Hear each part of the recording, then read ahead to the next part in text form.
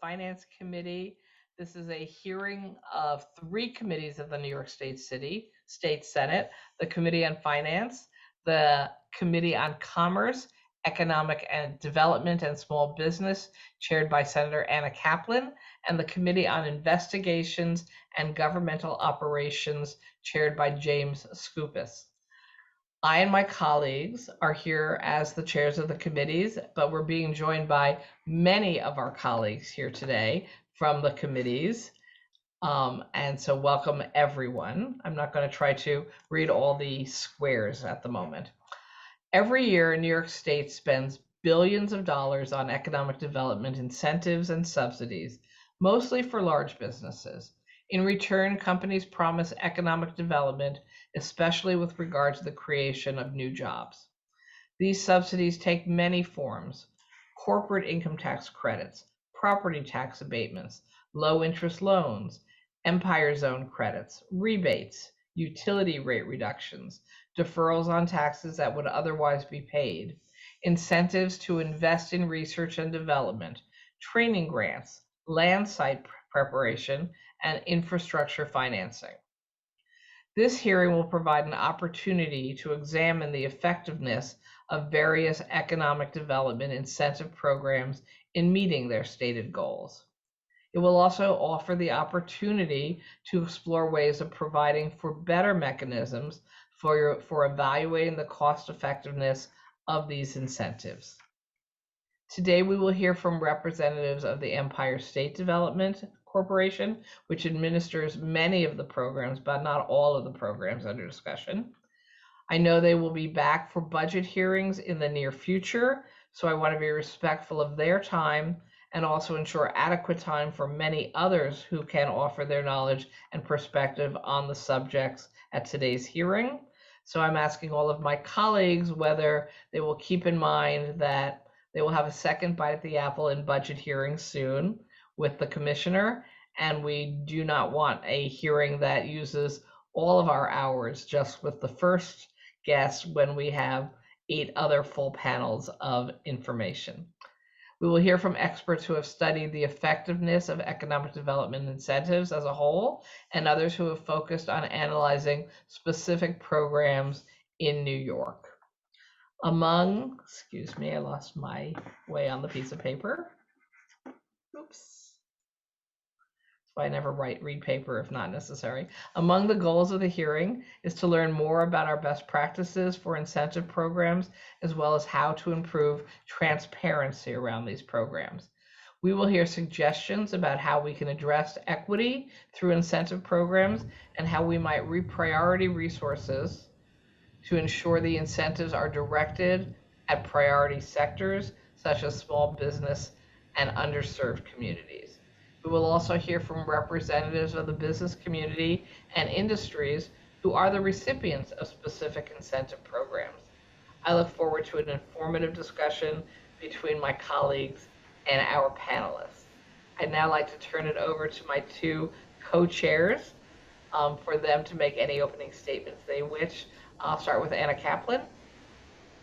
Thank you, Senator Krueger.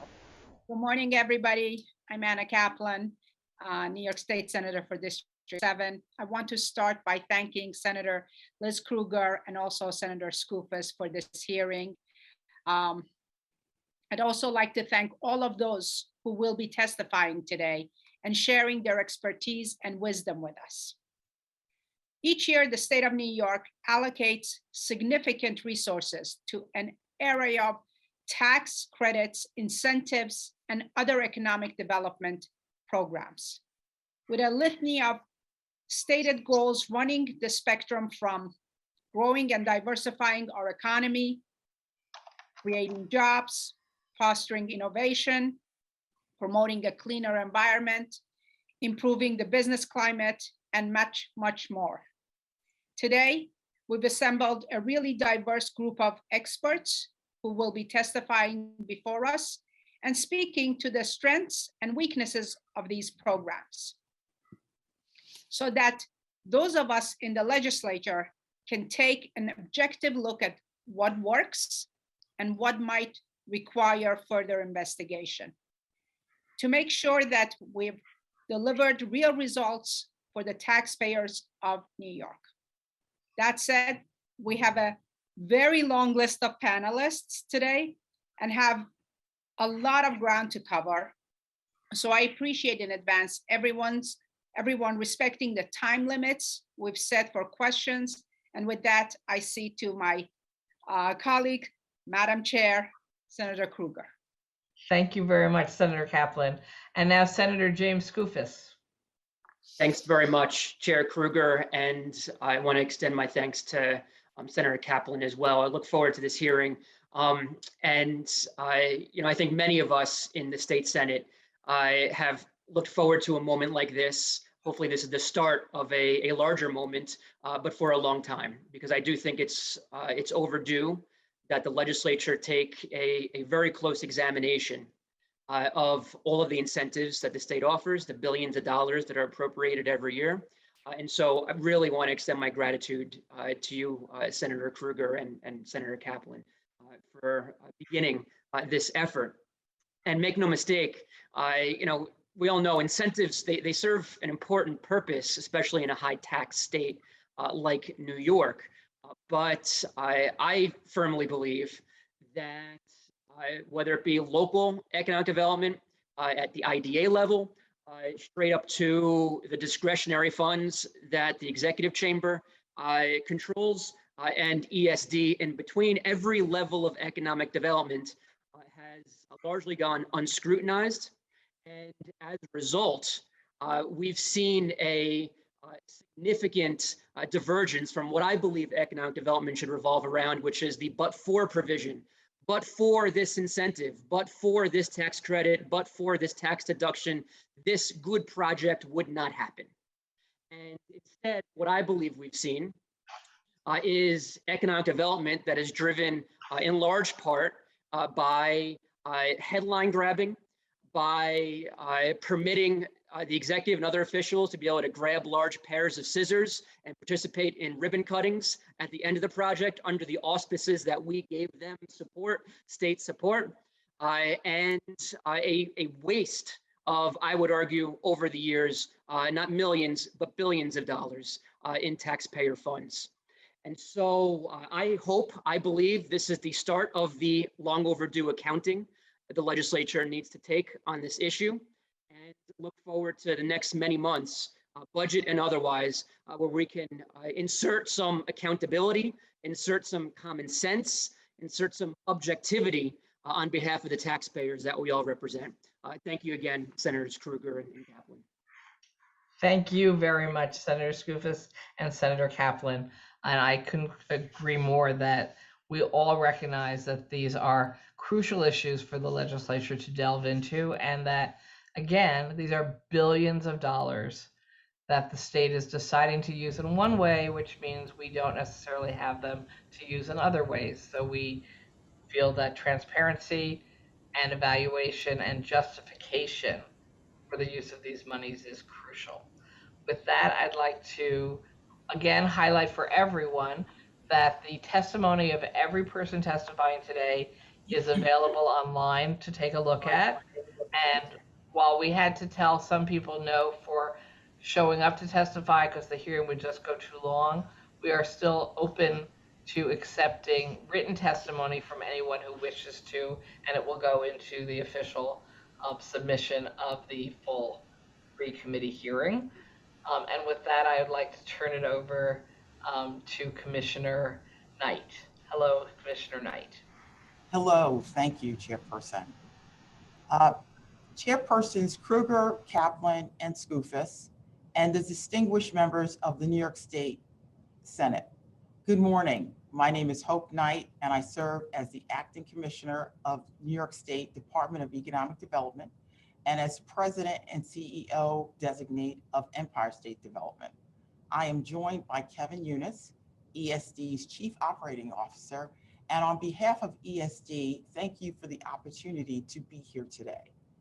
As this is my first testimony before the legislature, I'd like to take a moment to introduce myself. Prior to my nomination, I worked in economic development and supported communities in need for more than 2 decades. Most recently, I served for more than 6 years as the president and CEO of Greater Jamaica Development Corporation in Queens. It is one of the oldest economic development agencies in the country, and we focused on promoting community building efforts and responsible real estate projects that generate sustainable economic growth. Before that, I was Chief Operating Officer of the Upper Manhattan Empowerment Zone for 12 years.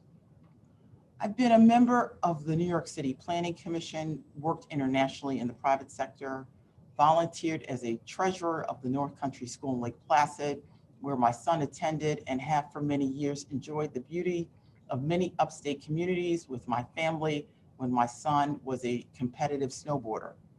Over the past 2 years, over the past 2 months, I've also traveled and seen transformational ESD projects across the state, from Canal Side in Western New York to Moynihan Station in the city to the UBS Arena in Long Island.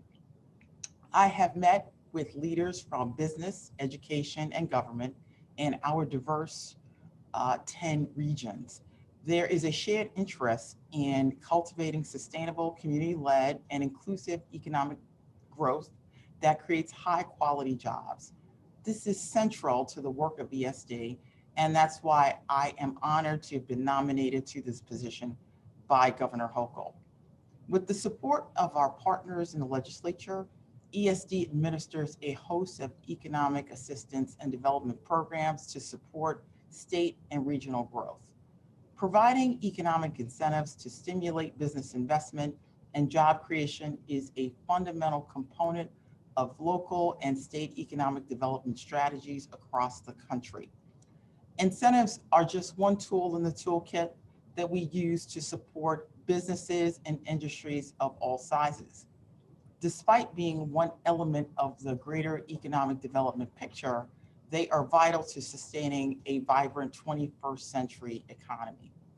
Today, many businesses have a choice when it comes to where they establish their next factory or office, a reality that has only grown now that the pandemic has proven that many businesses can use a remote workforce. In this context, New York State is in competition with other states and countries for jobs and investment. Our goal at ESD is to make New York State the place companies want to locate and grow, and our incentives support projects in every single region of New York State. Incentive programs administered by ESD are delivering results. As evidenced in our reporting, businesses that receive ESD support with conditional job creation and retention requirements have met or exceeded their commitments. Our loan and grant programs, in concert with tax incentive programs like Excelsior and the New York State Film Tax Credit, have been successful. They create and retain jobs, and they generate private investment in regional economies, helping to revitalize communities across the state. Over time, the state legislature and ESD have created numerous safeguards to ensure that the benefits of state incentives justify their use, like budgetary limits on tax credits. For example, our grants and tax credits are performance-based, meaning that a company or grantee does not receive any money from the state until certain benchmarks are achieved, submitted to ESD, and verified. In addition, ESD prepares a benefit cost analysis for all discretionary tax credit and grant awards for business investment and job creation projects. That analysis, coupled with staff evaluations regarding the need for an incentive, is a part of our internal controls to ensure the state's economic return is justified. In some cases, incentives have been used to support large businesses establishing or growing their New York State presence. These projects often create substantial jobs and anchor the growth of new industries and opportunities. That said, ESD does not only work with large companies. In fact, the vast majority of our economic assistance supports small businesses and small, regionally important projects that fit the strategic plans developed by local stakeholders. This is best demonstrated through the regional council process. We award funding to projects of all sizes with the capacity to improve communities and grow vital regional industries as recommended by council members. Examples include enhancements at the Storm King Art Center to support Hudson Valley tourism, and at the Port Washington Studios to encourage film and television production on Long Island.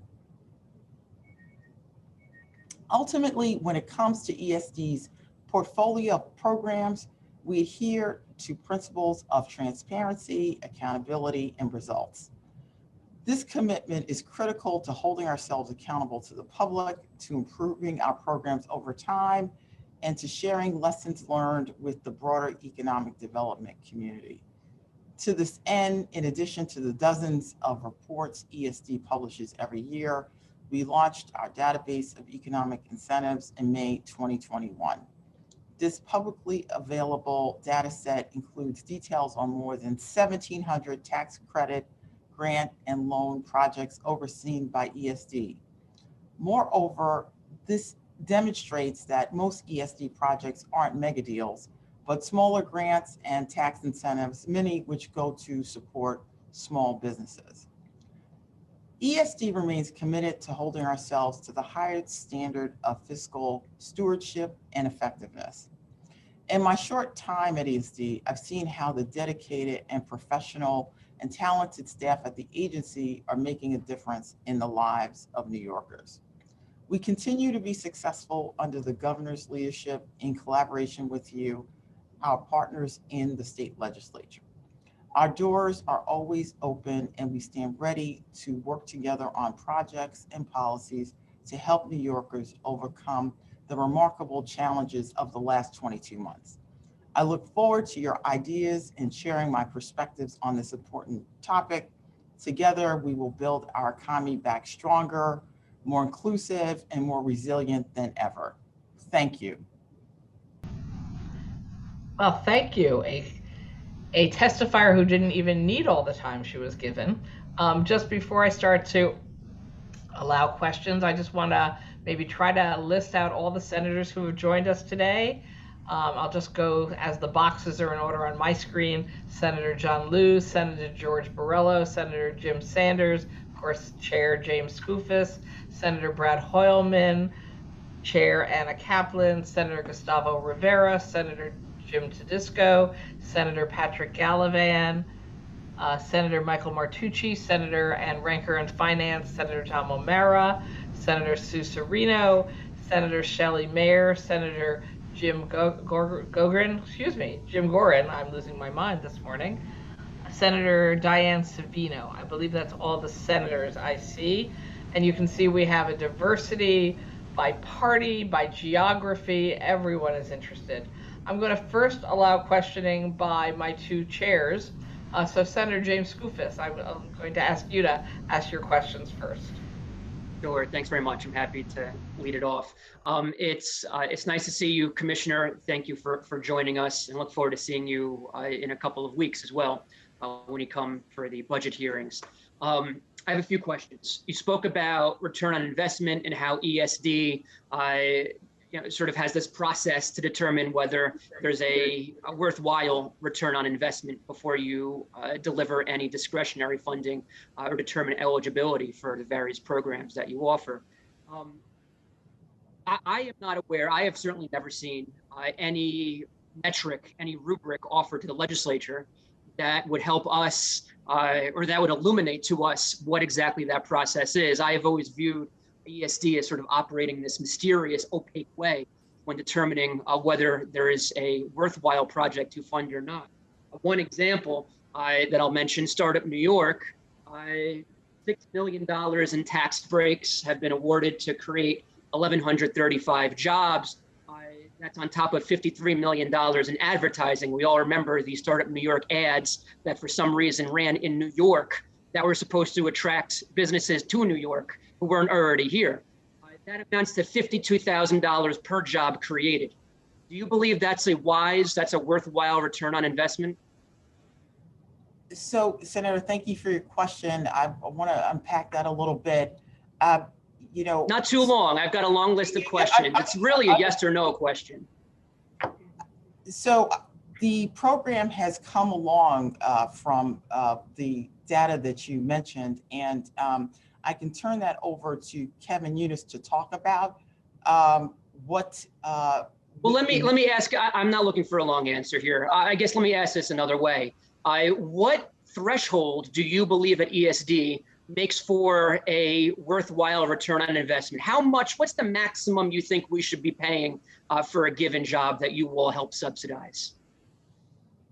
I think that's a difficult question to ask because our programs provide different types of economic expansion. And so, you know, I would say in general, we would pay more for a $75,000 job than for a $50,000 job. We would calibrate that.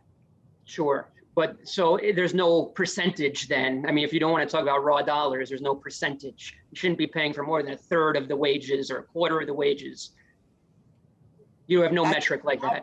I think it depends on the jobs because, you know, we look also at the construction jobs that these projects create. Okay, I got it. Thank you. Yes. I want to turn, you know, the investigations committee did an examination of IDAs back in 2019.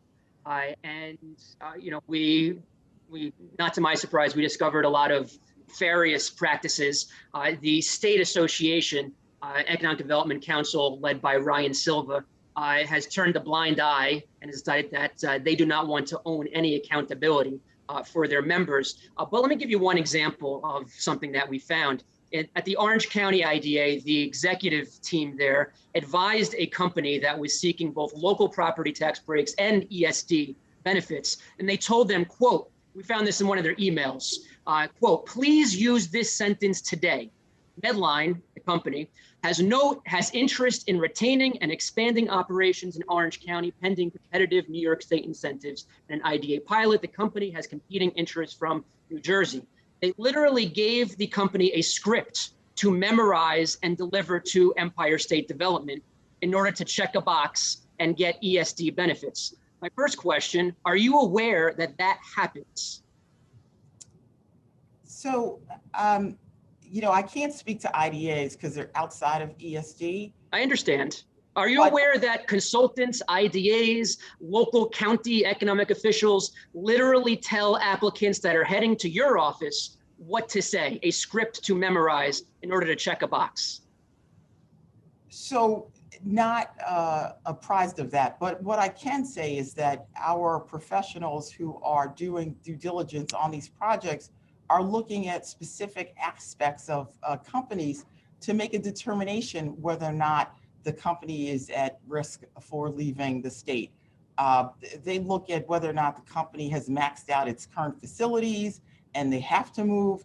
They look at whether or not there's strategic assets within the state that would prevent a company from moving because they need to be here. They take. So let me dive into exactly that. And I apologize for interrupting, but time is limited, as you know. In 2019, the New York Times ran an investigative piece that focused on New Jersey's economic development arm. And they looked at 12 companies that threatened to leave New Jersey for Rockland County in New York. And all 12 of these companies lawyered up with the same firm.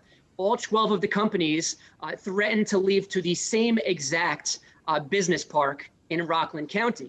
All 12 companies got massive subsidies from New Jersey to stay in New Jersey. The New York Times found, with really just a few phone calls and a visit to the park, in talking to the business park manager, they asked them, have you seen any of these 12 companies come look at space in your business park? Have you got calls from realtors on behalf of these 12 companies looking to relocate to your business park?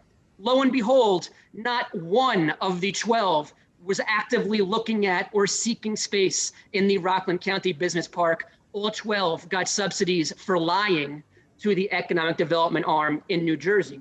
I asked this of ESD a couple of years ago at a hearing and got no answer. I'll ask you, does ESD have any investigative initiative that makes sure what I just described does not happen here in New York? Do you have investigators who go out to sites in other states who go out and talk to realtors in other states to determine whether companies are lying to you to get benefits? So we do not have investigators, but, and while we don't believe we can prove with 100% certainty that any given company will or will not locate, I think there are definitely fact patterns that we examine to determine how seriously to take the threat. Okay. I encourage you that maybe you should get investigators because these companies lie all the time, in my experience, to get benefits that they don't deserve. Let me turn to a rather local project in Orange County, Legoland, which, regardless of whatever you think about the project itself, it's a big draw here in Orange County. It just opened up over the summer, $500 million project.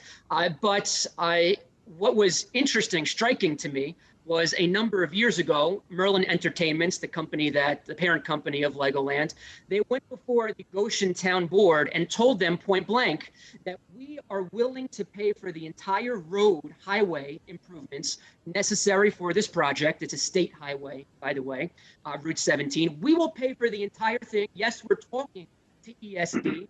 We would like help, but if we don't get a dime of help, we will still pay for it.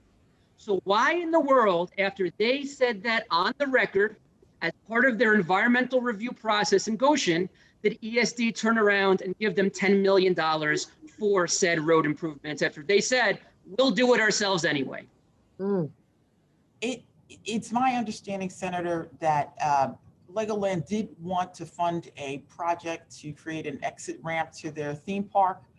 DOT found this as an opportunity to do an expanded, enhanced project. And so it's my understanding that those funds were used to do that expanded, enhanced project. I could turn over to Kevin Eunice to give you more details, but that is my understanding. I'm happy to get more details after the hearing, but that is not my understanding at all. I drive that road all the time. There was no expanded benefit beyond the new exit ramp. That's at least apparent to my eyes. And so I'd be curious to see what exactly you're talking about. That seemed to be an excuse to give Legoland money so that Governor Cuomo, which he did, could appear at the ribbon cutting and help take credit for the Legoland project. Let me turn to the film tax credit. Study after study has demonstrated, academic studies, independent studies, by the way, have demonstrated that there's a fairly poor return on investment in states that offer a film tax credit. I know you do quarterly reports. They don't speak to returns on investment. I'm not aware of any that have been done, but one out of the University of Southern California wrote expenditures in New York had no statistically significant relationship with employment. 13 states have recently ended their film incentive program. Most recently, West Virginia, they passed a bill to eliminate the tax credit following their auditor citing the credit's minimal economic benefit. A 2018 survey of studies by an economist found that there's an average return of 27 cents per dollar invested in film tax credits. Maryland's Department of Legislative Services reported the General Assembly found that the film tax credit there hurt the state's economy. So, putting aside magical multipliers that I know are a common sort of rationale offered by ESD, have you done an independent return on investment examination of the film tax credit, which is an enormously generous and expensive program here in New York? It's my understanding that we have done a evaluation with a third-party provider, and we could provide that to you. I've seen that, and it does not speak to return on investment. It speaks to operationally how the program works in ESD, whether administratively you're efficient in getting out the money. It does not look to return on investment or economic impact analysis at all. I know exactly what study you're talking about. So I guess the answer is no. I will end, Madam Chair, by just saying, I know this is not a nomination hearing, but I know, Commissioner, that you are up for nomination soon. And I really hope that when you come before the Senate, that you are able to better acknowledge the failures of the past, and they do not lie at your feet. You've been in the job for 2 months, but you need to acknowledge the failures of the past and make it clear to people like me and like-minded colleagues what you are going to change at ESD. Your entire testimony did not mention a single thing that you want to change, not mention a single shortcoming. And there are, I believe, a lot of colleagues like me who are disappointed, to put it mildly, with how ESD has been run. I'll turn over to you, Madam Chair. Thanks for the time. Thank you. And I'm going to turn it over to Senator Anna Kaplan. Thank you, Madam Chair. I want to start by thanking you, Ms. Knight, really thanking ESD. As you know, there has been a very big project in my district, the UBS Arena, and I've had very strong working relationship with ESD and always got responses from ESD. I worked very closely with Marion Phillips, and he really has been very responsive to me and my staff each time we have come up with issues that has come through the residents, and we've tried very hard to work through those and address them. In your view, Ms. Knight, can you tell us what are we doing right with regard to economic development, and what can we do better, and what's not working? So, I'm going to talk about the time that we're in at this point, the height of the pandemic and going into the recovery. The $800 million small business grant recovery program is something that ESD is definitely doing right. These companies, small businesses, were looking for financial relief during this very difficult time. We've been able to disperse about 24,000 grants at an average dollar value of about $17,000. And 98% of these companies are small businesses, micro businesses, as we define 10 employees or less. I think that this program was a national model and other states have replicated it. The other thing that I think that ESD has been doing right for a long time is the REDC model, having 10 regions that are able to develop a strategic plan, understand what is regionally important, and grow and invest in those strategies is a very important way to do economic development sort of from the ground. I think that one of the things that ESD can do better is really aligning workforce development strategies to the business needs that are located in regions. So being able to resolve this mismatch of jobs that are available where we don't have trained candidates to be able to access those employment opportunities. And that's why I'm glad to see that Governor Hochul announced in her State of the State a new office for workforce development. Thank you. In your testimony, you mentioned that ESD prepares a benefit cost analysis for discretionary tax credits and grants that they award. Is that information public or available for review? Yes, it is available for review. It's included in our board materials when we present them to be approved. Okay, I will certainly look for that. I'm glad that the topic of film credits came up. I was just reading an economic impact report on the recent filming of the HBO called Show Gilded Age here in Long Island, which supported 724 local workers and resulted in $12.6 million of economic activity in our local economy over a 44-day period. What is your view of the film tax credits? Are the taxpayer benefiting from these programs? Well, I can tell you from personal experience that I have worked in communities where film productions were in place, and you could see tremendous economic output from local businesses such as caterers, locksmiths, security firms, and I do believe that they inject significant economic development activity into an economy.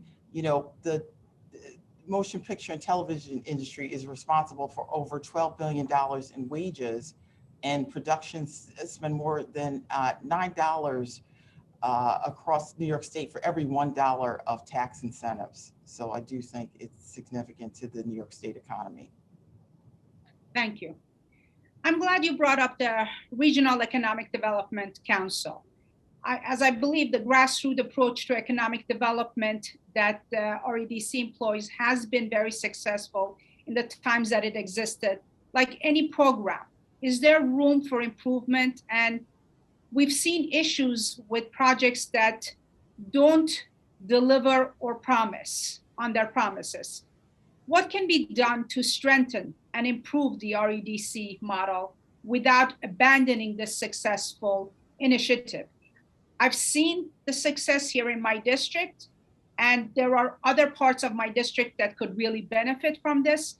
What can we do to keep this going? So I think that one thing that has already happened and is a new change in the process is that there is a rolling application for those projects seeking ESD grants. This has allowed us to be more responsive as an agency to those businesses that are trying to recover from COVID. And I think that Governor Hochul has proposed, connecting these projects to workforce development, as I mentioned earlier. I think that, working with the regional council and staff, there may be an opportunity to provide some level of technical assistance to projects that may be stalled or need some greater support. Okay.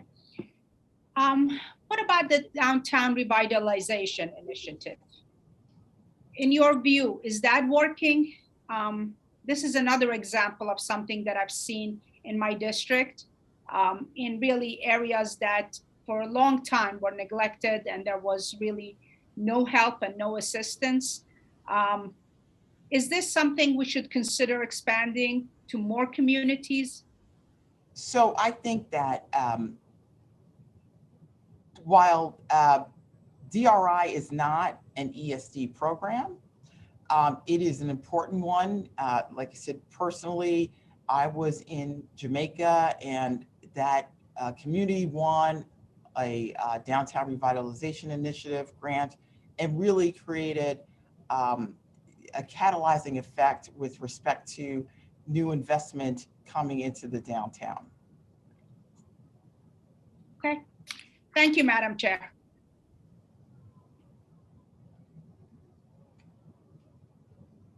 Unmute myself. Thank you very much, Senator Chair Kaplan. I just want to also announce we have been joined by Senator Sean Ryan from Buffalo and our newest state senator, Cordell Clary from Harlem. So I think I've now gotten through every senator who's joined us. And with that, I'm going to go to people with their hands up. Senator John Liu, you got your hand up nice and early. Hi. Thank you, Madam Chair. Good morning. Nice to see you bright and red so early Thank you. on a Friday. Before I waste any of more of my time, I want to welcome Commissioner Knight to our hearing. She has stepped into this role for only a couple of months, and Ms. Knight, you are definitely in the hot seat.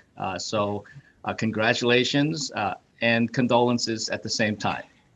But I think Chairs Kaplan and Skoufis asked some very poignant and relevant questions. And I would just underscore what Senator Kaplan referred to, some of these programs that are more industry focused. For example, the fill-in tax credits. These kinds of state expenditures tend to have a significant multiplier effect in our economy. I would urge you to look at those programs, prioritize them, along also, of course, with MWBE investments, making sure that our minority and women companies actually have a level, an equal opportunity to compete for state contracts, because that's just about building capacity for the state, and that also has very positive returns. Getting to Chair Skoufis's question, though, Madam Commissioner, he asks a very clear question, which is, what is the? I think he's specifically referring to some level of rate of return. Is there a rate of return, or as the private sector would call it, a hurdle rate that ESDC and the Economic Development Department uses when deciding which projects to subsidize?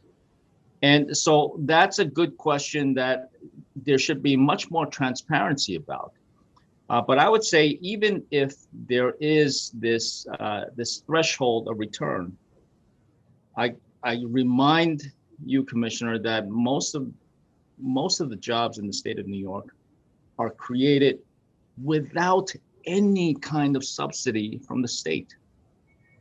Most businesses create the jobs on their own because they're trying to make a profit, and they do so despite government in many cases. So when we subsidize specific companies, usually the largest companies, that creates a non-competitive or it puts companies that don't get any kind of incentive at a competitive disadvantage. So I don't want to ask any more questions and take much more time, because I think our chairs really asked them. I would urge you, Commissioner Knight, that I think Kathy Hochul chose you. You are a really both fresh face and an experienced professional in this field. Please get away from making these special deals with big companies, and instead focus economic development efforts and resources on the areas of the economy where there's greatest amount of leverage and a multiplier effect, and also helping to build capacity. And let's save the tax breaks or the expenditures of these tax breaks for things that actually make New York State competitive and attractive to employers and companies, which is a highly skilled and educated workforce. Put the money in things like SUNY and CUNY rather than tax breaks for big companies.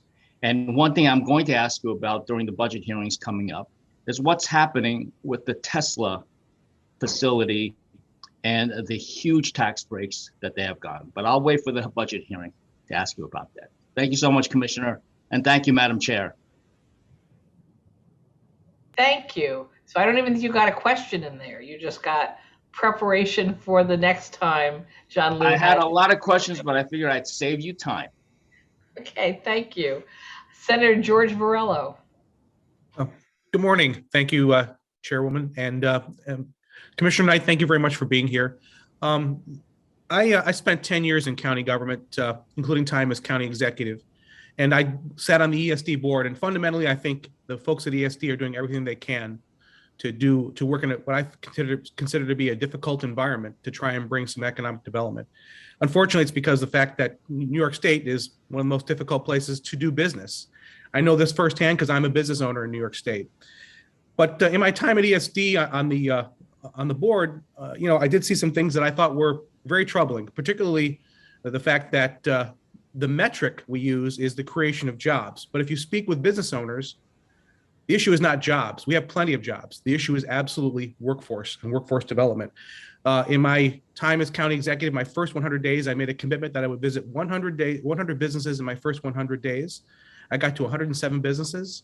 And quite frankly, there were over 700 available positions at those 107 businesses. So my question to you is, do we need to relook the whole idea of the metric being how many jobs will you create? What we really need to do is to create an environment where our businesses are more competitive nationally and internationally.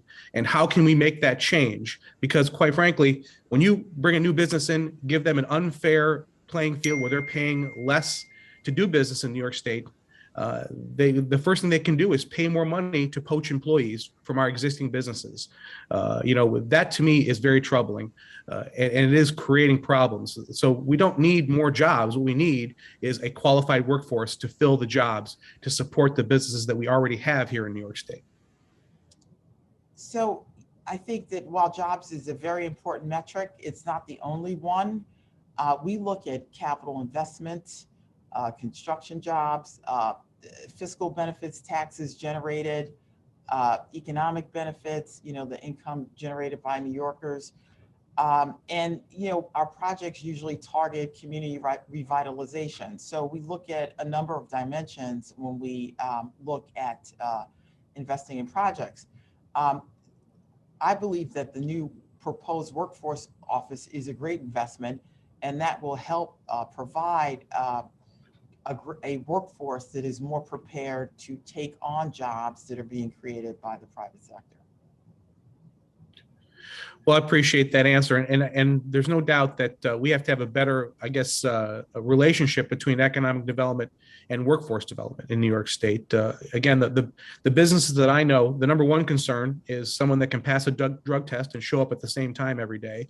And secondly, it's those folks that have the skills to fill the positions that they have open. So also, my second question, I know I'm running out of time here, is, I think we all have some disdain for our former governor's way of creating this Hunger Games-like environment for economic development. How do we ensure that we have an open and transparent process, and that we are truly targeting economic development dollars where they're needed, and without politics involved? I think that one of the hallmarks of Governor Hochul's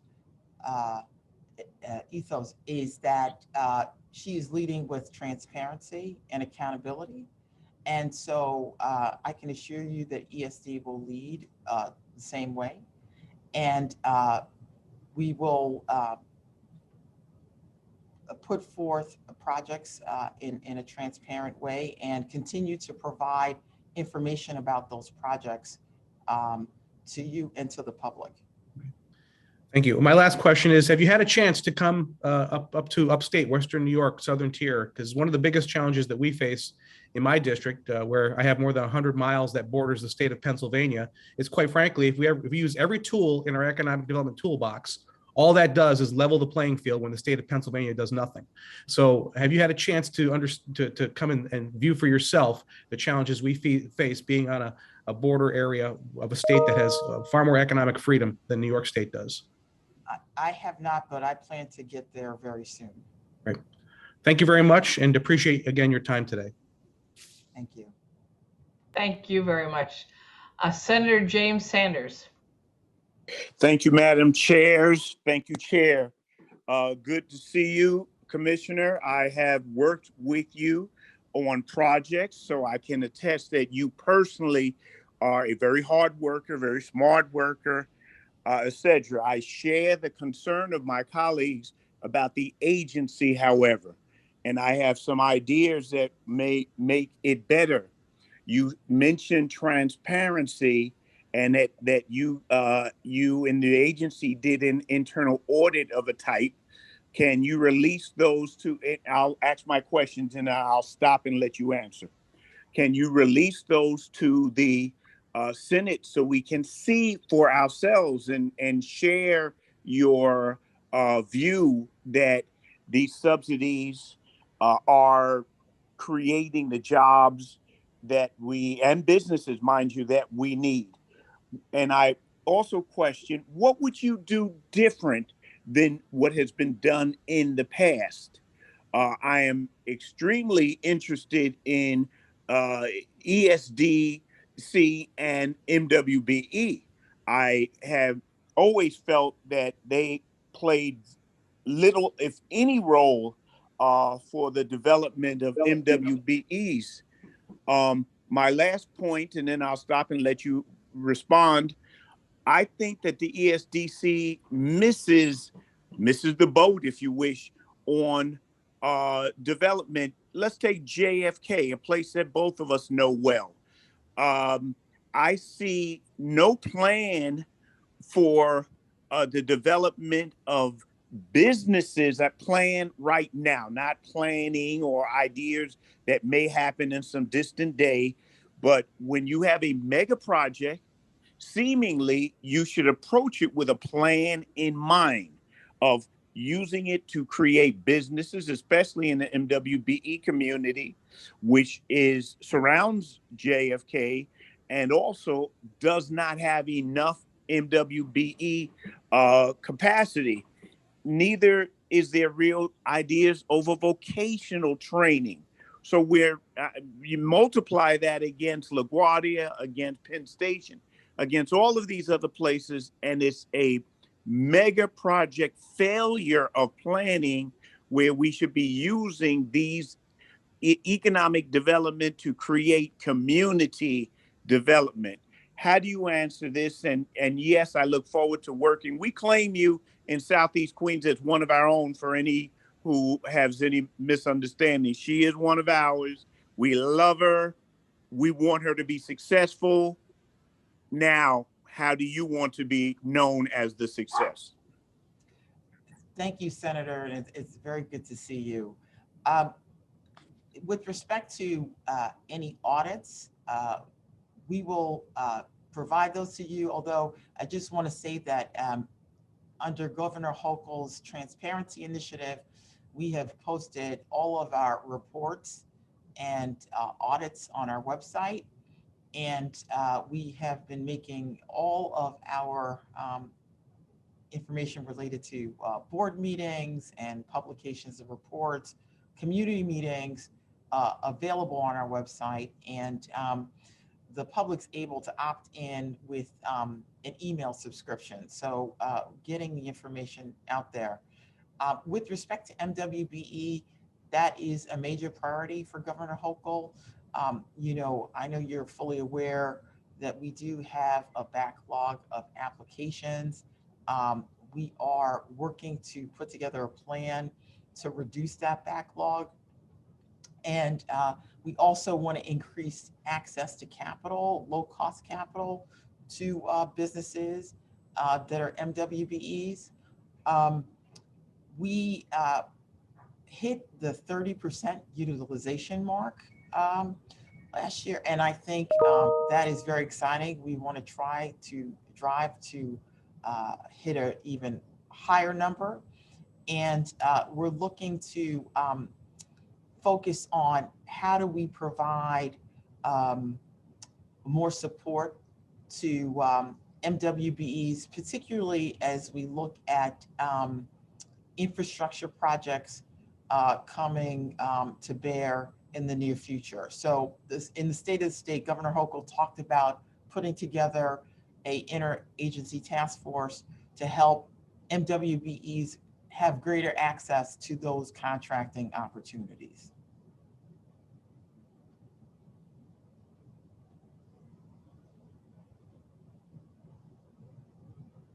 Any other questions, James, with your last 25 seconds? Think not. Okay, I'm going to go on to Senator Jim Gorin. Thank you, Madam Chair. Thank you, Ms. Knight, and looking forward to working with you. My question is looking at this tremendous opportunity we have in New York State because of this record infrastructure money that has been funded now by the federal government through the leadership of President Biden and particularly Senator Schumer. And I guess I look at it as twofold.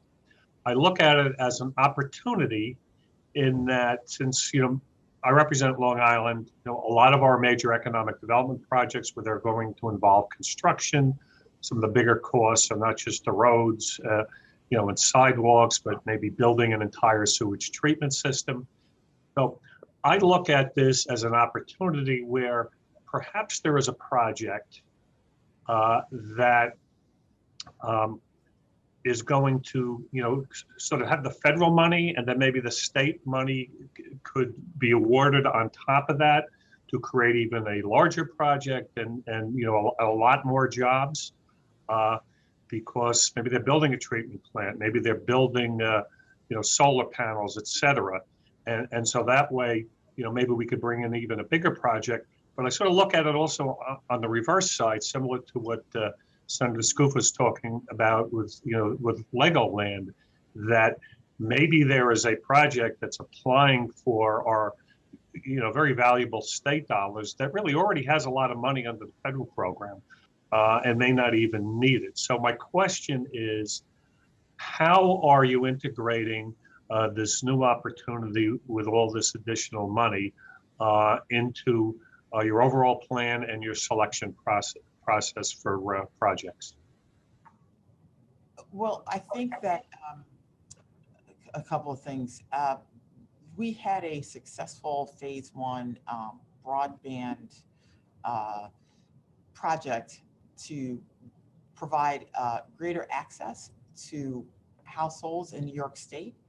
And we were able to provide that service to approximately 98% of the households, and that number is up for discussion because it's been provided by the PSC and they need to do some more research around that. But we're looking at taking additional state dollars and federal dollars allocated to broadband to create a $1 billion program that will seek to create greater competition within New York State so that we can lower the cost of broadband for households, as well as create better access. And so when you look at a program like that, that will provide employment opportunities, as well as leverage state dollars for an effort that we have been trying to implement over a number of years. And that's great, but I mean, beyond that, let's say there is a major company that's looking to come into New York and build, maybe create, let's say 5,000, high-tech jobs. But we really, and they're competing with a lot of other states, and we really need to provide as much money as possible. Don't you think that the plan should look at how we could supplement perhaps what they're already getting from the federal government with more money coming from the state, especially when it is involved in large construction of a building and a complex, to maybe really bring in some bigger job opportunities than we have in the past?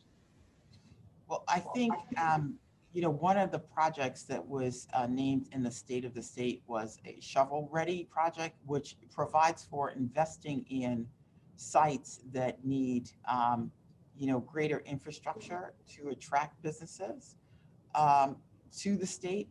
And so in using, those resources to really invest in sites, I believe that will leverage our opportunity to be able to attract companies and have to provide less subsidy in getting them here. So I would just suggest that maybe take a, because I know we don't know all the rules with these federal dollars, but maybe we should take a fresh look at it. Offhand, I could just think of something. You might have a large site that's a brownfield that normally the state, and the local government couldn't even deal with. But maybe with this federal money, we might be able to do something. Thank you so much, and good luck to you. Thank you, Senator. I just want to say sometimes most of these federal programs require a state match, so we look at that very carefully. Good. Thank you. Perfect. Time's up. Our next questioner is Senator Tom O'Mara. Thank you, Chairwoman, and thank you, Ms. Knight, for being with us today. I appreciate you being here and the work that you've been doing, and look forward to working with you more on this. It's unfortunate that, in my opinion anyways, that we need to have economic development incentives at all in New York State. But the fact of the matter is, New York State ranks at the bottom of business climate in the United States. And we're being outcompeted by virtually every state in the nation, and even lower tax states are providing incentives to give even further motivation for businesses to leave New York and the other high tax states that are up there with us. We talk a lot about the big projects, and everybody loves a big score and a big number of jobs and a big capital investment. But I think we do very little in New York with regards to small businesses and providing assistance to them. Can you talk a little bit about your view on what we can do for small business in New York State to help their competitiveness, because as much as we love the big wins, and they're great when they happen, when they fail, it's equally as bad at the other end and much more detrimental to the community that loses that large project. Small businesses are the backbone of our economy. And I think by supporting them and allowing their growth, particularly in small manufacturing entities, we did a few years ago, remove the corporate franchise tax for C corporations, but haven't gotten around to fixing it for the pass-through entities. I think is something that we should be looking at the state to foster manufacturing, and manufacturing is where my interests lie, because I think that fosters growth in many, many areas that spin off of that, supporting that manufacturing base. So if you could talk about your vision for helping small business succeed in New York State. So we do a fair amount for small business. As I mentioned, I know that 98% of the businesses in the state are small businesses, and half of the private sector workforce. So very aware of that. The governor has announced a $200 million grant program for small businesses. And, we do provide incentives to smaller businesses and regional projects. We have dramatically increased our small business efforts in the wake of COVID. The majority of our REDC projects are companies with less than 100 employees. So really are focused on small businesses. And on a go-forward basis, we want to provide more support and access to capital for small businesses, because we know that they need financial support and need technical support as well. Well, I would urge you to push for more for small business. A $200 million proposal out of a $212 billion budget is a pittance, as far as I'm concerned, of our efforts to help support small businesses in this state when we're up against the highest property taxes, energy costs, insurance costs, unemployment, workers' compensation, health, every aspect. Our businesses are up against it. So I would just encourage a greater effort to help these small businesses, because they get very frustrated when they're trying to make it, and they may have 10, 15, 20 jobs they're providing, and they're important jobs. They see these massive handouts to multinational corporations. It's extremely frustrating and very difficult for us as legislators to justify that when speaking with our constituents that are small businesses and seeing this. So more effort there would be much appreciated. And thank you again for being here. Thank you. Agree on the importance and look forward to working with you on these initiatives. Senator Sean Ryan.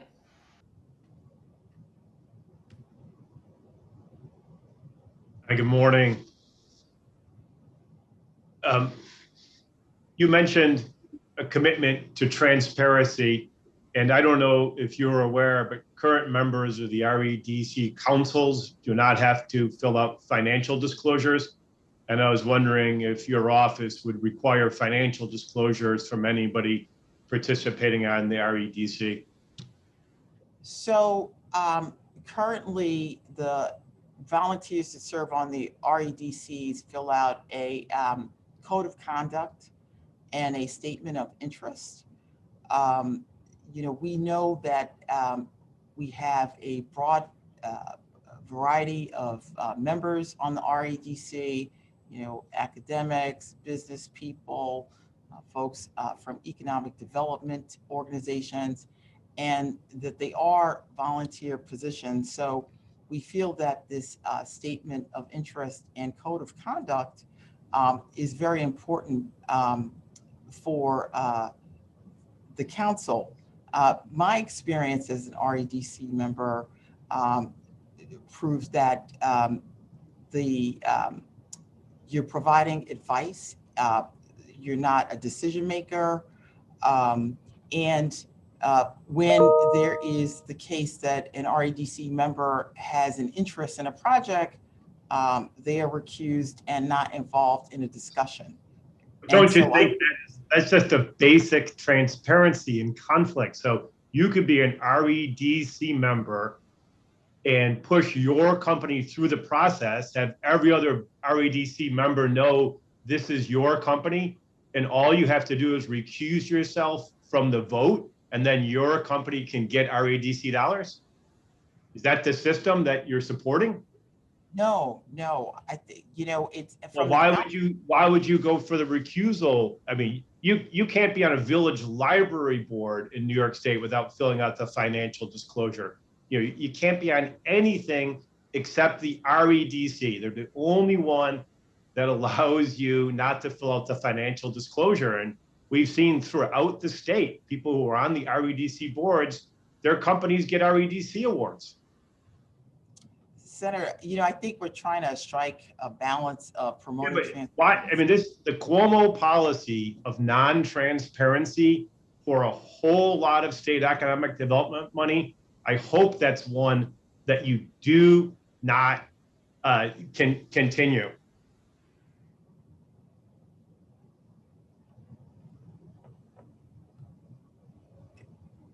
We'd be happy to look at that further. And, And then going back to what you said, the REDCs are voluntary. So, we say we have this grassroots process where all the recommendations come from below, but now you're saying that the REDCs really don't have any power because they're all just volunteers. Like, what is it? Is it a policy driven by these regions? Or is it a policy driven by somebody else? I don't get it. Well, the council, members of the council vote on these projects. That's just one component of the evaluation. Are the votes binding? Do they have authority? No, they are advisory. Is the REDC found anywhere in statute or regulation? I have to get back to you with respect to that question. Or is it just sort of a made up program by the former governor that really has no regulatory bounds on it? I have to get back to you. Okay. Because I know if you look up the Recharge New York, there's a statute for that. If you look up IDAs, there's a statute and regulations. Brownfields, the statute of regulations. But the REDCs are, quote, advising to give away hundreds of millions of dollars a year. But I don't think there's any rules or regulations about it. And there's no transparency for the members of it. So while I'm really supportive of this idea of having a decentralized economic development plan for the different regions of the state, I think that's smart. But I think the program that was created, isn't smart. And before we get too far along, could you let me know how the regional economic development's largest investments in Buffalo have been the Tesla plant?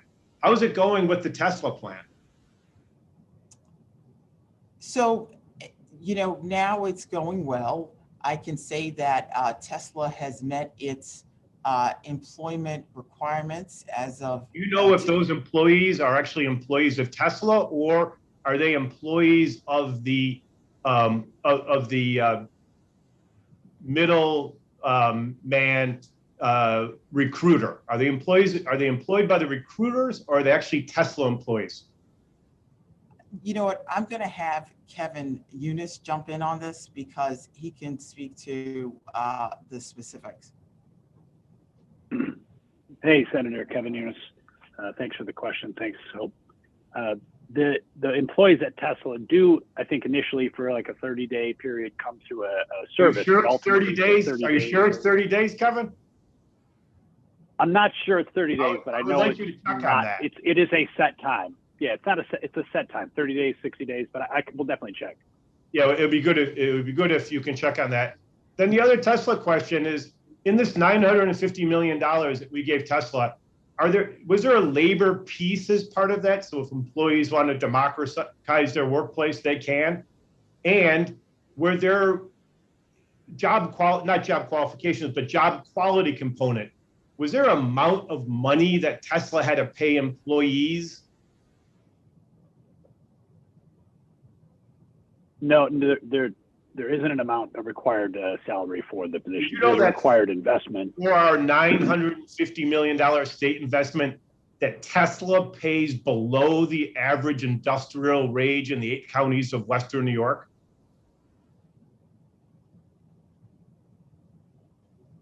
No, I didn't know that. So there's all sorts of manufacturers in Western New York who are the backbone of our economy. It's still the single largest part of the Western New York economy, and it generally provides high wages and good benefits. And we subsidize Tesla to come in, but we don't put any strings on them that they have to provide insurance, that they have to pay more than this much money. So you've got this massive investment of state money that's essentially subsidizing a company that pays about the same as a fast food restaurant. So you could get more money to working at Tim Hortons or Dunkin' Donuts than you can in Tesla. And you know what you're going to hear next, Kevin? They need job training money because they can't get people. Well, of course they can't get people because they pay an awful wage, and then we gave them a massive subsidy without telling them they have to pay at least a median wage. So lowest cost, lowest paid industrial employer in the 8 counties of Western New York. And then they're gonna come to us and say they want more, and they wanna be able to sell their cars in a different way. While Tesla's also nationally the lowest paid auto manufacturer in North America. So $950 million with no wage rules attached to it. So you Sean, have I hate to cut you off because you're on fire, but you're way beyond time. Thank you very much for the additional No, time. I just urge you to come to the budget hearing to have a continued dialogue, or we can have a further dialogue. Thank you very much for the additional time. And for ESD, I'd like to hear about how long the Tesla employees actually work for the job agency before they're full-time workers at Tesla. Thank you.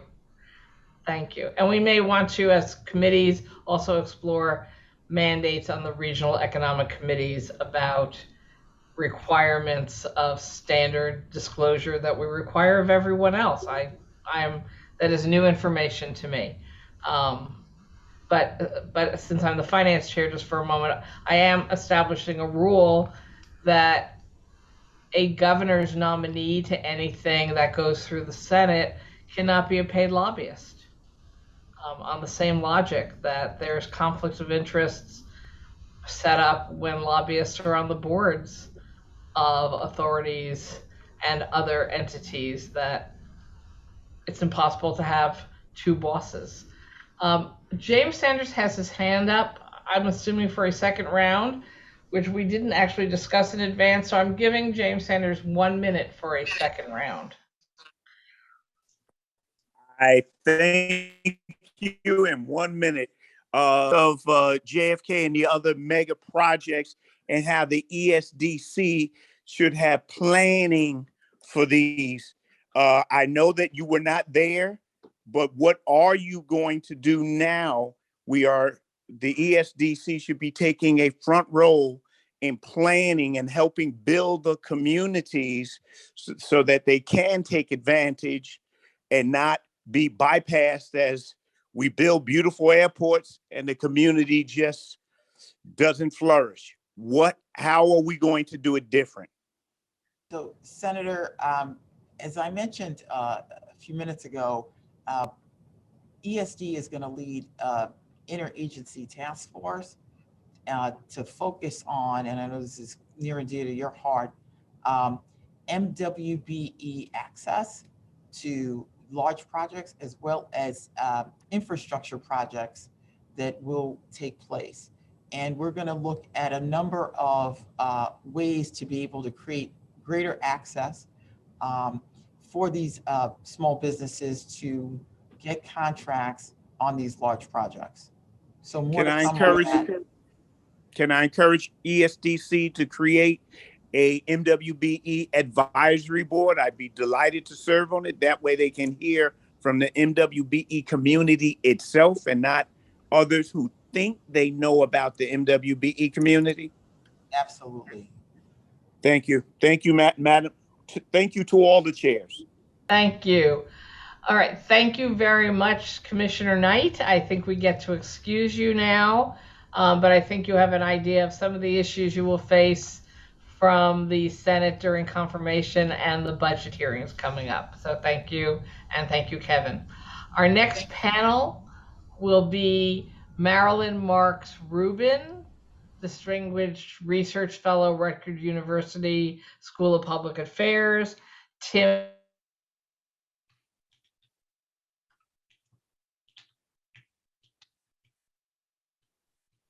Oh no, we just lost her. I think we lost the chair. There is a bill out there, Gustavo, to regulate quality of broadband.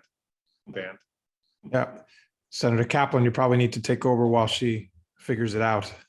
so sorry. They There There she you is. attempted to add panelists. They cut me off. Sorry about that. So sorry. So I was saying we have, now I have to get the rest of my computer back. Okay, we have Marilyn Marks Rubin, Tim Bartik, and James Parrott for our next panel. Have they all joined us? So we need to give another minute for them to join us. And again, for senators who might have joined a little late, if you want to be in the list for asking questions of our panelists, you just have to raise your hand sign, which should be obvious to you on the bottom of your Zoom screen. And I see Marilyn Rubin, and I see Tim Bartik, and I see James Parrott. So in that order, we'll give you each 5 minutes, and then we will question you as a panel. Good morning. Good morning. I must tell you, this is the first time I have ever testified on Zoom. So I'm glad to see that it's all working. My name, as you heard, is Marilyn Rubin, and I'm currently a Distinguished Research Fellow at Rutgers School of Public Affairs. After spending 30 years as a professor and director of the MPA program at John Jay College, CUNY. For more than 25 years, I was a member of the Economist Advisory Board to the Assembly Ways and Means Committee, and I was a member of the New York City Council's 2015 Task Force on Economic Development Tax Expenditures. I've been studying tax incentives in the US for more than 2 decades, and I worked with the 2012-13 Governor's Tax Reform and Fairness Commission. I prepared a report on tax expenditures for the commission, and many recommendations in the report are still relevant today, and I believe that James Parrott is going to discuss the report later. I'm currently looking at tax incentives in New Jersey, and I'm not going to speak about them today, but if you have any questions on this topic, please ask them at your wish. I'm going to not speak about any specific programs. I just have some general topics I'd like to make. And the first is a very easy question is, do the incentives work? There are 2 different opinions on this, at least 2 different opinions. Proponents of business tax incentives argue that they are necessary and that the revenue foregone from them is partially or totally offset by the additional revenue derived from the increased economic activity generated by the incentives. They generally post a counterfactual about the effect of incentives on business behavior, positing that but for the incentives, businesses would not make the same investments in the state. Although the counterfactual has informed both legislative decision-making and academic research, there is little evidence to support it or refute it. Opponents of the incentives argue that they represent an inefficient spending of scarce government resources on business location decisions that often would have occurred without the incentives. If the 2 sides of the debate could be reconciled by a review of empirical facts, they would have been. The truth is, we don't know the truth. And I think that's very important to state because we don't know for certain which side is correct. Another question is, how do the incentives look when you look at tax policy principles? Well, what we do know is that the incentives violate tax principles, and I'd like to look at two of the principles. One of them has to do with transparency. Details about tax incentives are generally available to the public only in tax expenditure reports issued by most states, generally annually. With few exceptions, these reports are chronically incomplete. In a 2017 report, the National Conference of State Legislators outlined the elements that should be included in the tax expenditure report. Looking at New York's tax expenditure report, the failure of the report to clearly provide the rationale for tax incentives, to identify metrics for assessing their effectiveness, and to evaluate whether incentives are achieving their stated objectives, suggest a system of taxpayer expenditures without compliance safeguards. And I think this is very important because I think this is something that can be done. The state can look at the tax expenditure report and decide how to improve it. And this is true in other states as well. As I've been looking at New Jersey, there's actually legislation in New Jersey that says what should be in the report.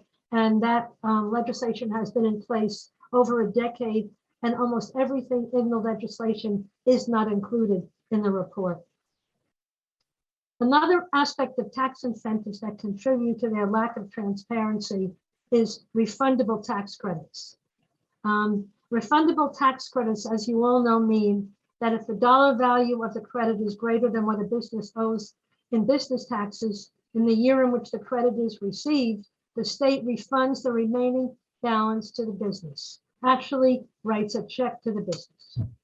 Refundable tax credits, in my opinion, thus constitute state spending that requires direct monetary outlays, but is not subject to budget scrutiny, as is direct spending, making the credits non-transparent. One thing that New York doesn't have, thank goodness, that New Jersey has, is transferability of credits. And so that's something that New York is good about. Like my last topic, another principle of tax policy that's violated is equity. Equity requires governments to rebuild their budgets from the ground up.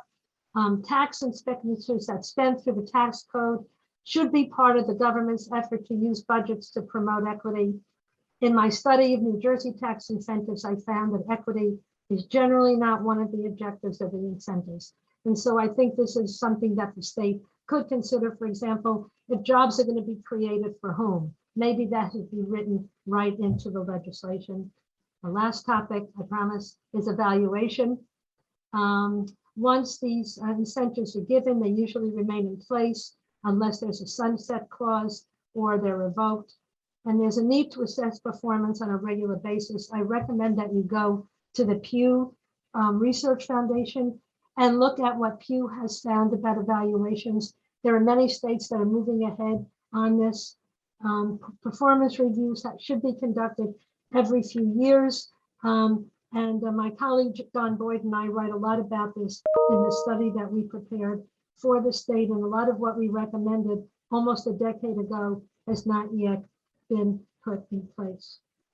To the extent possible, behavioral responses, both good and bad, should be tracked and communicated.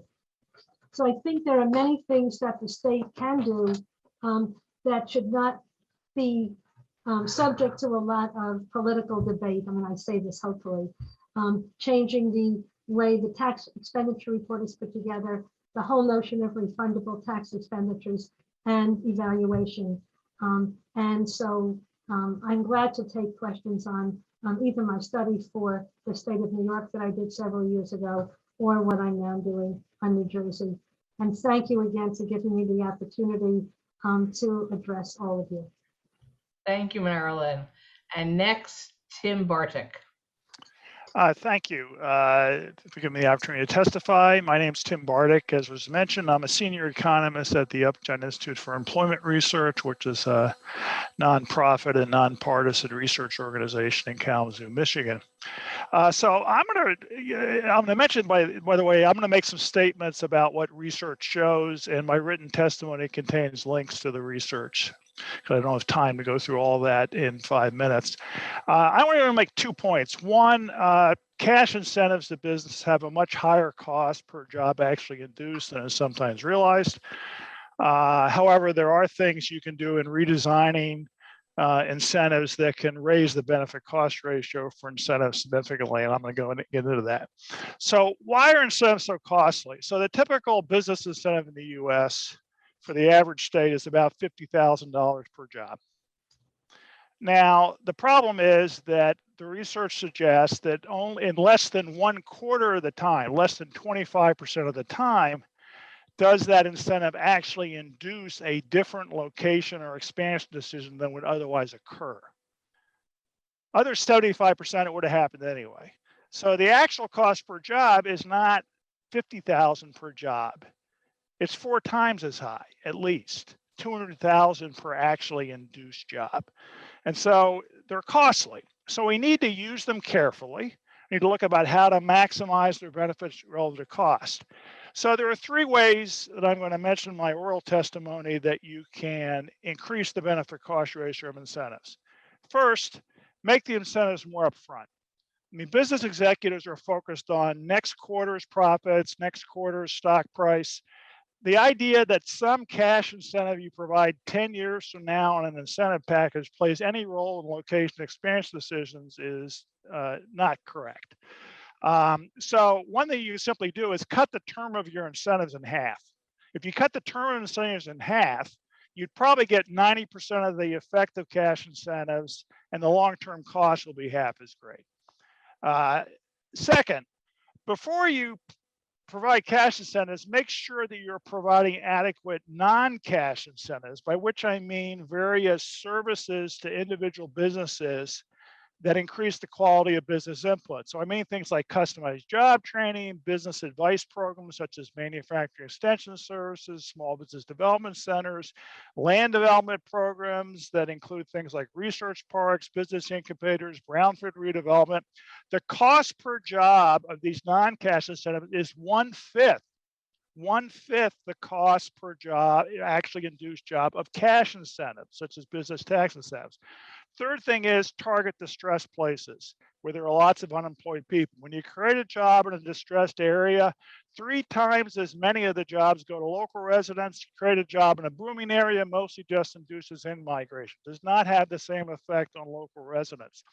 Now, are there good models of this around the country or around the world? I would list Virginia and the European Union. Virginia's tax deal for Amazon headquarters 2, for example, was 60% lower per job than the typical incentive in the US.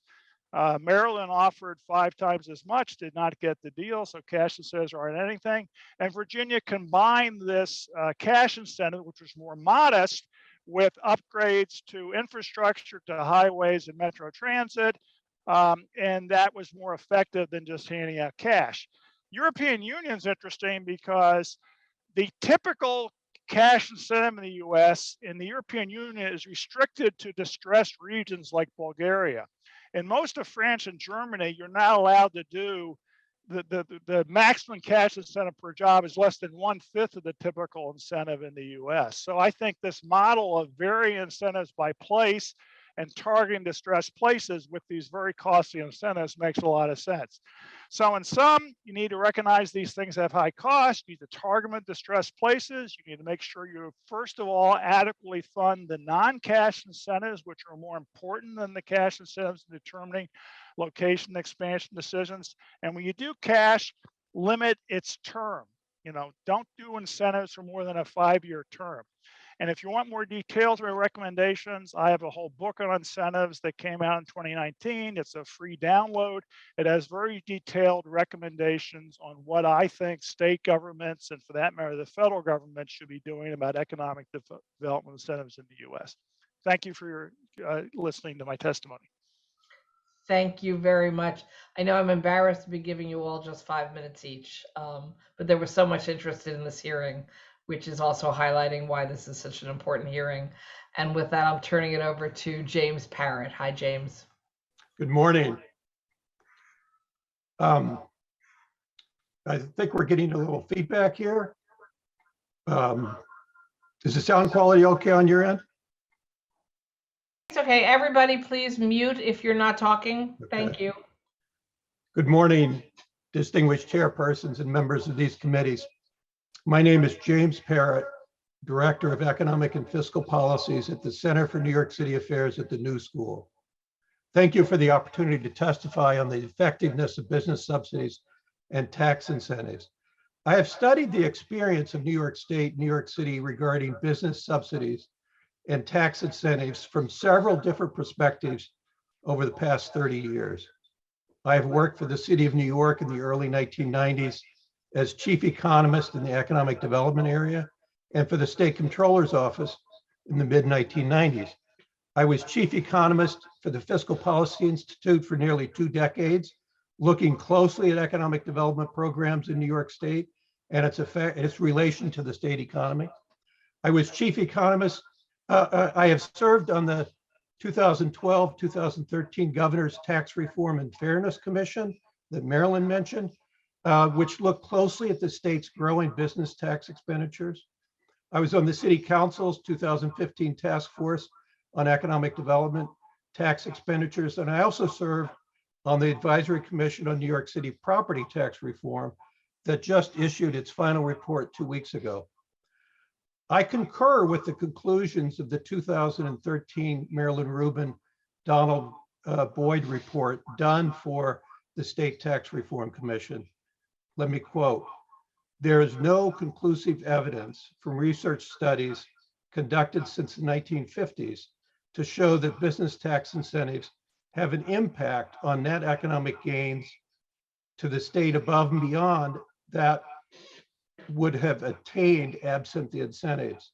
In addition, business tax incentives violate principles of good tax policies and tenets of good budgeting.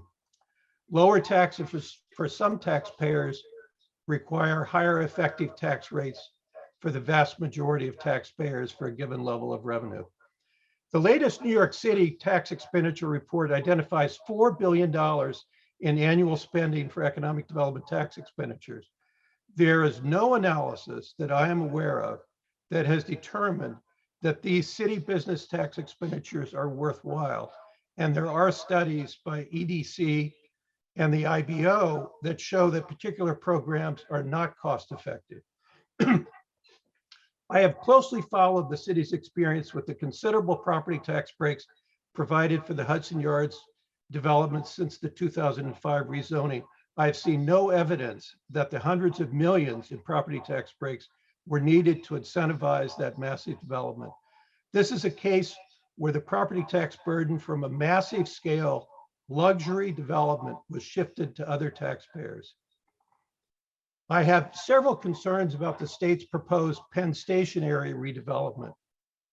Number one, the state is grabbing a sizable chunk of the city's midtown commercial property tax base without there having been a thorough city discussion or formal agreement with the city.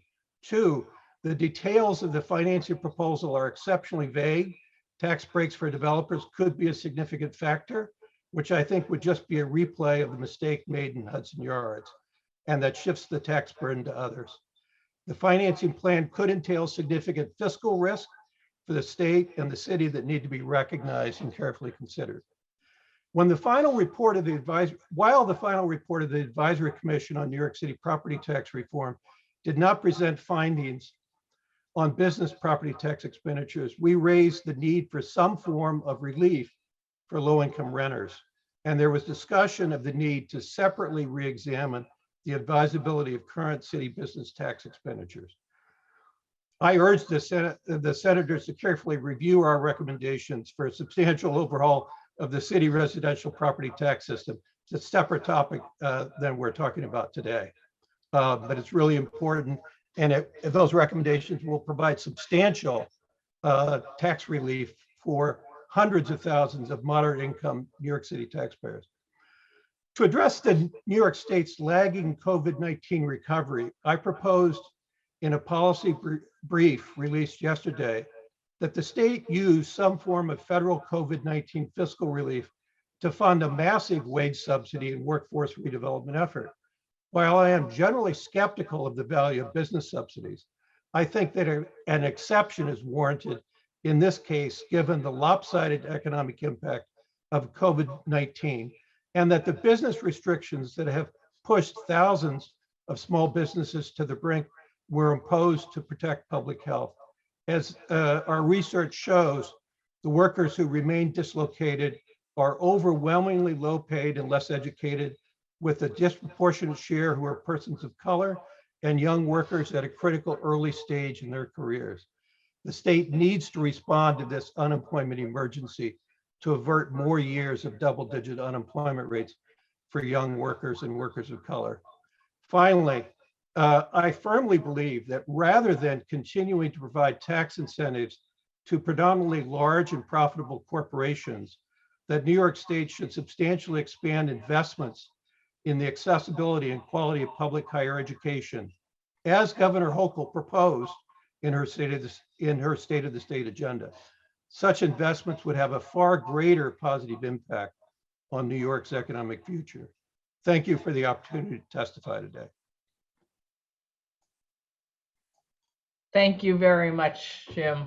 And yes, I actually think the property tax proposal by the city and the need to address that are critical, as are other real estate property tax changes that are sunsetting this year. And I'm quite sure that the Senate will be taking those up in hearings sometime at another date. So maybe we will call you back for that. With that, I would like to recognize Chair Anna Kaplan to be the first questioner. Thank you, Madam Chair. My first question is going to go to Mr. Tim Bartek. In your testimony, you talk about how induced job will attract people to move into communities and how each of these individuals will place a strain on our local government as a result of spending more to keep up public services for an increased population. From my perspective, hiring more local government employees is a good thing. Has your analysis taken into account the benefit coming from the hiring of these workers? I tend to see job creation, whether it's public or private, as a positive rather than a negative, as you seem to suggest. Well, sure, there's job creation. That's part of the multiplier effect if you actually induce the jobs. However, it's also true that it reduces the fiscal benefits of the job. So I didn't go into this oral testimony. The written testimony mentions you sometimes hear people say that handing out cash to companies through tax breaks pays for itself because it generates tax revenue. What people forget is it also attracts people. I mean, on average, if you increase the number of jobs in an area by 1%, you increase the population of the area by, on average in the US, 0.8%. So 80% of the jobs are matched by population increase on average. That's on average, and it varies from place to place. So you get this population going in, and you're going to have to hire school teachers. You're going to have to hire police. You're going to have to hire fire. You're going to have to develop infrastructure, reduce congestion on the highways, et cetera, et cetera. That all costs money. And so when you look at the fiscal benefits of it, they're not really anywhere near. There's a cost to this. The cost of this to the taxpayer. So if you look at it from a taxpayer point of view, are these incentives paying for themselves? The answer is, well, no, they're not. One, because sometimes they just are costs and no benefit. And two, because when you attract jobs, you also attract people. On net, you're not really fiscally as much better off as you might think. Okay, I'm not saying that the workers don't, obviously creating more jobs in general. If you can create more jobs at zero cost, that's obviously a great public benefit. That's wonderful. But if they cost money, you have to kind of evaluate in a hard-headed way the benefits versus the cost. That's all I'm saying. Okay, but I also believe with hiring more, you're increasing the tax base. After this, in your testimony also, you talk about how average incentive package in the US determines the location of a project less than 25% of the time. Out of curiosity, do you have a theory that what would happen to the location of jobs creation if, let's say, 25 states decide to end their incentive while the other 25 states maintain their incentive. To me, it seems pretty clear that the 25 that cut their incentives would see a significant decrease in job creation. And I have a serious concern about what kind of unilateral disarmament that would come from the eliminating these incentives while others don't do the same. Well, it would have some effect, but more modest than people expect, largely because incentives are not large compared to the other things determining the cost of doing business, like wages, the productivity of workers. People mentioned electricity prices earlier on. There are a wide variety of location factors. Incentives are small compared to the location factor. And to kind of dramatize this, in the case of Amazon headquarters 2 in Virginia, Maryland, Amazon ended up getting from Virginia cash incentives about $800 million. Maryland offered them $3 billion. Yes, Amazon could have located in Maryland in the same metro area that they chose and gotten $2.2 billion more in incentives. Thank you. If incentives were the only factor driving decisions, they would have chosen Maryland, but they didn't. Yes, thank you. You did mention that in your testimony. My next question is for Dr. Rubin. Dr. Rubin, thank you very much for your very clear and detailed analysis. Although I would like to engage in a much longer conversation on each of the points you raised in your testimony, I'm very limited in time. So you referenced the need to do regular evaluation of tax incentive programs that are offered by the state. And I'm just curious if it's your understanding that most of New York State programs are not currently evaluated on these types of metrics or regular basis, or otherwise have a sunset provision that would cause such a review in order to extend such programs? I believe that there are programs that are evaluated, but I think that most of these evaluations are surface evaluations. I have to tell you that the last couple of years, I haven't been spending a lot of time looking at New York State incentives. When I moved geographically, my position, I've been working more in New Jersey. And certainly in the case of New Jersey, there's virtually no evaluation. But I think there are evaluations and there are evaluations. So I think that what we really need is a standard for evaluations and a schedule for evaluations. And we have to look at the kind of questions that are being asked, and they have to go beyond the surface. Thank you. My next question is for Mr. Parrott. You issued recently a policy brief calling on some of the COVID-19 funds to be used to fund a massive wage subsidy and workforce redevelopment efforts. Can you give us a brief rundown of exactly what you're calling for? And do you believe that these uses would fall within the requirements set by the federal government for how this funding can be used? Thank you for that question.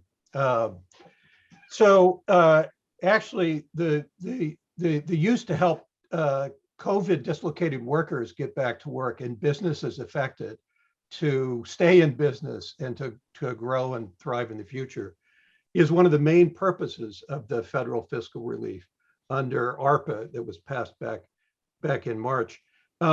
While there's been a lot of federal assistance in various forms to individuals, businesses, institutions, governments as a result of COVID, we know from all of that a lot of small businesses, particularly minority-owned businesses in cities and around the state, did not benefit from that assistance. It wasn't as well targeted as it could have been. And a lot of those businesses were hampered by the fact that they don't have the same tight relationships with banking institutions that were very instrumental in the allocation of a lot of that assistance. And we need to keep in mind that the impact of COVID is much greater in New York State, and it's not just New York City. Upstate is now has a COVID jobs deficit of about 6%. That's greater than any individual state in the country. New York State overall has a jobs deficit from COVID 3 times as great as the national average. It's very deceiving to look at the national unemployment rate at 3.9%. While in New York, we're much worse off than that. We're really lagging the recovery. So I think that a targeted wage subsidy program geared to small, locally owned, minority owned businesses that's done in a targeted way, it will help encourage workers to return to work. It will help those businesses that have now been struggling for 21, 22 months with reduced levels of revenues. It will help them stay in business and continue to employ people. They're important anchors in the local communities and neighborhoods where they exist. Normally, as I said, I'm skeptical of government subsidizing businesses for all the reasons that we've heard from Tim and Marilyn. A lot of that is not done in a very strategic, sort of targeted, careful fashion. But in this case, we have what can only be characterized as an historically significant unemployment crisis in New York State. This is the sharpest economic downturn in New York State since the Great Depression of the 1930s. So I think our wage subsidy program would be an appropriate way. It's carefully targeted, it's transparent, and there's follow-up to make sure that the companies retain the people. We would reserve part of the wage subsidy until the completion of the period of the subsidy, and then give a bonus if workers are retained on the job for a year after the end of the subsidy.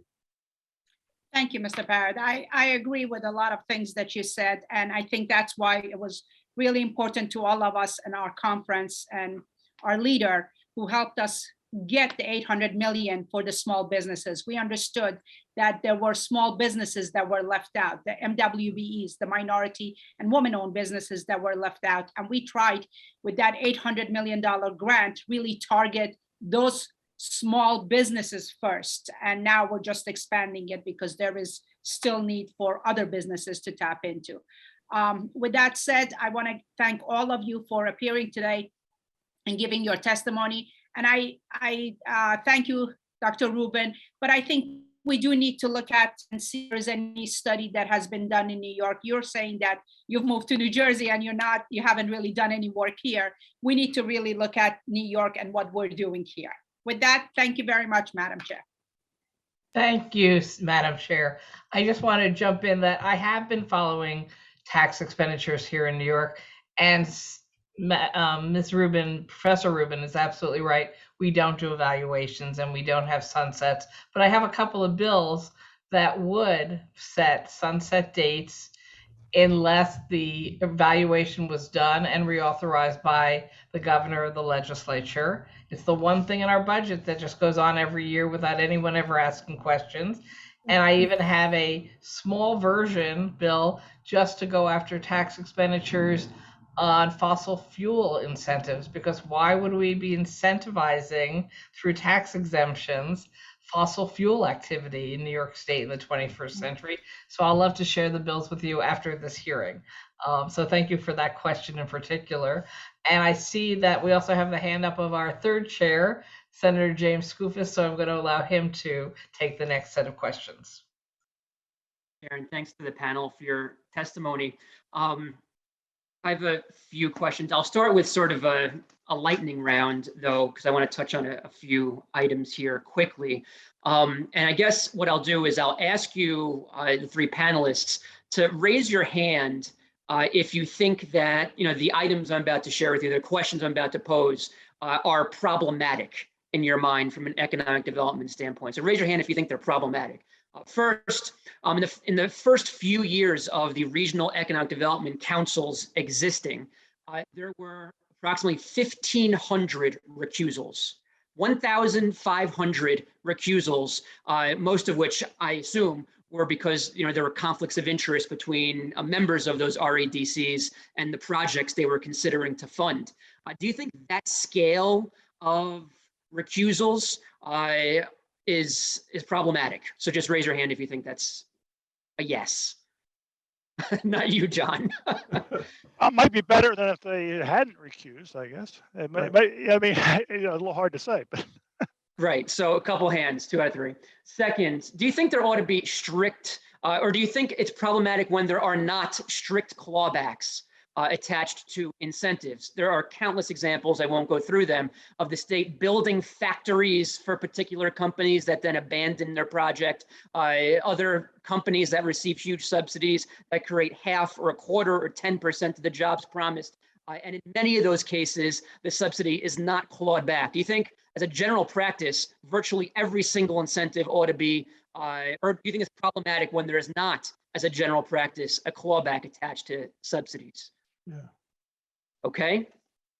Next, film tax credits generally problematic from a return on investment point of view for the state?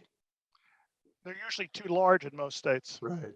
I would just say that that is an industry where the quality of jobs is really, very good. So agreed. Yeah, not disputing that. That's an important factor that we don't see in a lot of the other subsidy programs. Do you think we heard before ESD shared that they have no investigators within their agency, so that when a company approaches them for a subsidy, ESD does not investigate the truthfulness of their claims? For example, whether they're actually threatening or there's legitimacy to their threats to move to other states if they don't get a subsidy from New York State. Problematic that they don't have investigators? I've wondered about that for 20 years or more. Yes, but I would say that in fact, unless they can employ a group of mind readers on their staff, they're not really going to be able to tell whether the incentive was decisive. There's certainly subjectivity involved. Yeah. Well, I think it's almost impossible to do, frankly. That would concern me. I'm not exactly sure how we would do that. I mean, if you ask a company, is it going to invest or create jobs, we know what the company is going to say. So how do you go behind that? Well, so, there are red flags, I think, and I shared, a New York Times investigation where they sussed out, 12 companies who were literally lying to the state of New Jersey to get incentives. And so certainly there are clear-cut cases. Certainly there are cases that are not as clear-cut. I agree with you. Now, moving on to, more questions where I'm looking for more of an answer. How do you, we talked about evaluations of incentives. What do you feel are the best ways to independently evaluate incentives? I have no faith that if we charge Empire State Development to conduct their own evaluations of the incentives that they offer, that we would get a truthful and honest report back from that evaluation of their own incentives. I know some states, their legislatures have offices dedicated to evaluating public policy, and in some cases specifically economic development public policy. Do you think third parties, it's best that we contract out as a state to third party? I'm curious what you all think is the best way to independently evaluate whether an incentive is worthwhile. I would have, I don't know what New York State has. A number of states, as you mentioned, have joint legislative audit committees. The prominent examples of that are the state of Washington, state of Virginia. Pew Charitable Trust has a whole database of how states do evaluations of incentives, and it includes that. I think that the state of Washington in particular is a great model. They regularly evaluate the incentives the state has. They sometimes contract out with others. They once contracted out with me to evaluate one of their incentive programs. They sent me some data. We did some analysis of what the effects of the incentive program were.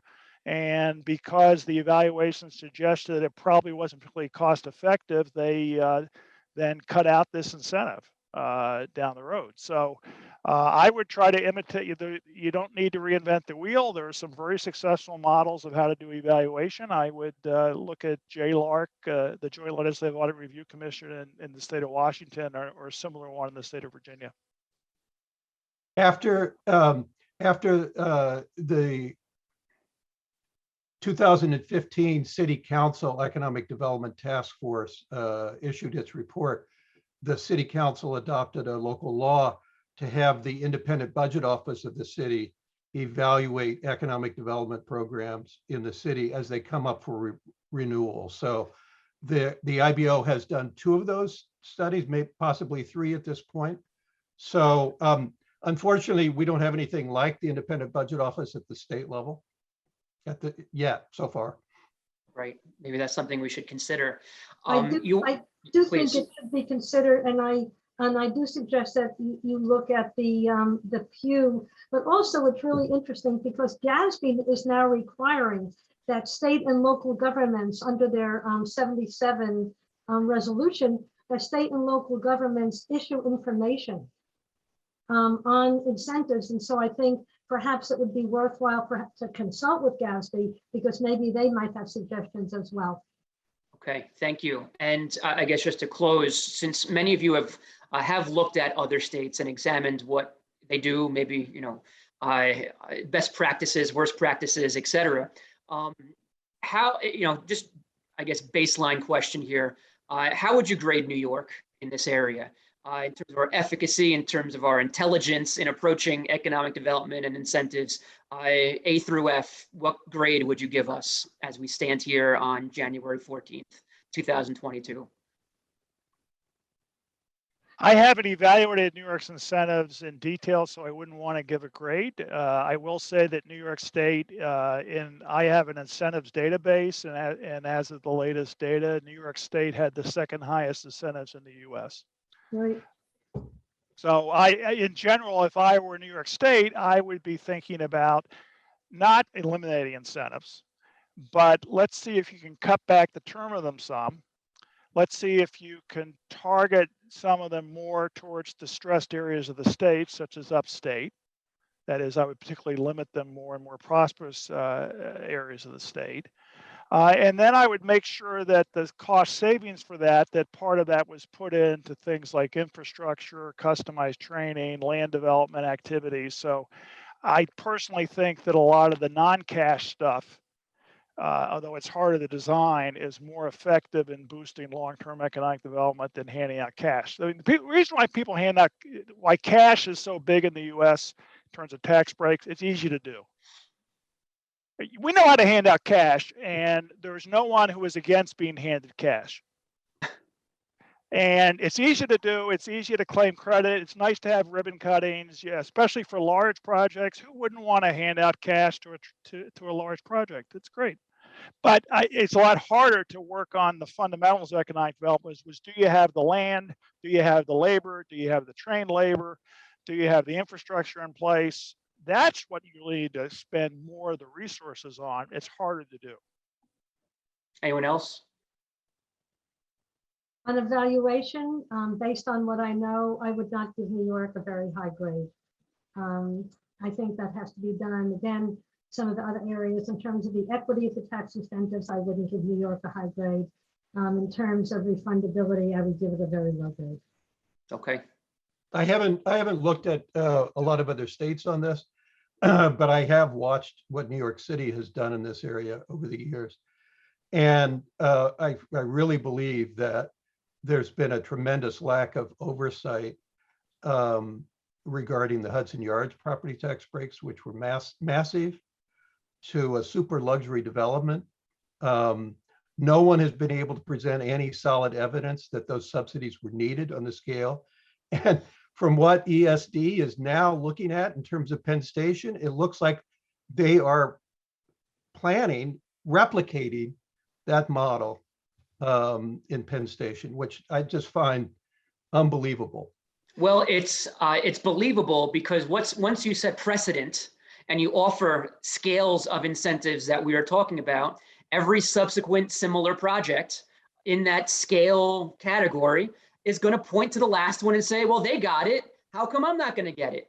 So, that's what it sounds like has happened there. And it's of no surprise to me, unfortunately. I want to thank each of you for your answers. Thank you. I want to thank, oh no, I'm not thanking you. We have all these questions. Never mind. Next, Sean Ryan. Thank you, everyone, for your good information today. I got a question to just see if one of you could give me a short answer. So if all the data shows that we're sort of doing it the wrong way throughout the nation, why do we keep doing it? Because everybody's afraid to be the first to give them up. It's popular. There's a lot of evidence that governors who offer large incentives to companies, even if they're unsuccessful, are more likely to be reelected. That's interesting. I've often had this idea that electeds, including people like myself, were addicted to groundbreakings and ribbon cuttings and want to give the illusion that somehow the government's part of all this private activity. And we do that by, letting everyone get their beak wet a little bit with public money. There's a famous article on economic development that's called "Shoot Anything That Flies, Claim Anything That Falls." I like that. And Remember, then, incentives have been in place since the 1930s. yeah, no, It's a I'm long aware. time. So, in New York State, we have Empire Zones, Brownfields, Startup New York, IDAs, Excelsior, Recharge, Workforce Training, Life Sciences Tax Credit, Commercial Tax Credit, and some more and more and more. Any evidence that any of these work? I think that brownfield redevelopment can be quite successful if targeted. For example, there's some evidence that on the margin that R&D credits might be somewhat more effective than average credits. I mean, I like to think I give a nuanced view of this. Some of these things are more effective than others. I personally think, as I mentioned, incentives make a lot more sense in economically distressed areas, because in economically distressed areas, there are a lot of people needing jobs. So when you create jobs, in fact, it does reduce unemployment, which in my mind, the main That reason. makes me go back to the Empire Zone program. In the late 80s, we developed this for highly distressed areas of New York State, places like Lackawanna, Elmira, that were really punched in the gut with deindustrialization. And it was a nice, tight program. But now we have more than 100 Empire Zones in New York State. So we lost the target, I think. Right, it's hard to do politically. I mean, that's the issue. I mean, there are a few cases. I mean, there are some states in the South where they have some targeting by county, but on the whole, I would say states in the U.S. have had real difficulty consistently targeting distressed areas. It politically is just quite difficult to do. And I don't have a magic solution to the political difficulty of people say, well, gee, I want to spread this out and have every state rep, every state senator should have incentives for their district. So we all want an Empire Zone once it Yeah, starts. right. Everyone wants an Empire Zone. Now, maybe if you could target specific things, in other words, you may not need to, some areas may not need new jobs as much as they need better ways to link people in the area who have problems of various sorts or various economic challenges with Right. So jobs. I'm on a clock here. I'm going to keep you rolling. So at the very least, we should look at all this cornucopia of programs to see what actually might work and to streamline it. And if any of you studied IDAs, in addition to all these state programs, every county has one or more IDAs, another whole economic development arm that directly gives away tax subsidies, which means somebody else has got to pay the tax. It's like Hudson Yard writ over every county with another group of people. So once again, no real strategic economic development policy. Like, what do we want to be when we grow up? And it's like we pick at, we point at everything. We're throwing the darts everywhere. There is a good evaluation of IDAs done by a former colleague of mine, Evan Mast, who now is a professor of economics at Notre Dame. So you could look up Evan Mast, M-A-S-T, Evan. He did a study of New York State IDAs. I look forward to looking at that. I have some old-fashioned views, I think, when it comes to, remember that old adage, keep business out of government and government out of business? So, I think the best way to attract and grow your companies to your economy and grow in your economy, you talk to corporate relocation people and they want to know what's the quality of your schools, what's the quality of your neighborhoods, do you have amenities like ice rinks and art museums, is it a nice community to live in? Because this idea that lower taxes really creates the economy, does anyone know the state with the lowest taxes in America? Mississippi. And somehow none of the businesses from New York are moving to Mississippi. Like, if taxes really is the thing that makes people make these decisions, New York City would be empty. Buffalo would be empty. Everyone would be in New York City to get, in Mississippi to get the lowest taxes in all 50 states. But it Dawn, goes I'm back going to what cut you you did. off. Oh, even though I've never seen you talk this much before, and I'm enjoying it immensely. I have to cut you off. I apologize. Thank you so much, Chairwoman, for this very, very meaningful and informative presentation. I think it is too. I think we're all learning a lot. The next one, and I will say, actually, as I introduced George Varello, that one time I got up on the floor of the Senate and pretty much said the same things, and the Conservative Party members stood up and applauded me. It was a little scary. So with that, Senator George Varello. Well, thank you for that great introduction, Madam Chair. I guess, one thing that was said by Senator Kaplan that I think was important was the idea of unilateral disarmament. I live in, the western part, the most western part of New York State. My district is about 100 miles, shares about 100-mile border with the state of Pennsylvania. And I can tell you for a fact that we have lost many projects to literally just over the border. You can stand with one foot in my Senate district and the other foot in the state of Pennsylvania for about 100 miles. And so my question is, if we just said tomorrow we were going to stop any of these incentives, is anybody going to build anything new in New York State? Any of you can answer that question.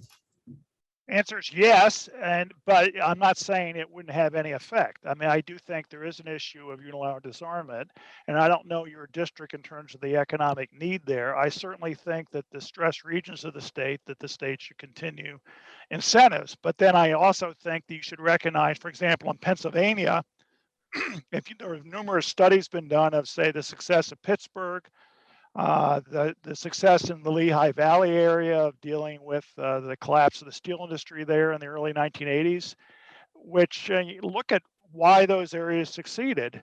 It was not primarily cash incentives. It was other things.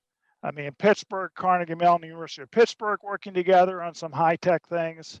In the Lehigh Valley's case, they've done stuff with the warehousing industry. They've done things with industrial parks. The Ben Franklin Partnership Program invested in some high-tech things. So, I'm in favor of the government doing things about economic development. I'm just saying that we overemphasize cash over other things. Yeah. Well, and that's and I understand you also said we should cut those back, and so that it's a shorter time frame. Make it 5 years rather than 10 years. Yeah, I mean, the 10th year of the subsidy, given that you're concerned, you're a mega corporation, you're concerned about next quarter's, the next profit statement, the stock price this year. What do you care about 10 years now? This may be a problem to be addressed in another forum. American businesses are unfortunately pretty myopic. Yeah. Well, and you also brought up, I believe, actually, no, I'm sorry. Mr. Parrott brought up the idea of New York State having one of the worst unemployment rates in the nation, which is true. We're at 6.6%. The national average is 3.9%. So we're 70% higher. Yet, as a business owner myself, and I've heard from virtually every business owner that I know, that they are desperate to hire employees. And I can tell you, these are not minimum wage jobs. These are good paying union jobs with benefits, and they can't hire people. So what is the impact of the fact that here in New York State, you can still quit your job for pretty much any reason and collect unemployment almost indefinitely? What is that having on our workforce and our unemployment rate? I don't think that's true that you can quit your job and collect unemployment in New York State. And yes, you can. And yes, you can. You can say, I fear catching COVID. That is still a legitimate reason to quit your job and collect unemployment. Well, so what we've seen in the numbers, we haven't seen a significant increase in unemployment claims, first-time unemployment claims in recent months. That number has been going down, and it had stabilized at a level a lot below what it was before the pandemic. We did see that 1.8 million people statewide lost unemployment benefits in September when the federal benefits expired, because a lot of people were receiving the pandemic unemployment assistance, and extended unemployment benefits. It's not just in New York that businesses are having difficulty rehiring workers. You know, there's a lot of fear of COVID out there. There's a lot of justifiable fear about that. We do know that, you know, with the right overall public health conditions, and I think the governor has generally been doing a very good job on that and trying to encourage widespread vaccinations and masking and all of that. That's really important. But I do think that, yeah, and hopefully we're past the peak for the Omicron wave. It looks like the numbers are starting to stabilize a little bit there. So we do expect the economy to recover, although, you know, I don't see that it's going to recover completely or quickly. And even the division of the budget's employment projections are that New York State is not going to return to its pre-pandemic employment level until 2024. I think that's too far out. I agree with you, and I agree with you. So I do think that a wage subsidy program would help both the small businesses struggling to stay on and help get people back to work. So I think the state needs to look carefully at that.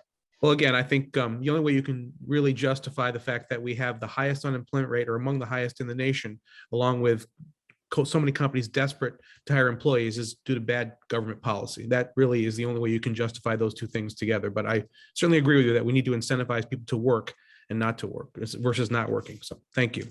Thank you. Thank you, Senator Borrello. Senator John Liu. Madam Chair, given that Sean Ryan was so on fire, can I yield my time to him? No, Senator Liu, you're going to be on fire. You go ahead. No, and ask your questions. I try not to be on fire. I try to Okay. keep it It's down low, just an but expression. yeah, I won't take the whole time. I have a couple of questions and a suggestion. My suggestion is for Tim Bartik, which is that you know, I think he rightfully pointed out that the way these economic analyses work often exclude the costs. And I would suggest, if he hasn't done so already, to also look at the costs of displacing already existing jobs nearby.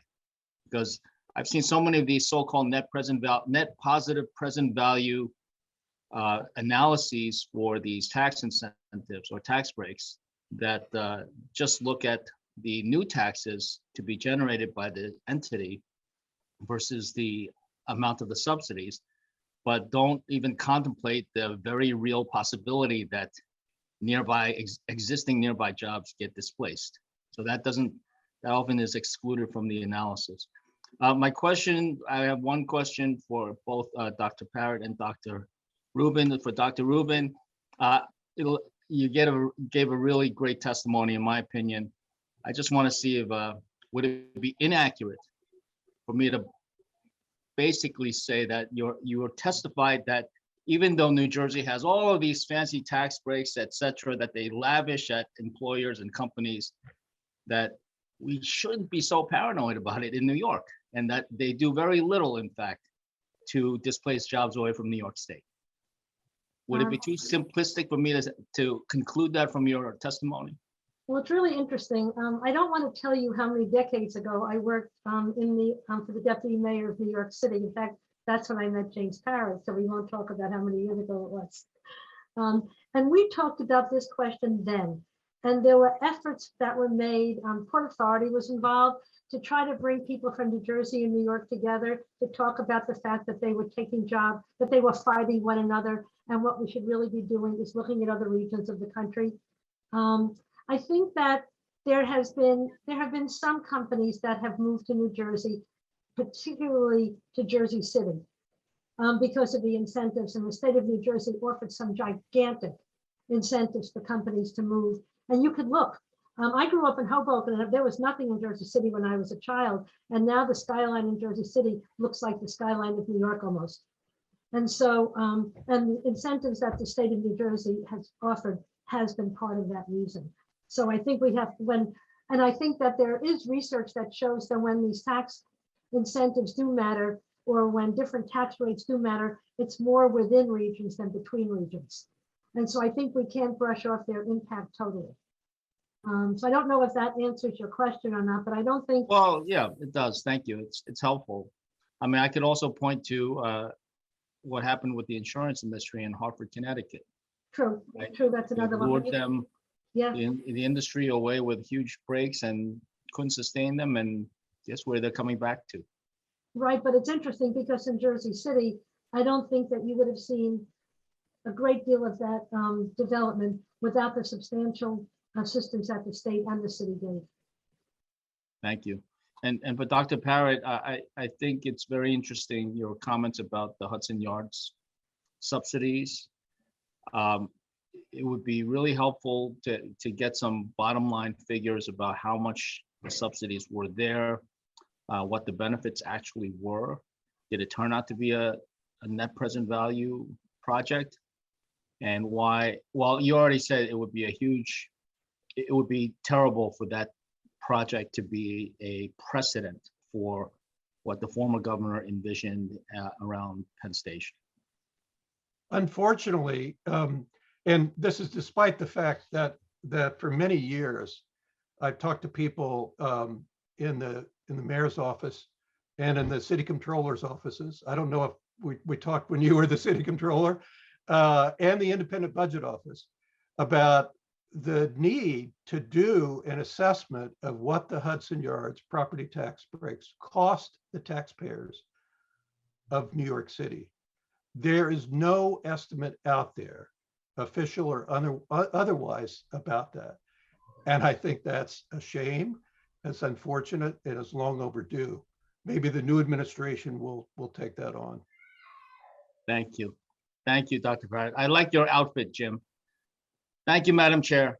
Thank you. And I wanted to make sure we recognize that John Liu not only is a member of the New York State Senate, but was the New York City Controller for 2 terms, and so brings some special expertise to this discussion with him. So thank you for being here, John. Let's see, next senator up is Senator Brad Hoylman. Thank you, Madam Chair, and thanks to all the chairs for organizing this important conversation. I've been listening up to now until I heard the phrase Hudson Yards, and as well as the Penn Station redevelopment. And I wanted to ask James about the comparisons that he made between the two, and whether he sees recent statements by the governor to refocus the Penn Station redevelopment as steps in the right direction, understanding that the Penn Station redevelopment project still consists of over 18 million square feet of new commercial space. James, I was wondering how you thought of that, and all the panelists, in terms of not just the subsidy, but the reality of our workplace as we move out of COVID, and our economic development and subsidy experts looking at how are we throwing, good money after bad in terms of where New Yorkers and Americans in general are going to be seated at their desks in their workspaces. Has that changed folks' calculation in terms of the subsidy question? Well, it certainly had an impact on the city's property tax base. The city's property tax collections from the commercial side for 2022 and 2023 will be about $2 billion less than what they otherwise would have been. And that's, largely because of hotel properties seeing their business, fall off the table. But it's also a significant reduction in the valuation of commercial office buildings. A lot of us are very optimistic about the long-term viability of New York City's economy, including its very heavily office-dependent sectors, finance, tech, professional services and so on. It is a little early to know for sure exactly how, COVID is going to affect that. It's very likely that there will be a permanent increase to some extent in people working remotely. And the need for commercial office space, everything else being equal, is going to be lower as a result of that. But we do expect, and we are seeing, a resurgence in commercial office investment and leasing activity and commitments on purchasing buildings and so on. So I think while it's a little uncertain, it does seem to me that there's a strong case to be made for continued economic viability. What I take issue with is the financing that's being talked about, and linking that to the use, the expansive use of pilot payments. We don't know for sure if the state is proposing to provide property tax breaks as part of those pilot payments, as was done in the case of Hudson Yards. And you're talking about Penn Station redevelopment. For the Penn Station redevelopment, right? They're talking about massive use of pilots as a way to finance the borrowing to do the infrastructure development. Just so you know, James, we've asked. I've written a letter to the IBO to try to get some understanding of what the city will, what kind of hit the city is going to take if that, in fact, comes to pass. It's very concerning that it's the state who is negotiating around the city's property tax breaks. And it seems to me like the city should be a full partner at the table in doing that. So I'm very concerned about that. And it doesn't seem to me that there was ever a credible case made that property tax breaks were needed in Hudson Yards. And again, we don't know for sure in the case of the Penn Station redevelopment whether or not they're contemplating tax breaks. But I think that would be a huge mistake to do that. Well, I'll just close with this, Madam Chair. We tried to get the city to the table on Penn Station redevelopment. The waning months, I would even say years, of the de Blasio administration, they didn't seem to be interested in asserting their land use prerogative when it came to Midtown Manhattan, the biggest, central, one of the largest business districts in the world. So hopefully we'll see results with the new city administration and a new city planning commissioner, I hope, who is active on this front. Thank you. Thank you. Thank you, Senator Hoylman. And Senator Jim Sanders. Hi.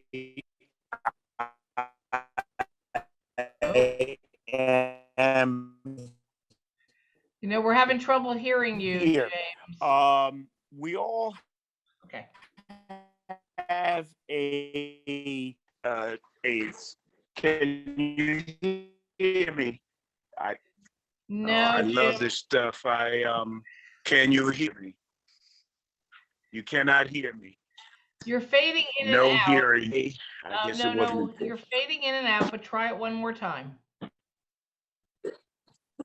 My last time. Okay. All right. Keep going. Didn't work.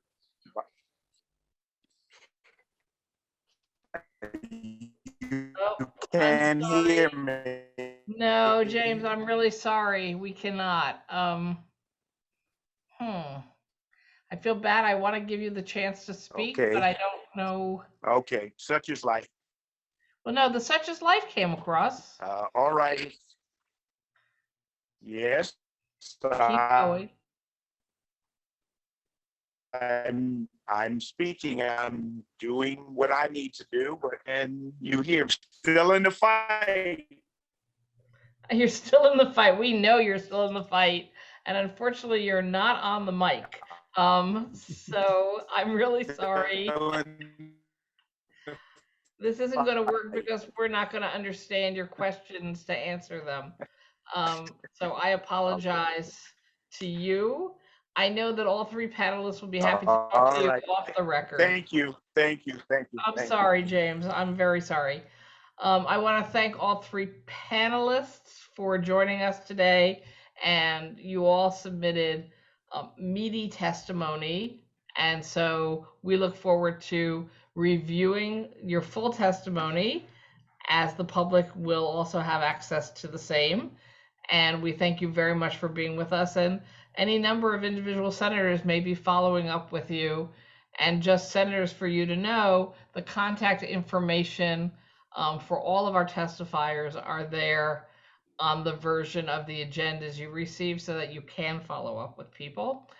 And I'm going to now invite our third panel, Shane Benz, Associate Fiscal and Economic Policy, the Pew Charitable Trusts, John Caney, Executive Director of reInvent Albany, and Patrick Orecki, Director of State Studies for the Citizens Budget Commission, to join us. We'll make sure everybody is in. I see all three gentlemen. So thank you, welcome. And why don't we have you each testify in the order I read your names. So you each have 5 minutes, and then the senators can ask you questions as a group. So Shane first. Great. Thank you so much, Madam Chair. I have a brief PowerPoint presentation, so I will go ahead and share my screen.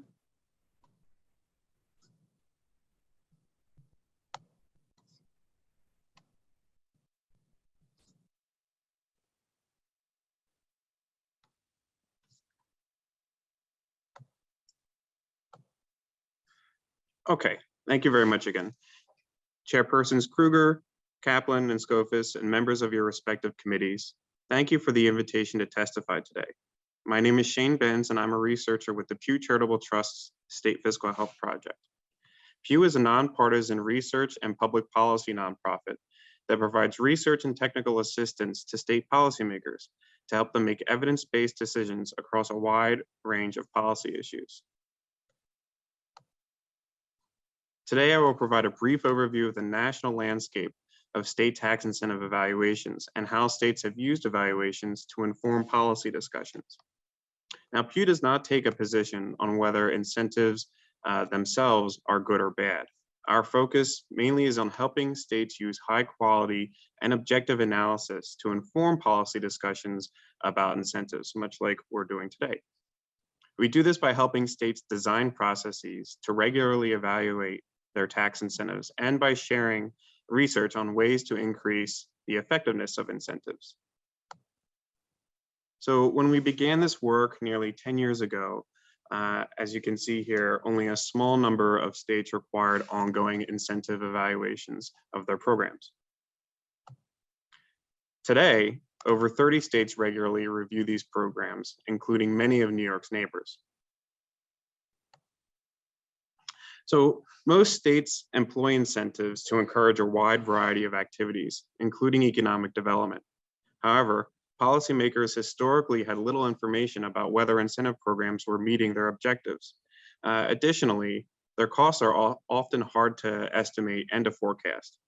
Finally, tax incentives are not normally part of a budget process like most other spending.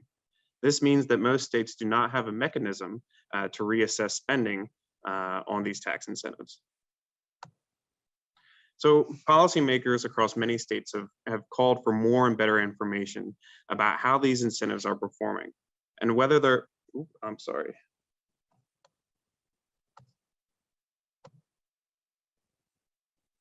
There we go, my apologies. About how these incentives are performing and whether their benefits are worth their costs. High quality reviews can help identify whether these programs are performing as expected. If they are working well, evaluations can help states decide whether they should make changes to increase their effectiveness, repeal old or outdated programs, or replace them with ones that are more aligned with current economic development objectives. Evaluations can also help policymakers understand whether their programs are reaching those that they intend to help. So our research shows that high quality evaluation processes often consist of three main components, including a well-designed plan to regularly evaluate incentives, in-depth assessments by nonpartisan objective analysts on the extent to which incentives influence business behavior, and a clear connection to the policymaking process, such as through committee hearings. New York City's evaluation process, for example, checks many of these boxes. In 2017, policymakers directed the IBO to evaluate the city's economic development tax expenditures based on a schedule determined collaboratively by the IBO and the council. The IBO has produced 2 evaluations under this law and presented its findings before the City Council's Committee on Finance. City and state policymakers would need to coordinate on legislation if the city identifies needs for policy changes as a result of these evaluations. So our work with cities and states over the past decade has shown that when equipped with information from tax incentive evaluations, policymakers use it. For example, after years of debate, New Jersey replaced 2 flagship economic development incentives in 2020 with programs whose designs were informed by one-time evaluations. The new programs include annual award limits or caps on how much these programs can cost over a 7-year period. Additionally, the largest incentives must now be independently reviewed on a biennial basis. In Pennsylvania, lawmakers converted the state's broadband tax credit into a competitive grant based on recommendations from an evaluation by the state's independent fiscal office. The new grant program is better aligned with legislative intent by setting higher service standards and gives the state more control over who receives funding. So states across the country are using tax incentive evaluations to better align programs with economic development objectives and to make the most effective use of limited tax dollars. Pew is happy to serve the committees as a resource for state tax incentive evaluations moving forward and can provide additional information about effective strategies for incentive design and review. Thank you so much for your time, and I'm happy to answer any questions after the other presentations. Great. Thank you. Next, John Caney. Thank you, Senator Krueger. Thank you for having this hearing today and all of your colleagues. We advocated strongly for you to have this hearing so that you could hear from people like Tim Bartek and Marilyn Marks Rubin, who are national experts and independent thinkers on this. And we think what they have to say here is just a revelation to New York lawmakers, which is that there's an enormous amount of scholarship out there about tax subsidies. There is plenty of evidence, and there are huge opportunities to have much more rigorous fact-based discussion about what subsidies work and don't work and what they can and can't do. And Tim Bartek is a tremendous resource in this regard, so I'm glad he made it today. My group, Reinvent Albany, works for transparent, accountable New York government. We work on issues like freedom of information, open data, public ethics, all of the things that add up to a government that's making decisions in the public interest. We want our local state and state governments to help people starting new businesses or growing existing businesses. There should be low barriers to people who want to be business people. And we welcome the dynamism, the diversity, and creativity of the private sector here.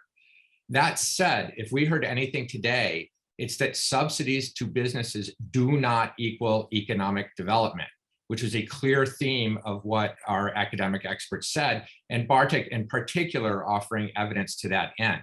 Again, subsidies do not equal sign economic development. There are many other tools to promote jobs and economic growth than subsidies. As a leading watchdog group here, we're very familiar with New York's many flavors of government dysfunction and poor behavior. So it's saying something that we believe the $10 billion in subsidies that New York state and local governments gift to businesses every year here is probably the single most misguided, corrupt, irrational, and wasteful thing done with taxpayer funds by our government. We believe the basic premise behind New York providing taxpayer subsidies directly to businesses is totally flawed. In a nutshell, we think these subsidies are essentially trickle-down economics that amount to taxpayers paying businesses to create jobs instead of paying businesses to provide goods and services, like say COVID-19 tests and vaccines, or replacing old water pipes. Unfortunately, the public gets very little from its investment if a business fails, relocates, or cuts jobs, which, by the way, is a normal behavior in a capitalist economy. And this has happened repeatedly in New York. Senator Lieu mentioned Hartford and the insurance industry. How about IBM, which used to be the biggest manufacturer in New York? Anyone see their manufacturing operations in Fishkill? No, they're long gone. If it was up to us, New York State would cap state and local subsidies today and phase out most subsidies over the next decade. We would see state and local economic development energy focused on public infrastructure, world-class broadband, workforce development, and apprenticeship programs, and rationalizing regulations and the tax code. But it's not up to us. And New York's political leadership is deeply ensconced in what has become a kind of self-fueling crony capitalism in which subsidized businesses and the unions that represent their workers provide political contributions and validations for the politicians giving them taxpayer funding. We have 5 specific reasons we oppose subsidies. We think they're a waste of public funds, per what Tim Bartek and Marilyn Rubin showed, very inefficient. $200,000 per subsidy nationally, that's a tremendous amount of money. 2, there's no such thing as free money. There's the opportunity cost. The Government Accounting Standards Board, which sets the rules for government accounting, says that grants or tax abatements are the same as direct public expenditures from the taxpayer's perspective. That means that a tax payment given to, say, the film and TV industry is money not spent on clean waters, schools, fighting COVID, rebuilding bridges, et cetera, et cetera, et cetera. 3, again, echoing what others said, New York subsidies are unfair inherently because a small subset of lucky businesses get the subsidies, meaning other businesses and the general public have to pay more in taxes to provide the same services. 4, we think the business subsidies in New York are inherently politicized and are a massive ongoing corruption risk for New York State and local government. We doubt that business subsidies can be fairly awarded in New York until there are massive changes to state ethics and campaign finance laws and independent enforcement of those laws. There's a reason that subsidies are at the center of the biggest New York corruption scandals of the last decade. It's because the people who get subsidies are among the biggest campaign contributors to the governor and legislative leaders, and we're going to hear from them a little later. Whether it's tax abatements for real estate, film and TV, horse racing, convention centers, construction, et cetera, you can follow the biggest subsidies to the biggest campaign contributions. We can list endless there. 5, New York's hooked on mega subsidy deals that are a terrible way to create and sustain good jobs and are often total boondoggles. This was touched on by others, but let's touch on areas. Computer chips and high-tech manufacturing don't work. They're too expensive. Stadiums and arenas, massive evidence against them, and it's all in our testimony. Convention centers, poorly defined, opaque public-private partnerships that often disguise big subsidies and shift risks onto taxpayers. For instance, Penn Station Development Project, which we believe is a massive subsidy in disguise for Vornado, and as well as taking money away from the city tax budget. So there's quite a few things that we would like you to do. I will zoom through them. Legislature, do no harm. Do not create new tax abatement programs, and don't give the governor, ESD, and local governments a blank check like Buffalo Billions. Freeze and reduce the total tax abatements and direct subsidies provided by the state. You are part of the problem. Become part of the solution. This session, pass the Database of Deals bill sponsored by Senator Connery and Member Wallace. It's S5711. This is a bill that's been drafted with budget watchdog groups, academics, and legislative central staff in 2016, and it's been jammed by political opposition from subsidized businesses and their lobbyists who do not want the public to see how subsidy programs compare to each other or to other forms of public investment. The current ESD database of economic incentives is a nod in the right direction, but this bill is far more comprehensive and as a law cannot be shut down by the executive. 3, that database of deals bill has to include a uniform definition of job that applies to all state subsidy programs. That allows a apple-to-apple comparison from, say, the film and TV program to a chip fab to whatever, so that we can see how much it costs to create a job. And I'm so glad that senators asked ESD what is a reasonable amount to spend per job, and was not surprised that there was no answer to that and that they don't know how much they spend per job. This is appalling. You're over time. So, okay. So we have 10 recommendations. I don't know if you indulge me to finish or I should just stop. What number one are you on? 4. On We're on 4. You know what? No, we're gonna have questions, And Okay. we're all going to promise to read your testimony and look at all 10 recommendations. So Thank let you. me shift to so that people can ask you questions if that's okay. All right. So thank you very much. I don't like cutting you off, but I need to. And we're going to now take it to Patrick Orecki. Hi, good afternoon. Thank you for inviting the Citizens Budget Commission to provide testimony at today's hearing. I'm Patrick Orecki. I'm the Director of State Studies for the CBC, which is a nonprofit, nonpartisan think tank and watchdog dedicated to constructive change in services, finances, and policies of New York City and state governments. In New York State, various agencies and entities administer economic development programming with a total cost of about $10 billion annually as of 2019. And while New York is a leader in the scope and size of its economic development spending, it's not a leader in job creating projects. It fails to rigorously evaluate the effectiveness of its economic development spending and does not demonstrate that this spending is producing sufficient results. One focus of today's hearing is to explore ways of providing for better mechanisms for evaluating the cost effectiveness of these incentives. And to this end, I'll offer 5 recommendations that we think would improve the oversight and management of the state's economic development programming. I'll move through them relatively quickly and kind of provide the high level for each of the 5, but I'll note too that our written testimony has some more detail and links to CBC products. So first, we think that the state should present a unified economic development budget so that New Yorkers know how much is really being spent. The full census of economic development deals, including grants, subsidies, tax breaks, and other arrangements, spans multiple agencies and entities. Currently, diffuse spending virtually masks the magnitude of New York's investment, and CBC cataloged what was spent in 2019 and is updating that research. We expect the price tag to grow as new individual initiatives have grown and new initiatives have been added. We think that the state should present the unified economic development budget within the executive and enacted budgets each year. And this type of transparency would have 2 main benefits. First of all, it would provide the public with a better understanding of what types of spending is being done, and it would inform the legislature and governor in budget negotiations to identify areas where programs overlap, are not successful, are duplicative, or where there are gaps that need to be closed. Our second recommendation is that the state should establish standardized metrics for economic development initiatives. I think John was just touching on this as well. But for example, there is not one single definition of what a job is in economic development spending. Right now, different programs use different definitions and therefore treat different types of employment differently. It prevents comparison across programs, and it also prevents the state from fully analyzing and evaluating individual programs.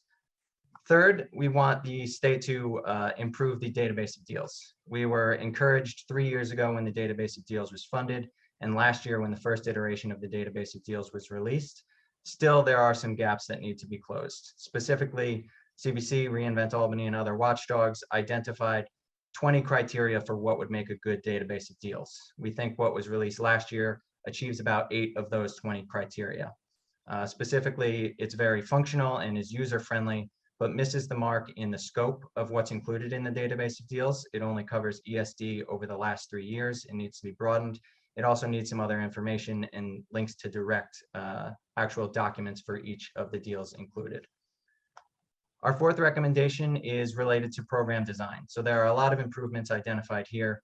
Overall, though, we think that any company or project-specific incentives and economic development initiatives should require inclusion of private investment as well. So not just public dollars on these types of projects. We think all deals should also be implemented within clear eligibility and programmatic parameters. And then also evaluated carefully. So any initiative should have clear evaluation standards to assess whether it was successful in achieving its results. And if it's not successful, opportunities for the state to claw back or reduce future funding for the same initiatives. Our fifth recommendation is to improve oversight, specifically to restore and bolster the authority of the Comptroller's Office in its oversight capacities, and also to increase funding to the authority's budget office. We have a lot of recommendations on specific programs, especially REDCs, feedback on the film tax credit program that's been discussed quite a bit today.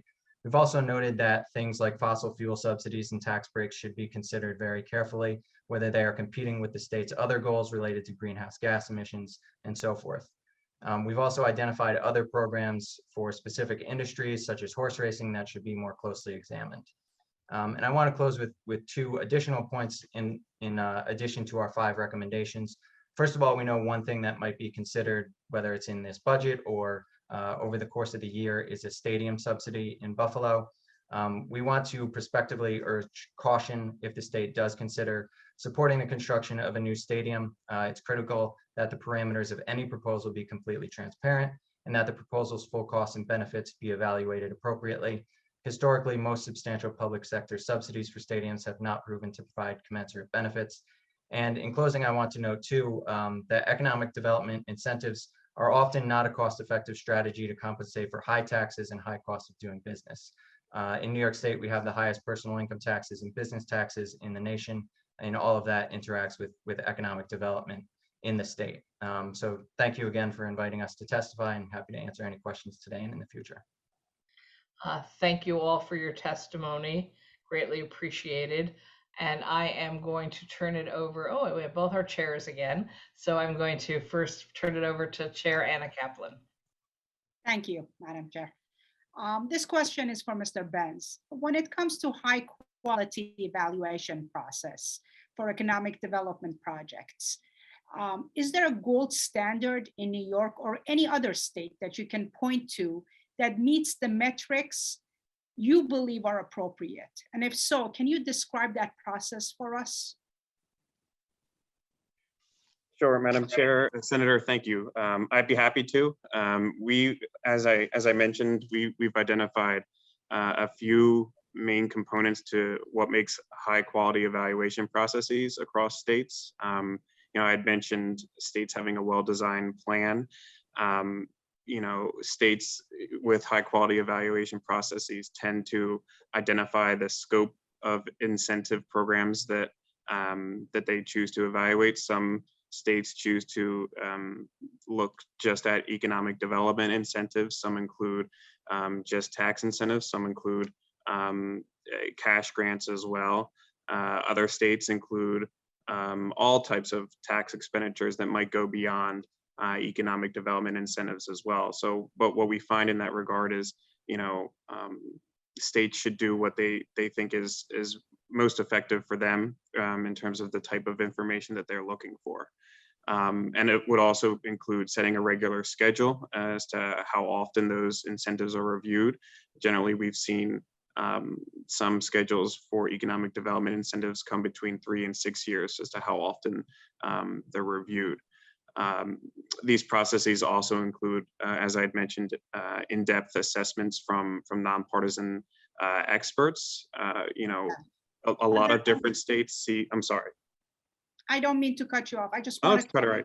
if there was any state that you can point to or any program that Sure. we can Sure. really So a few years ago, our tax incentives team put out a report. It's on our website. I'd be happy to follow up with the committee. But in that report, we highlighted some best practices that we identified in different states. A few that meet these 3 criterias, I would recommend looking at Pennsylvania. They have recently, over the past few years, produced evaluations through an independent fiscal office in their state, and have tied those evaluations to the policymaking process through having hearings to review the findings of those evaluations, which is something we see as pretty important. Washington State has also had a long history of an in-depth evaluation process that is connected to the state legislature and is advised by a commission as well that includes other legislatures and legislators that provide input on the process. Thank you. Of course. Patrick, I want to thank you for pointing out the impact of high taxes and regulations on our state's economic competitiveness and our ability to retain, expand, and attract businesses and jobs. I have few bills in the legislature now that I'm fighting for that would lower the tax rate on most small businesses, as well as bills that would lower the taxes that manufacturing businesses pay to uniformly promote the return of manufacturing in the state. In your analysis, have you found any particular taxes or regulations needlessly high or challenging that you think are harmful in our efforts at this economic development? Yeah, I think tax policy overall diminishes our economic competitiveness to a degree. On some specific things, I think we and others have pointed out things like the scaffold law that increase the cost of doing business. I also think that there are some unique costs in New York that manifest through state policies that shift costs onto local governments. And we've highlighted, for example, the fact that the state requires counties to pick up a huge share of the Medicaid program, which is especially a high cost issue in areas with more poor people and lower incomes. So that's the type of thing that also kind of exacerbates economic competitiveness within the state too. Thank you. I'm wondering if you could also expand on your comments about the need to restore oversight of economic development deals by the comptroller. Also expand upon the current funding for the authority's budget office, which economic development programs it maintains oversight over. Yeah, so these are two things where I think we've and other watchdogs have written specifically in support of restoring some of the oversight to the comptroller's office, especially as it was eroded the ability of the comptroller to oversee nonprofit kind of economic development conduits within the state. So that's one issue that we've highlighted. On the ABO funding, we called specifically for essentially a doubling from about $2.5 million a year to close to $5 million a year for the ABO. The ABO oversees hundreds of entities, so everything from local water authorities to other local and state authorities. And we think that them having a significantly increased budget would increase their capacity to not only do their regular work in collecting financial reports and documentation from authorities, but to look much more closely at local economic development entities and state economic development authorities. Thank you. You also mentioned different definitions of the term job across various programs. Following today's hearing, I would appreciate if you could share some of those analyses that you've done, including a breakdown of the programs and how each of these define jobs. Would you be able to send us that analysis? I think that would be very helpful for all of us to review in greater detail. Yeah, I'd be happy to. Okay. Thank you very much, Madam Chair. Thank you.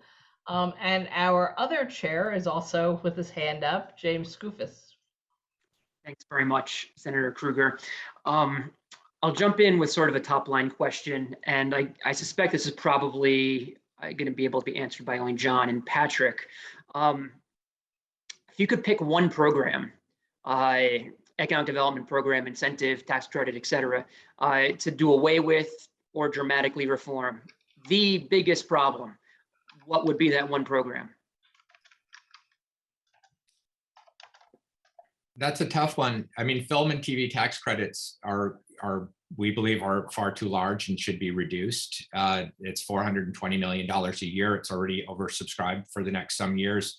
But the state spends incredible amounts of money on mega projects. In fact, New York State spent the most of any state from 2000 to 2017, 11.5 billion, the last updated number. So when you look at these mega projects, they involve billions and billions of dollars, and they're ad hoc and they're hard to figure out. So I would freeze stop mega projects probably as the first thing before worrying about the tax abatements. Patrick? And just to admin, I think I started with 3 minutes. If you can give me a Yes, few I more. think our clock. Oh, I think our clock person disappeared for a minute, so I'm keeping track. Oh, here we go. Okay, thank you, Patrick. Could have been I about think- 7 minutes. Clock person. Yeah. I think our answer would be similar to John's. My reflex is to say the film tax credit as well, but I do think that it's important to be able to fully analyze every program, because I don't think we can actually give the correct answer to that because we don't have all the same information on every program. That's fair. But the big project or company-specific deals and film tax credit are two examples, yeah. I want to jump to local incentives. We have 100, by my last count, 109 IDAs throughout New York State that I would argue promote not only inter-county races to the bottom, where Orange County's IDA will be competing with Dutchess County's IDA for the same project. Meanwhile, the workforce for that project will be near identical, given that they're just a few miles apart, these counties. But sometimes even promote intra-county races to the bottom when you have municipal IDAs within counties with a county IDA. My question to you all, do you think in terms of local incentives and the current structure, can we do better there? Should there be one regional IDA? Should there be a statewide entity that deals with property tax abatements? Or do you, for some reason, think that the current structure that is as localized as possible is the best way to go? Well, at the beginning of our testimony, we said that reInvent Albany views the whole area of business incentives as one of the most dysfunctional and corrupt the most dysfunctional and corrupt of anything that New York State government does. And I would say that it's IDAs and local LDCs that are the most corrupt of the corrupt. And New York has a massive, massive problem, New York State, because you have IDAs that are basically printing money off budget by being able to give real estate tax abatements to favored businesses. And it's directly causing higher property taxes in areas of the state, especially upstate, where people complain the most about high property taxes. So there's a massive problem. The IDAs are out of control, that getting the authority's budget office to have $5 million budget, which is tiny, would be a tiny step forward. But the legislature should have a hearing that is only on the efficacy of IDAs, their governors, their governance, and LDCs. They are the worst of the worst and a huge corruption risk and a waste of money. And I'll just note real quickly that the New York State Economic Development Council, which is the statewide umbrella for basically the IDA Association here in New York, was invited to participate today. They chose to only submit written testimony. And I'll reiterate something I mentioned before, which is, they seem, including Ryan Silva, who leads the organization, totally recalcitrant to acknowledging their shortcomings, to acknowledging the corruption that you're referring to, John, and unwilling to partner in any good faith whatsoever on reforming the bad actors that they represent. Patrick? Yeah, I think our comments would be somewhat similar. When I talked about the $10 billion price tag previously, our last count was about $4.5 billion in the kind of state-run subsidies and tax breaks, and about $5.5 billion from the local entities, so IDAs and LDCs. So they're actually more than half of that total pot. We did a report on this that I'll refer to. I think the title of it is Opaque and Duplicative, which is also our conclusion in that report too. And we would see regional alignment and consolidation as a step forward, and also much better transparency. Let me jump to, you mentioned regionalization. So let's talk about REDCs, Regional Economic Development Councils, right quick. I mentioned before, the first few years, since the previous governor set them up, first few years of REDCs saw 1,500 abstentions from REDC members on particular votes. Either they themselves, their organizations were up for consideration, or they had partnerships, business ties to applicants that were before REDCs. 1,500 in the first few years. My question to you is, while trying to strike a balance between having this be sort of a local organic process where local people are considering local applications, with this problem that exists where everyone knows everybody, and when these applicants come to these councils, it's your friend, or it's your organization, and all you do is, okay, I abstain, and all your fellow council members award you, who they, you're a colleague on their council, awards you with an award. Who should be serving on these REDCs by your estimation? I mean, Senator, a first step would be to put REDCs under law. Currently, Agreed, with REDC financial disclosures for members. I agree. No, I mean, the entire structure is currently not under law, not Understood. under executive order. It's a construct of the governor's office, which is a voluntary, very nebulous process in which people opine about projects. I mean, our feeling about REDCs is that they're the uniform economic development application is a great step forward. We think that's a great idea that is part of REDCs and should be kept. But the REDCs as they exist should be put under law, and they're and what they do clearly defined, because they blur together regular water clean project grants from state DEC with ESD, economic development subsidies to individual businesses. So you have a very, very odd grab bag of projects, and they're really a public relations exercise. And the legislature should step in, work with the governor, and figure out what REDCs are supposed to be. Anyone want to add very quickly to that? Because I have one more question. If not, I'll get to the next question. What do you all think about the Excelsior Jobs tax credit, which is as of right, if you check a couple of boxes, and I've got the list here. So if you're a new business and you're creating new jobs, a pretty low threshold of new jobs with an R&D, software development, financial services, back office operations, agriculture, manufacturing, distribution, music production, entertainment, life sciences, and there's an other category. Basically, if you create any new job that comes to mind in any industry except maybe retail in New York State, you are getting a generous tax credit from New York State as of right. Does this make any sense to you? Are we this desperate in New York State that we're going to pay everybody, almost everybody under the sun, to create a job here in New York? What do you make of this particular program?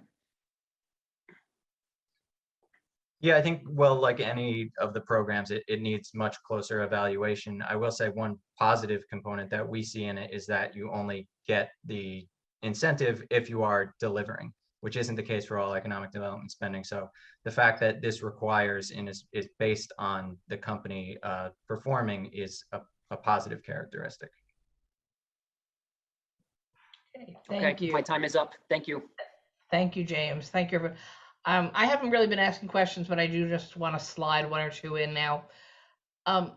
For any of you, and maybe Shane, because you study the country, does anybody else in the country even have the equivalent of our local IDAs giving away tax money this way? Yes. Yes, this happens Yes. in other places as well. Yeah, it's a local IDAs, and in fact, there's all these different models in different states, but suffice it that the state governments have given localities and many different ways so that they can provide tax abatements outside of any kind of budget process. And that's one of the key things that the legislature should be thinking about here with all of these tax abatements, which is who's giving them out? Do they ever expire? And are they in the budget? And the answer to all those questions is no. They're not counted in the budget, despite, as Marilyn Rubin noted, GASB 77, Government Accounting Standards Board, is now requiring reports on tax subsidies, tax expenditures, but they're not included in the state budget as an expense. So they're kind of an off-budget, off-legislature, off-constitution expense. And Shane, in your work nationally, do you see a best practice model for this kind of thing? In terms of local, Yeah. so we haven't really looked too specifically at local administration, although I will say that John is correct that we've seen other local economic development programs across different states. And to his prior comment about budgets, yes, a lot of programs are not included in different budgets, but we have found a few examples of some best practices that we think could be interesting examples. Florida, for example, lawmakers there budget each year how much money will be available for certain state programs, including, tax and cash incentives. And Minnesota, for example, their job creation fund, lawmakers in that state appropriate money to this fund, and then economic development officials enter into agreements with businesses for those incentives. And I'm a big fan of the database of deals and carry a number of other bills that would build in transparency and accountability with our tax expenditures and economic development programs. But I'm fascinated. Everybody uses different numbers about how much we spend a year. I think Patrick just used 10 billion as a reference point. John Caney in his testimony, I think, talks about over 11 billion over multiple years. Is it fair to say we don't even really, I look at the tax expenditure budget every year and it's over 30 billion. So is it fair to say we don't even know how much money we're pouring through these programs and tax expenditures each year? Madam Chair, yeah, it's certainly a difficult question to ask. A fair bit of incentives across all states. Many agencies will authorize different businesses to, approve them to use up to a certain amount of tax incentives over a certain period of time. Sometimes businesses will claim a smaller number of tax credits than the state had originally expected. So sometimes, it can be pretty difficult to assess whether or not, certain programs will be more costly or less costly than are expected. And some states have kind of addressed this through implementing caps, as I had mentioned, so limits on how much incentives can cost over a specific period of time. And then, different retrospective studies have been able to examine this as well. So Senator, this is exactly what Citizens Budget's overall economic development budget is attempting to do, which is to have explicit reporting on all those different forms of subsidies in one place, so you know it. So, we strongly support that effort, and we hope you take a close look and work with CBC on that particular thing. On my number, that was just mega projects for that time period of 2000 to 2017. That's it, the 11 billion. We use CBC's numbers. Got it. Thank you. And yes, I do want to work with CBC on this. Thank you. All right, I don't need my other 5 minutes. I'm going to turn it over to Sean Ryan. Thank you very much, Chairwoman. Thank you so much for your testimony. I've been following a lot of the work that several of you have done over the years. And we can't seem to have a strategy in New York State around economic development. When the regional councils were first announced, I was pretty excited because they looked at Western New York as a region and tried to pinpoint its economy and what could move it forward. But then I quickly realized that we have all these IDAs in the exact same region.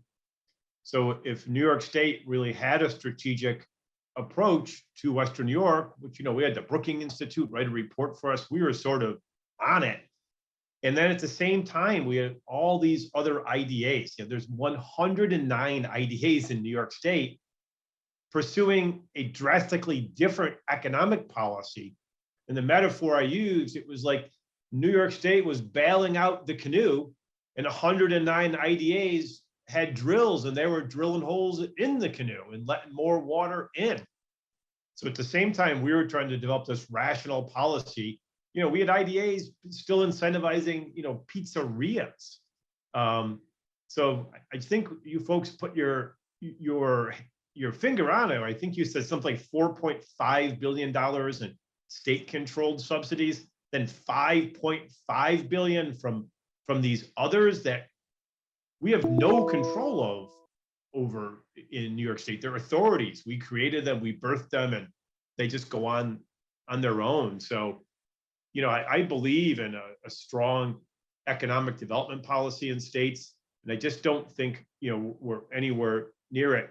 And, I always have IDA horror stories, right? So we put a retail ban in a few years ago, so they had to stop doing pizzas in bars, but we left in this like regionally significant tourism, and it was designed for like Niagara Falls and Saratoga. But now you see like Newburgh is trying to do a restaurant and pizzeria, saying that's going to be regionally significant. The Lancaster IDA gave a tax abatement for a restaurant. And most recently, IDA in Niagara County, you're going to love this. They gave it tax exemption over just short of $1 million for a truck stop and said that's a regional tourism destination. So how do you get sane policy out of this? Well, Senator, one thing I would point out, actually, the question was asked, who has good local oversight over IDAs? Ironically, New York City to some degree, because New York City requires reporting to the independent budget office, which New York City has an independent budget office. And one of the fantasy items on the good government list is having a state independent budget office so that you have someone other than ESD evaluating ESD programs. You could also be asking the comptroller to step up and take a bigger role in evaluating ESD programs. But it's such a massive portfolio, they've been reluctant. So, state independent budget office would be an obvious thing to help get some clarity on what's actually happening and being able to look at these highly politicized questions. Every year, the comptroller's office and the authority's budget office puts out a report. And the report generally says the IDAs are, at best, they're a wash. 1 year, companies that received IDA benefits lost more jobs than they created. So these companies were going backwards. Are you familiar with how IDAs are funded? Yes, sir. I would just add something to your concern here. The database of deals that we've been negotiating with the Senate and the Assembly now since 2016 will only include, this is Senator Comrie's Assemblymember Wallace bill, will only include state subsidies because the local IDAs are so powerful politically that we did not believe the bill has a chance of passage if we include local subsidies in that transparency. So the answer for you, which I think, given what you said previously, is that the politics here are enormous, and it's the politics of local pork and local influence peddling and local pay to play. And that's, I couldn't be more blunt. So applying some empirical or fact-based or rational framework would be great, but these entities are basically out of control, and it's good that the Senate is recognizing it. I'm really happy that Governor Hochul is, really going to take a top to bottom look on this, and I know the Senate will be part of it. But could somebody touch on how the IDAs finance themselves and sort of the perverse incentive that we built into them? Well, the IDAs, the way they print money is through providing tax abatements. And so you don't need to necessarily give them large grants of money, though they do get grants of money from local government for specific grant-driven programs. But their biggest power is over property taxes and property tax abatements. That's the big money that they get to print. And so that's how they give money away. Don't they take a cut of that? Yeah, I'll let you finish this one last question for him. Yes. Thank you, John. Chairman.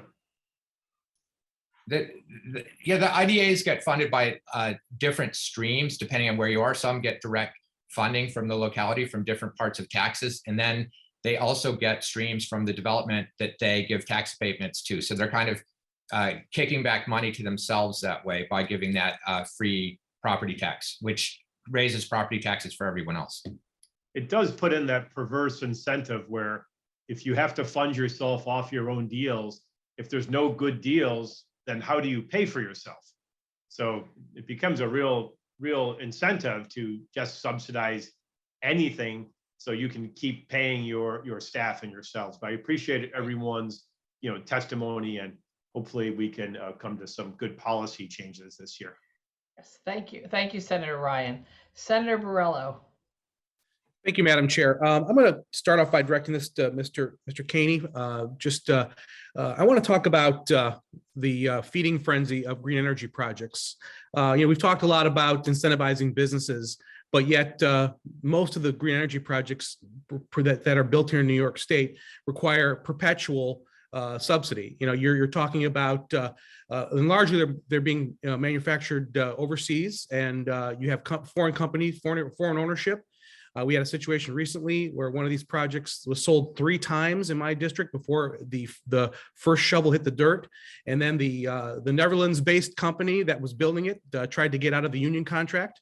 You're talking about these green energy projects signing power purchase agreements with government entities where they're paying far above the going rate for electricity for 20, 30 years or more. I mean, this is probably the biggest subsidy boondoggle in New York State. And it's in the same time, we're talking about clear cutting forests that are naturally sequestering carbon. You're talking about taking up usable farmland. And in most cases, you have situations like we have here where they're not creating any jobs, 0 jobs. In fact, they're just subsidies. They start with these federal production tax credits, and then here in New York State, we subsidize them for the entire useful life of the projects. Meanwhile, New York State is 0.04% of the greenhouse gas emissions worldwide. So even if we try to say, well, we have to do this in order to support green energy, we're really not having any impact. And most importantly, here in upstate New York, we're about 90% emission-free electricity generation already to begin with, largely because of hydroelectric power. So what are your thoughts on reforming the green energy subsidies that we have here in New York State?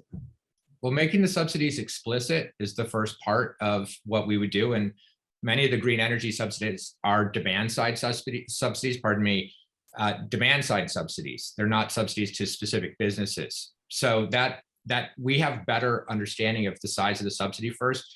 If you want more clarity on it, I think that's a good thing to do, because then we can start looking at benefit costs, which we actually can do with green energy, because we can see cost per megawatt hour of production and very explicitly see the subsidy. So I think in terms of the entire subsidy mess, this is one of the most transparent areas we have, which is a good thing. Now, is it worth that subsidy to do it?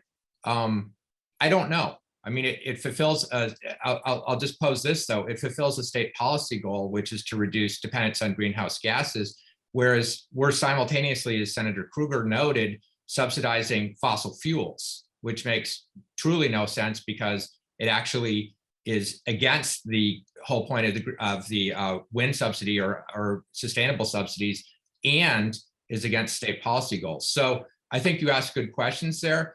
I think the data is pretty good for green power, and that's the place where the public debate needs to start. So, when you say the data is pretty good, though, how can we justify the fact that you're subsidizing energy production for 30 years, where you're paying sometimes 3 to 5 times the going market rate for electricity? And by the way, I agree, we shouldn't be subsidizing fossil fuels either, but to perpetually subsidize this industry means, the bird's never going to leave the nest. You're never going to be efficient. You're never going to create something that's actually can turn a profit, which would actually spur more development and better innovation and more efficiency. Well, Tim Bartek did point to the desirability of having shorter periods of subsidies. So that's something that the legislature could look at, is the terms and why the terms are as long as they are. So instead of subsidizing electrical production for 20 or 30 years, give yourself a couple years to get right-sized, and then you're on your own. Is that potentially what you're suggesting? I don't know if it's a couple of years, but there should be a justification for why 20 or 30 years is the right term. And it should be pretty transparent, and there should be a formula that everyone can see. Folks like you can look at and understand the rationale for that versus a 5 or 10 year, 15-year horizon. Well, you also brought up corruption, and I will tell you that you have countless elected officials and appointed officials, particularly at the local level, that have lucrative land contracts with gag orders, redacted information. You cannot find out if your local elected official has himself or herself or a close family member who has a land contract for a solar or wind project. So the corruption is baked into the cake, no doubt, for these renewable energy subsidies. Yeah, and I would point to one of our recommendations, which is to have the state legislature pass a ban, which I believe is S 1196 by Senator Gianaris, bans non-disclosure agreements for elected officials, public advisory groups, or other folks involved in economic development deals. I agree, these deals should be transparent, and NDAs and things that reduce public transparency are wrong. Thank you very much. Thank you very much. And I think that's the end of questioning for this panel. Again, I want to thank all three gentlemen for joining us today and urge everyone to review the full testimony because it's chock full of important proposals for us in the legislature. And for those of you keeping score, we're now heading into panel 4 of 9 panels. There were just so many people who had such powerful testimony that we couldn't turn them down. So now we're listening to them. Andy Morrison, Associate Director of the New Economy Project, and Melissa Marquez, Chief Executive Officer, Genesee Co-op Federal Credit Union, are our next panel. Let's see if we've got them both. I see them both. So let's start high with Andy and then we'll go to Melissa. Welcome. Thank you. Good afternoon, Chairs Kruger, Kaplan, and Skoufis, and committee members. Thank you for the opportunity to testify at today's hearing on behalf of New Economy Project, a New York City-based economic justice organization. New York's approach to economic development desperately needs a reboot. We spend billions of dollars annually on wasteful corporate subsidies and tax giveaways, in the process diverting much needed resources from higher education, transit, healthcare, and other investments that would advance equity and economic opportunity in low-income neighborhoods and communities of color. Research shows, as you've been hearing about, so-called financial incentive programs have little to no impact on job creation or business location. Tax breaks like New York's notorious 421A boondoggle regularly fail to deliver public benefit while further enriching wealthy developers. And massive subsidies to fossil fuels and destructive industries undercut our state's fundamental public policy goals, like addressing climate change. So in the face of multiple interlocking crises, from health and housing insecurity to widening racial inequality and climate collapse, New York's economic development policies must promote systemic solutions that bring about shared prosperity, racial and social justice, and ecological sustainability. The New York State Community Equity Agenda Coalition, of which New Economy Project is a member, along with nearly 50 organizations representing tens of thousands of New Yorkers across the state, has proposed an ambitious community wealth building platform that promotes cooperative and community-led development and self-determination while laying groundwork for a just recovery from the pandemic. The full platform is attached to my written testimony, which provides further background and support. And in my remaining time, I'll briefly summarize actions we believe the governor and legislature should take this session to transform New York's approach to economic development. So first, we urge the governor and legislature to allocate at least $100 million in this year's budget to the New York State Community Development Financial Institutions Fund. Because CDFIs leverage every grant dollar with at least 12 additional dollars from other sources, appropriating $100 million to the CDFI fund this year would help leverage more than $1.2 billion in direct lending and services in low-income communities and communities of color statewide. Second, we urge the governor and legislature to enact the New York Public Banking Act, which creates a safe and appropriate regulatory framework for New York cities, counties, and regions seeking to establish public banks. Public banks are lending and depository institutions created by governments and chartered to serve the public interest. Through public banking, local governments can leverage public funds to stimulate local economic development, including by partnering with CDFIs and others to expand financial services and lending in historically redlined communities. More than 150 labor and community groups and dozens of legislators from across the state support the measure, which would pave the way for local public banking in New York. Next, the governor and legislature should take action this session to expand worker-owned businesses, including by facilitating the transition to employee ownership of businesses at risk of closing or being sold. A 2017 report by then New York City public advocate Letitia James estimated that 3,700 New York businesses close each year due to the owner's retirement, leading to a loss of 13,260 jobs annually. These are just some of the jobs that can be preserved by converting existing businesses to worker ownership at much lower cost to the state than existing incentive programs. Employee ownership has been shown to create and preserve sustainable living wage jobs and represents a vastly underutilized economic development tool. New York must also take bold action to address root causes of housing insecurity and homelessness by investing in permanently affordable tenant, and community-controlled housing. We were pleased to see CLTs and social housing prioritized in the governor's 5-year housing plan. We further urge the governor and legislature to pass the Tenant Opportunity to Purchase Act and the Fair Taxation for Community Land Trusts Act. And finally, we cannot expect to make sufficient progress on community wealth building without addressing redlining and systemic wealth extraction, which remain pervasive in New York and perpetuate long-standing racial wealth inequality. The governor and legislature must strengthen state consumer protection laws as a matter of racial and economic justice and oppose ongoing efforts by online lenders and other financial technology or so-called fintech companies to erode or evade our state's strong interest rate caps and other consumer protections. So thank you again for the opportunity to testify today, and I'll refer you to our written testimony for a more in-depth discussion of these economic development priorities.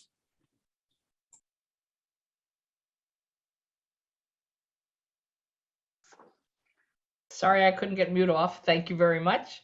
Melissa, next. Thank you. My name is Melissa Marcus, and I am the Chief Executive Officer of Genesee Co-op Federal Credit Union in Rochester, New York. Next week, we celebrate our 40th anniversary with our 4,000 members, most of whom live in New York State and specifically in the city of Rochester. An overwhelming majority of our members are lower income people, which is why we are federally certified as a Community Development Financial Institution, also known as a CDFI. New York is home to 83 CDFIs covering every county in the state. CDFIs represent an existing network of financial institutions that the state should be tapping into to promote equitable economic development that emphasizes community-controlled financing, which is focused on historically redlined neighborhoods and in communities where mainstream finance has proven to be risk-averse. These are communities most in need of economic development, but where incentives and subsidies have not truly and directly benefited our lowest income New Yorkers. Public funding of CDFIs has been primarily coming from the federal CDFI fund for the past 25 years. In 2020, New York's CDFI credit unions invested more than $2.5 billion, reaching every county in New York. And in 2021, New York became the first state in the nation to fund its own CDFI fund.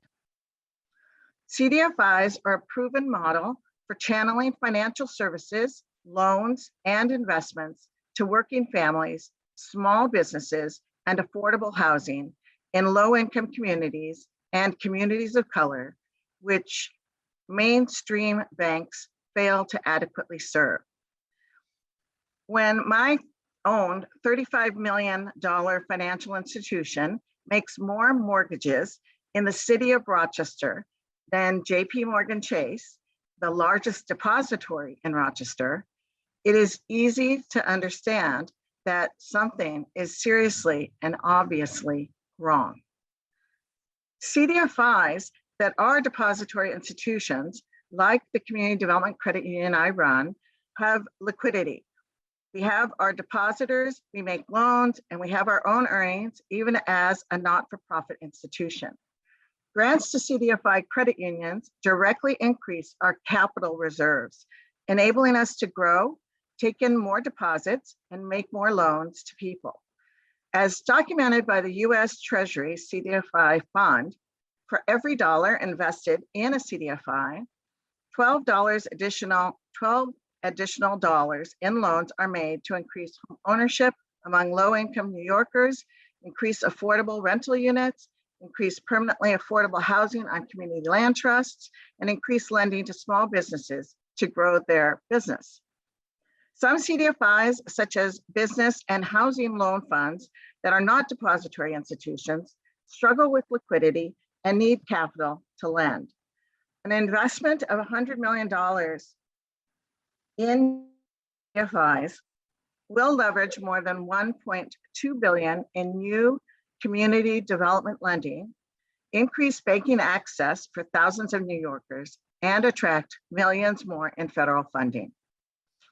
To date, New York has distributed approximately 4.9 million of the 5-year commitment of $25 million allocated to the New York CDFI Fund, providing grants to 31 New York-based CDFIs. The CDFIs will in turn leverage the grants many times over, providing around 60 million in urgently needed loans for affordable housing, local small business growth, and for expanding retail banking services in historically redlined communities. I do want to add that I support the passage of the New York Public Banking Act, which will create municipal public banks that can partner rather than compete with CDFIs, local banks, and credit unions to drive responsible lending in communities throughout the state. Supporting New York's robust network of mission-driven, community-led credit unions, loan funds, and community development banks is one of the most effective ways for New York State to spur economic development, address long-standing inequalities, and ensure a just recovery for New Yorkers who have been most excluded from the benefits of traditional economic development incentives and subsidies. Thank you. Thank you very much.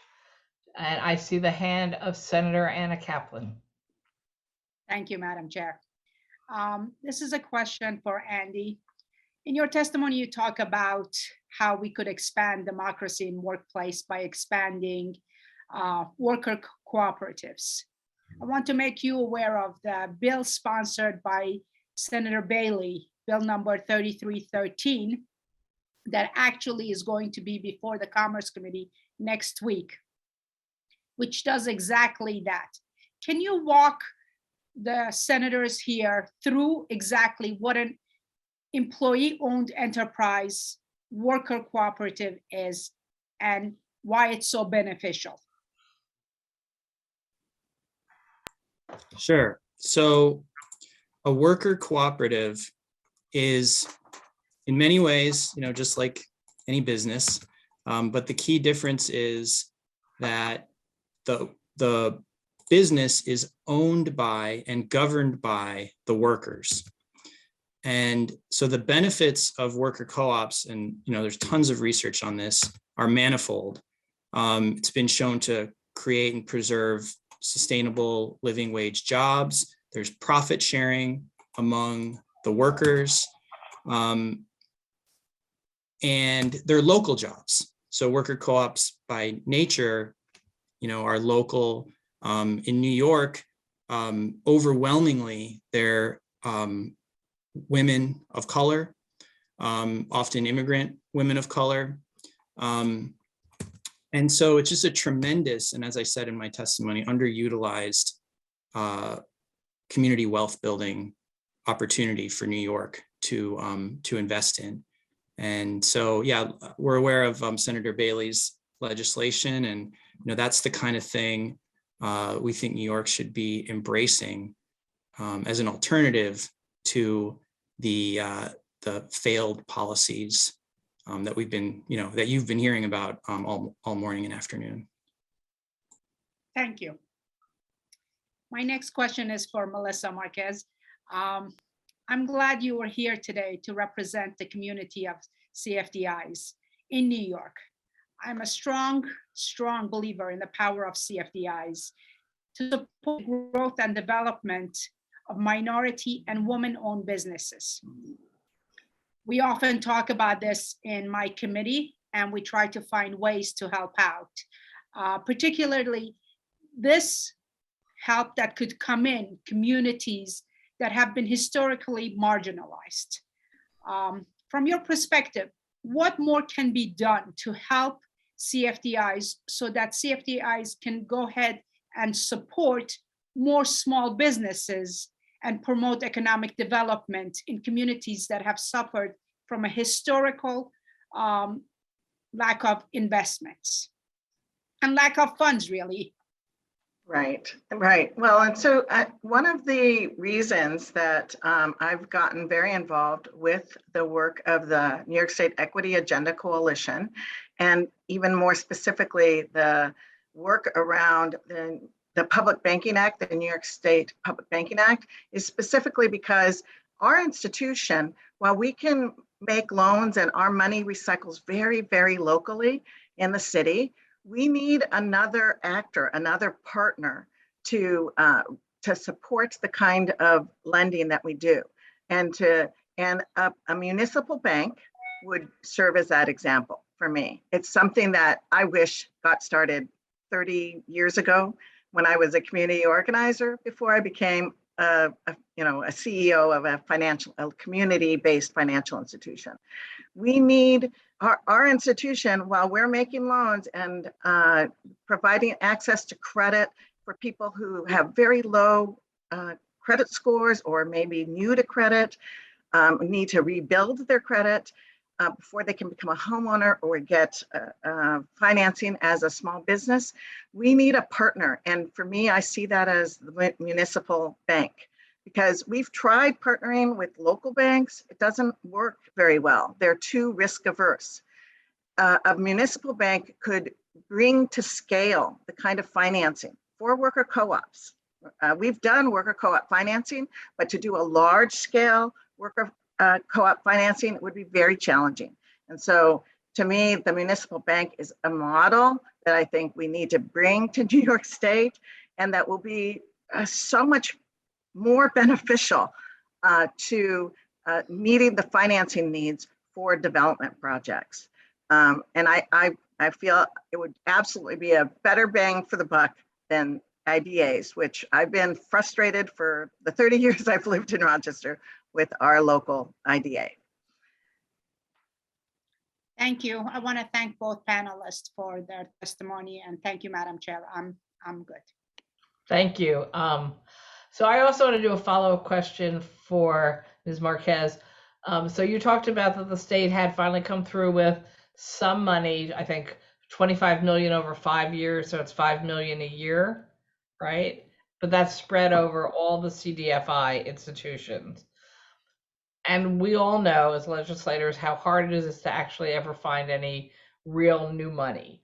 But I'm curious because there's also been a proposal for years that we should take state cash that we put in mainstream banks and basically deposit it in more institutions like your own, so that you actually, even though when we wanted the money, we could come to get it back because it would be our money, it would give you more money to be able to make loans with.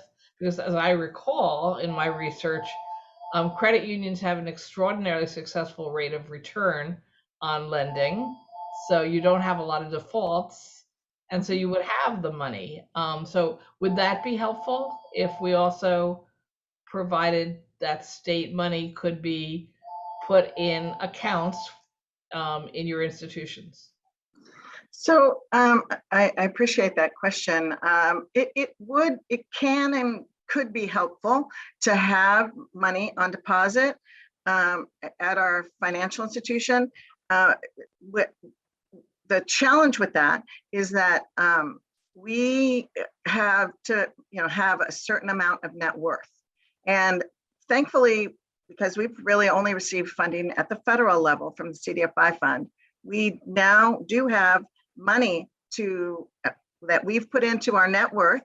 We're not spending it on personnel or anything. We pay for that all ourselves out of our own income.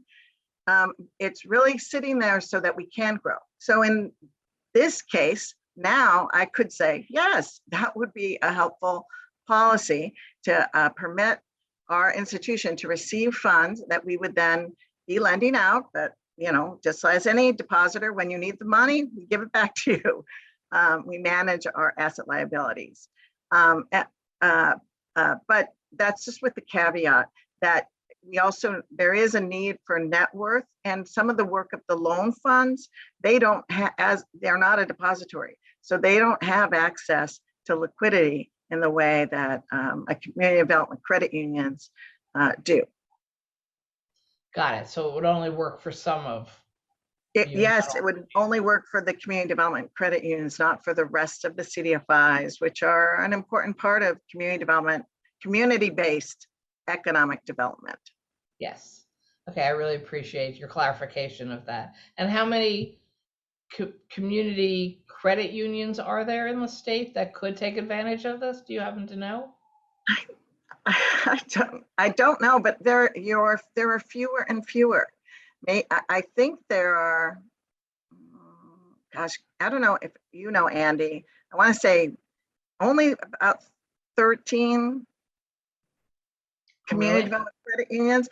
Part of the challenge is it's very, very difficult to be a very small institution, right? It's hard, especially in fintech, and we're very high touch with the people who walk in, with the business members, with the anyone looking to try and become a homeowner, or so it's very, or just to pay for an emergency, to go to somewhere for a funeral for a family member. I mean, we do very, very small loans, as small as $300.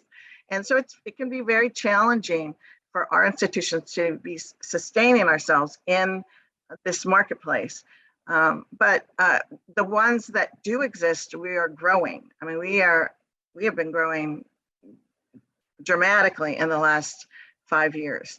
And many of the ones that do exist are growing. And Andy, I didn't want to cut you off from this. Do you have anything to add on this part of the discussion? Well, I just do want to draw a comparison, since we're talking about subsidies and so forth today, that, the CDFI fund in New York State was just funded in 2020. It took about 13 years because the state created the program in 2007 and then didn't fund it for 13 years. And now it's been funded with what is a very good start of $5 million a year, but that's really a drop in the bucket. And, when you consider the Plug Power deal in Genesee County, that's been estimated to cost the state $4 million per job. It's going to create 68 jobs. I mean, compare that with the work the CDFIs have done over the last 20 years in creating tens of thousands of jobs and tens of thousands of affordable housing units, and so much more. And so we really implore the Senate to take the Community Equity Agenda's platform up as an alternative to the approach that we've had for economic development that really hasn't been working for low-income Black, Brown, and immigrant New Yorkers. Can I? Yes. Would it be okay, Madam Chair, if I wanted Yes, to make of two other course. points? There are a number of mainstream credit unions who are considering becoming CDFIs. And we're trying to work with them to show them that the kind of lending that they are not used to doing is very much appropriate. It's an important type of lending, and that they don't need to be worried that they're going to have out of control delinquency or charge-offs. It's profitable. So I'm hopeful that there are going to be more CDFIs in New York State as we partner to make more mainstream credit unions realize that this is the kind of lending that they should be doing. I want to make sure you understand that there should be more CDFIs growing in New York State, and especially as there's more knowledge about the importance of their role in economic development. So I share Senator Kaplan's support for this program and this model, and I hope that we can work to help you expand, because I certainly do see that you fit a really important niche, and I think particularly in smaller communities and in rural communities and in areas of the state that, to be honest, my GPS wouldn't be able to help me get to, that these are particularly important programs. And thank you, Andy, for highlighting the almost obscene differences between one economic development deal at $4 million a job in Genesee with the Genesee Co-op efforts on behalf of the people who live there. So thank you very much, both of you, for your testimony today. And we're going to excuse you and move on to our next panel. And that panel includes Ashley Ranslow, New York State Director, National Foundation of Independent Businesses, and Ken Polgoski. Excuse me, I know Ken. Ken Polgalski, Vice President, Business Council of New York State. And let's give them a chance to get into, oh, see how quickly we're doing this now? There they are.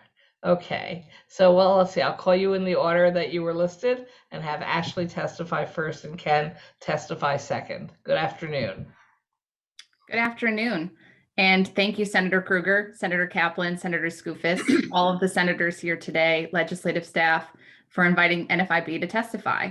And for all of you who aren't familiar with NFIB, I'll give a brief background and then, go through my testimony. So NFIB, the National Federation of Independent Business, we're a member-driven organization. We represent nearly 11,000 small businesses across New York State. NFIB members are the businesses that define our neighborhoods and strengthen our communities with character and value.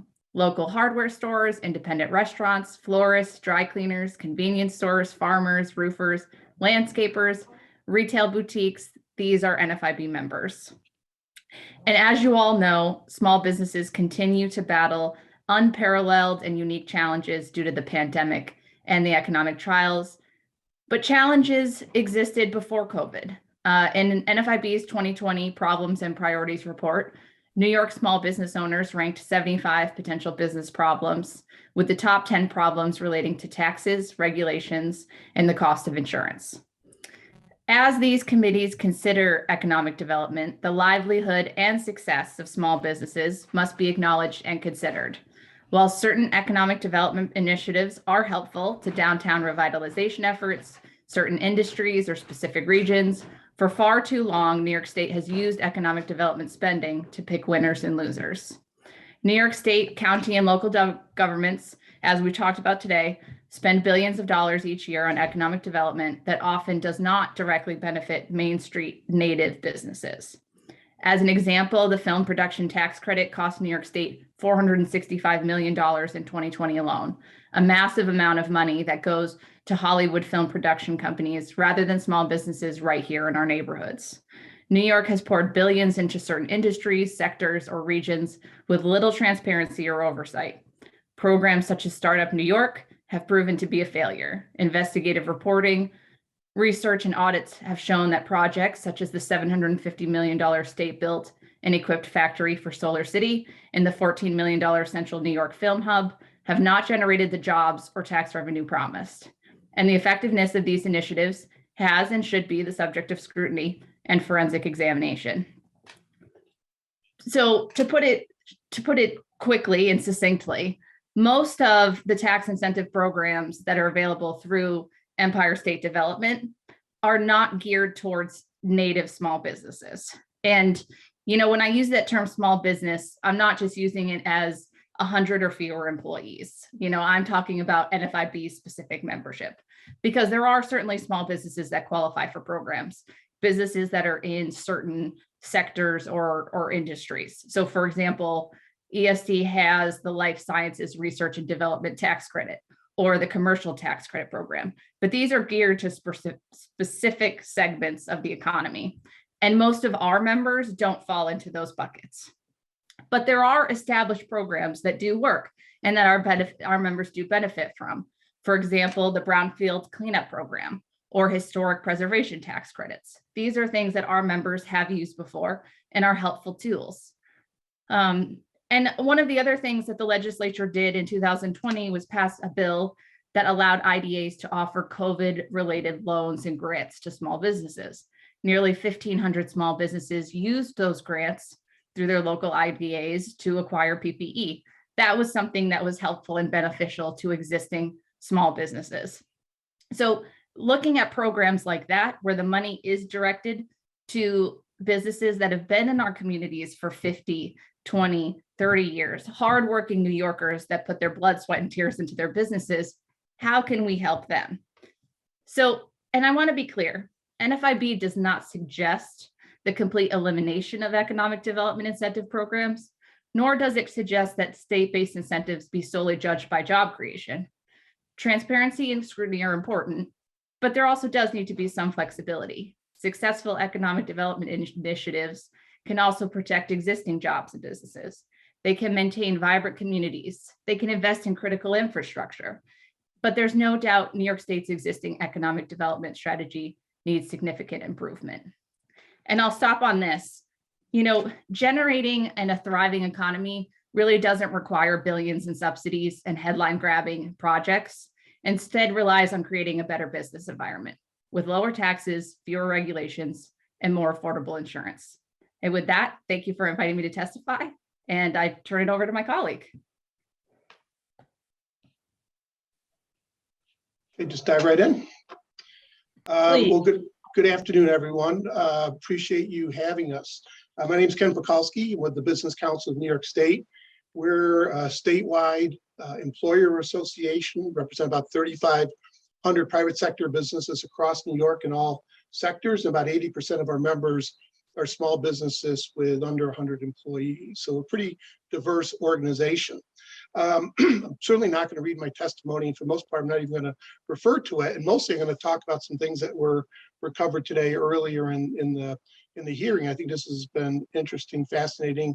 A lot of things I agree with. Some things I think were just misstatements or misrepresentations. But a couple things. Early on, I think Senator Skoufis talked about the major ways to measure economic development programs. I think there's two. I agree with him. The but-for test is one of them, but also the return on investment is the second. I think on the second one, particularly for the state's tax credit programs, that's baked into the law. The ratio of benefits to expenditure, capital expenditures, or ratio of tax credits to wages paid or jobs created is fixed in law. And I heard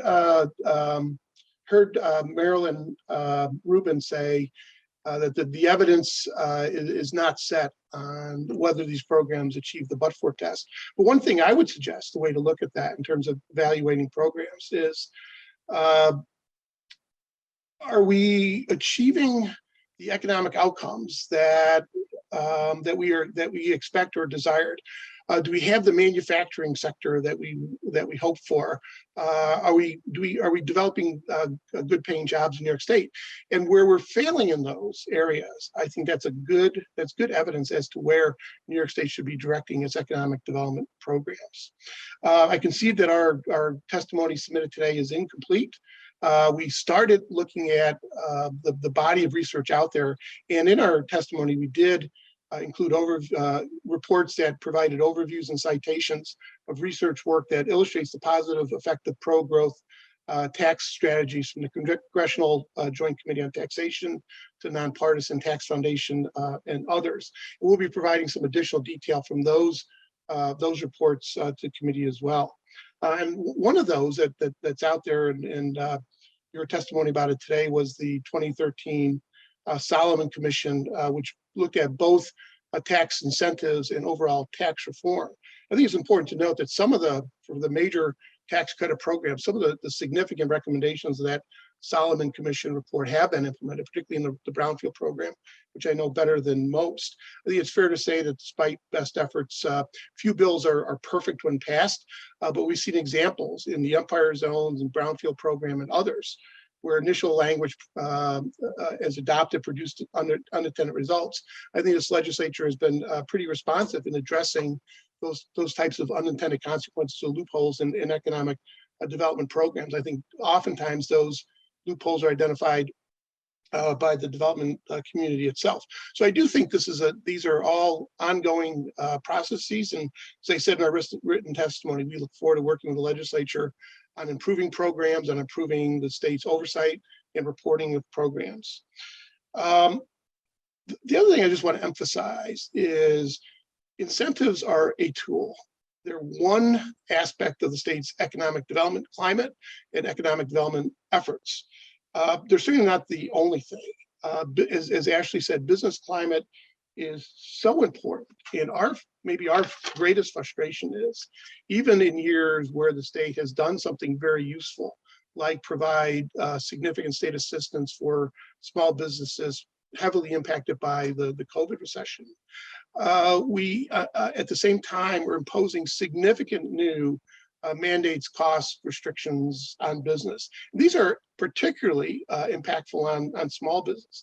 And we deal with small business every day. What we hear is not requests for information on state incentive programs, but concerns and requests for help in dealing with significant new mandates, particularly in the labor world, that they find very difficult to deal with and very costly and disruptive as they manage their try to manage their small. Certainly, there's a lot of things that impact the state's economic climate and job creation. Investments in education spending, investments in workforce development spending, which I think for 30 years been trying to get right. We do think incentives well designed and well applied are useful. There's research that shows that they can be impactful. There's more, so much more that affects the state's economic performance that we think gets under considered as the state goes through their typical legislative session. So again, thanks for having us today. Happy to answer any questions that you have. Great. Thank you both for your testimony. I see Anna Kaplan's hand up first. Thank you, Madam Chair. So Ms. Ranslow, I think every senator here shares a common support for small businesses. So while you have our attention and you can speak to us, can you please tell us what will be the most important, beneficial policies and economic development incentives that we could enact this year for our small businesses to survive these challenging times and hopefully grow? Because we all understand the small businesses are the backbone of our communities and really, really important to our entire state. Thanks, Senator Kaplan. That's a great question. And, you know, I close my testimony on this idea that really, and to Ken's point as well, when small business owners call me up, you know, they aren't agreed with Ken. They're not calling, what tax credit can I apply for? What incentive can I get? They are talking about the fact that, you know, UI taxes, they're paying the highest possible UI taxes right now. We are by statute, we are in the highest tax table. So, you know, I think if you want to make a real difference for small business owners, providing them much needed tax relief would be very helpful. You know, addressing UI taxes this session, using unspent ARPA funds or just surplus revenue to put towards UI and lower that UI tax burden would be a significant help. Also, looking at small business tax relief, you know, the governor talked about it briefly in her State of the State address. We'll see what's included in the budget next week, but providing that real tax relief would be helpful. And that's good economic development policy. You know, we talk about why do we even need these economic development programs? And part of the reason why is because it's extraordinarily expensive to do business here. So addressing the tax climate, addressing the business climate is important and critical economic development policy. Thank you. Mr. Pokowski, same question to you, but really having a perspective of a mid-size or a large business that are responsible for so much of state's economic diversity and job creations. Certainly. I was encouraged that I heard several times today legislators talking about their interest in regulatory reform. And I think I've been, unfortunately doing this for more than 30 years, fortunately or not. And meaningful regulatory reform is a rare thing indeed. I think one of the most significant things the state could do, and going back to the original strategic plans done by the 9 regional economic development councils, at least 8 of 9, if not all 9, said one of the greatest impediments to local growth is the project review process imposed at both the state and local levels. Not reducing the standards, but improving the process by which a new business can get all the required approvals to move forward with their project. I think that's an area ripe for reform.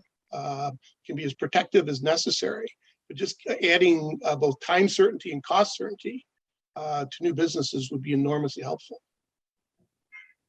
Thank you. Ms. Ranslow, in your testimony, you talk about the impact of high taxes regulating on small businesses operating in New York State. I have a few bills in the legislation now that I'm fighting for that would lower taxes on most small businesses, plus cut taxes on certain pandemic-related expenditures. In your analysis, have you found any particular taxes or regulations needlessly high or challenging that you think are harming our efforts at economic development? Sure. I think, we do thank you, Senator Kaplan. You champion a lot of small business tax relief measures and regulatory relief measures, and you've certainly been a great advocate for small businesses, and we appreciate that. But New York State overall, the tax burden is the second worst in the country. Property tax is the third highest. Sales tax is the 8th highest. Individual taxes are the highest in the nation. So all of these tax metrics should be addressed. We've long called for mandate relief, and I know a couple of panels ago we talked about one of the speakers talked about that. Taking some of the burden off of the local and county governments, having mandate relief so that property taxes could come down, hopefully come down, would be a relief. But on the regulatory front, I wish I could give you a short, succinct answer, but it's so much. It has seemed unending the last several years for small businesses and what they have to comply with. Things from sick leave and COVID sick leave, and then the New York Hero Act. The issue after issue continues to come along, and small businesses, quite frankly, just don't have the resources. They don't have human resource personnel. They don't have legal staff to deal with this. And I wish every small business was a member of NFIB. That would be great, but they're not. And we do our best to help those businesses. But in all reality, most small businesses don't have the resources to comply with these. So it's not so much of just, what are the most burdensome regulations, but we've gotten to a point where we really need to start looking at the policies that we're enacting in New York State and how they impact small businesses, and really just have this more do no harm mentality. Thank you. Mr. Pokalski, in your testimony, you point out while some sectors in the economy are growing and doing well over the past decade, manufacturing continues to lose ground to the rest of the nation.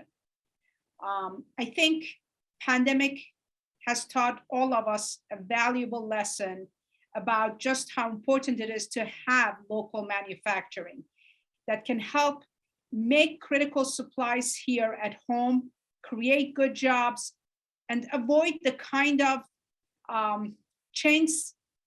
supply chain issues that we've been seeing. As I mentioned earlier, I have a bill to cut the tax rate that manufacturers in New York City pay. Do you support these measures? And what more can we do to create a better climate for manufacturing business to grow in New York? We used to do so much more of that in New York. And it's really sad to see that we've reduced to very, very small amount of manufacturing. Certainly. A couple quick answers. One, if you look at what sectors have done well recently, one has been the beverage industry, and there's a national sort of resurgence of craft spirits and craft beers. But New York State actually, where it's done some recent regulatory reform, it's been to easy entry into that industry, and we've shown it's had a positive effect. That's a narrow example of how reg reform can stimulate growth. But we think the most clear evidence of a manufacturer's commitment to being in a state is their level of capital investment. And quite frankly, the historic New York State investment tax credit for manufacturers is pretty limited. We had suggested to the Hochul administration, again, as talked about earlier, for a short period of time, to do a targeted tax credit for capital investment in both reshoring manufacturing and manufacturing for essential COVID related materials, and perhaps even for production of renewable energy products. Again, maybe over a 3-year period, evaluate, see if it's had the effect. But I think we can agree that these are areas that are really important for the economic future of the state. And we'd like to see some targeted programs to grow capital investments in those areas. Thank you both for your testimony. Madam Chair, I'm done. Thank you, Madam Chair. And I see Senator Borrello has his hand up. Thank you very much, Madam Chair, and thank you both for testifying. I will say that I really appreciate all that you both do for small businesses. I am an NFIB member and have been since before I was a senator. I know how great it is to have somebody advocating for small businesses. We talked about the unemployment insurance. This has been a devastating impact. You know, some of my colleagues and myself, we are paying double and triple. Even people that didn't lay off a single employee during the pandemic are seeing doubling and tripling of their unemployment insurance, largely because the bill that passed was flawed, that it froze the experience rating, but not the rate. And on top of that, you're talking about property tax relief, income tax relief, business tax and regulation relief. So what are your thoughts on the idea of just stopping all the incentives without addressing those already very burdensome taxes and regulations? I'll open that up to both of you. I think that to me, that's my concern, is how do we do this without ensuring that we're not just cutting ourselves off at the need because we want to stop the whatever corruption we know is there. No, I'll go first. I got to recognize that depending on capital grants are a direct expenditure. The waiver of tax income, not yet realized, doesn't really fall into the same category. So, eliminating a tax credit against future tax liabilities probably won't produce additional revenues for the state to spend. So if that's your objective in eliminating programs, some would work, whether I agree with it or not. Some would help you and some won't. Okay. But I do think and this was mentioned over and over again today. We do see lack of overall planning and strategic planning. I think it begs the question though, where is that properly done? Is it done at the state level? Is it? And I'm a little bit surprised today about some of the critiques of the regional economic development councils. They were widely praised for allowing local interests to help shape the economic future of the locality.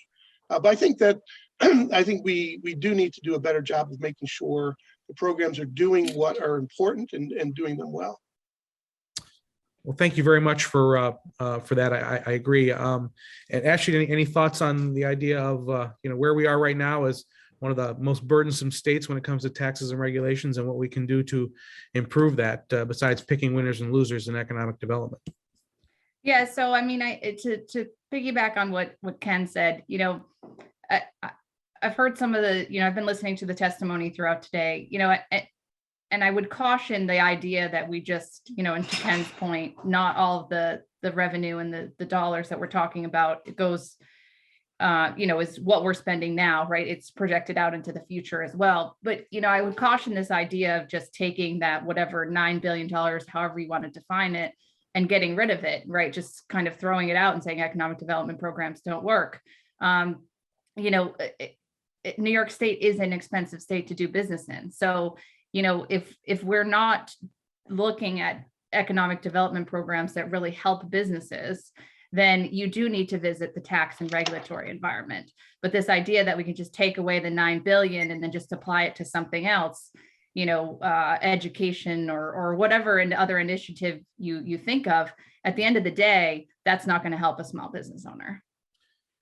Yeah, and I agree, and I can tell you from personal experience, myself and my colleagues, I shouldn't say my colleagues, my business colleagues are very frustrated with the unemployment insurance situation. I mean, it appears to me that you have a better chance of being struck by lightning than having your unemployment insurance claim denied, even though as an employer you say, look, I have a job for this person. That it adds insult to injury when you're paying huge amounts of unemployment insurance, double and triple when you have jobs for these folks. I mean, it seems to me like New York State is just encouraging people to not work and to kind of be living off of the taxpayers because for whatever reason. But I don't know a single employer who isn't frustrated with the lack of oversight by the Department of Labor when it comes to unemployment insurance claims. 58% of small businesses, that's a record high for NFIB. 58% of small businesses are trying to hire workers right now. I mean, there's a severe labor shortage out there, and it's a problem. Yeah, yet we are one of the worst unemployment rates in the nation at 6.6%, 6.9% compared with the 3.9%. So again, doesn't make sense to me, but thank you very much. Thank you. Your time was up, so that's perfect. Just before I call on Sean Ryan, whose hand is up, give me a few minutes, not 10 minutes. Following up on the question of Senator Borrello, and it has come up before. So we're not a really very high unemployment paying rate state compared to other states. And I'm just curious, do we think that the Department of Labor is not doing a good job letting unemployed people know where there are job openings and where to look? Because there's lots of research showing there's lots of reasons that there's a mismatch between job openings and people searching for jobs.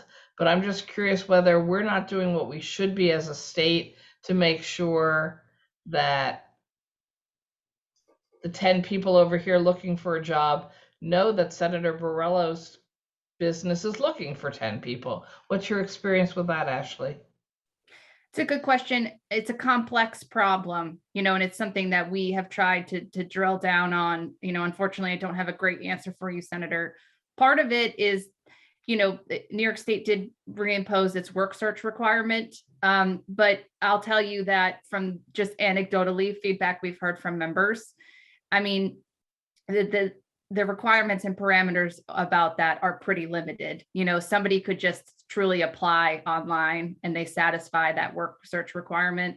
And, the employer gets the application and, they call the individual, I want to bring you in for an interview or, whatever. And somebody might set it up and the person never shows up. And that's a really frustrating process for small business owners. So there's complexities around that. There's also just complexities, and we've all seen the studies and the articles, right? There's a childcare issue going on. There's challenges with just the changing demographics and what we've seen with remote work, and so employers are facing.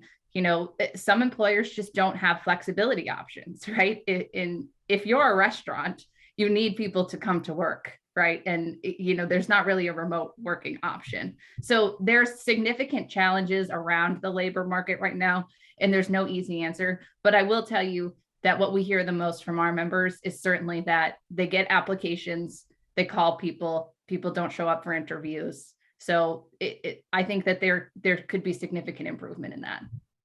Senator, can I offer something on that too? Sure, Ken. I think the state is with a fairly significant amount of workforce funding available. I think the state still struggles with deploying that money in a way that supports training for jobs that are actually in demand. And that we heard that I think 3 budget cycles ago when this more responsive workforce program was first announced. I think we're still working to get there, but that's one of the struggles we hear from companies is the challenge in getting training funds available for jobs that they know they will hire someone for if the skilled person was there. Second to what Ashley said, I think there's a growing recognition of the need for other types of supports for people to re-enter the workforce, whether it's childcare, transportations, et cetera. And third, I do think we're going through a real changed relationship between a lot of people and their connection with the workforce. And we just see labor participation rates all over the country going to, at least, I don't know if they're historic lows, but certainly recent lows. And hopefully that's going to be a short term, not a long term thing. You know, one of the things that has happened in response to that is we're definitely seeing wage response where, you know, employers are offering more, recognizing that it's going to take more people, something more to bring people back into the workforce. Right, it surely is. And just very quickly, Ken, I was reading your testimony as you were testifying, and I just want to point out, you were saying that the federal research doesn't necessarily jive with people's points earlier today, that economic development money, the way we've been giving it out, is not really useful. You were arguing it is more useful. I just want to highlight in your testimony, you're specifically referencing R&D money, and I do think that there is a difference in the value of investing in R&D and the return on that when we help companies with that as opposed to overall. But just also thank you, Ashley, for highlighting, yes, if we don't address the childcare issue, when we are more and more depending on women to join us in the workforce when they still have young children at home, we are never going to solve our problem. And back to Ken's point, the governor did announce a new model, the ex-governor, excuse me, and he then swooped up all the workforce development money from what it was being spent on. But as I recall, he never really got it out the door in a new way. So Kathy Hochul in her State of the State made a point of highlighting the importance of this. So I hope we can all work together with our new governor to actually make good on that promise that was made, that the use of these workforce development funds would be more effective and more a match with what the workforce needs were of the state. So I'm going to now, I'm time up, wow, but no one's going to cut me off here. I'm going to turn it over to Sean Ryan and then to Jim Skoufis, who just joined us again. Hi, Sean. Wouldn't dare cutting you off, Madam Chairwoman. So how do we define a small business in New York State? Everybody comes to me and say they want to help small businesses, and they often talk about florists and mom and pops. But what the heck's a small business? Well, that's a good question, and it's one that we're asked often, and it depends on who you ask, and it depends on what you refer to. I mean, the U.S. Small Business Administration defines a small business as 500 or less, you know, so. Pretty big business for me. Right. I mean, you know, everyone has their sort of own definition of a small business. I will tell you that even in New York state law, right, you see in some laws we have where it goes up to 100 employees. We have some laws where it goes up to 50 employees, right? The New York HERO Act requires safety committees for 10 employees or more, you know, so I can't tell you what a small business is. I can tell you what I think a small business is, but you know, we don't have a clear definition of what small business is. And we have varying. I mean, the most commonly used one is 100 or fewer employees, independently owned, not dominant in its field. The SBA is pretty expansive. That's 90, I think that's like 99.9% of business hits the SBA definition. So, you know, that's sometimes I think why our policy, you know, reforms that you folks are encouraging to us get lost, because we just generically use mandates in small businesses. And, you know, if it's targeted, I think we have room to come together. But if the word small business is really just a catch-all for, you know, everybody, then it just becomes a shoulder shrug. I agree with that. My experience in dealing with legislation over many years is that typically when we're talking about small business, we're really talking about small business in New York state law. 100 or smaller, and as Ashley said, there are both some mandates and some programs that offer benefits or requirements as low as, you know, at different levels. But to me, it's most typically 100 or smaller, independent. We like those. We like businesses of that size because they're, you know, it's locally based revenue. The money usually stays in the community. It usually has an owner who, you know, who makes money. Like, you know, we like a drugstore with 50 or less people that's locally owned, better than one that's corporate owned, because the money stays here in New York. Sure. So are you familiar with the Main Street program? Meaning what? There's The New York State HDR Main Street programs that gives grants to do facade improvements and other Yes. areas on sort of storefronts that I would consider to be small business. Yes. Yes, Yeah. I am familiar. And, we have members who've used that to, improve their signage and things like that. Yeah, I think those are the types of programs that, gets right to the community. There's local people actually making the decisions on this. I mean, local, like if it's on Main Street in Batavia, 10 people from Batavia are making that decision, and, that quickly gets storefronts, back up and going. So I think those are the types of programs that I think have real benefit on the entrepreneurship and the real small businesses that we want to talk about. And then, Ken talked about targeted, when we developed the Empire program years ago, that was such a targeted program, and it was right after communities really got hit with deindustrialization. It was a really special program. You didn't really want the designation because it meant you were in real rough shape. But then we stretched that to include just about everybody under that program. So, as a program that had opportunities to really reach into, the places where I grew up in Lackawanna and places I'm familiar with, like Elmira and the Auburns, folks that really were deindustrialized, we had a real targeted program, but we can never seem to keep it targeted.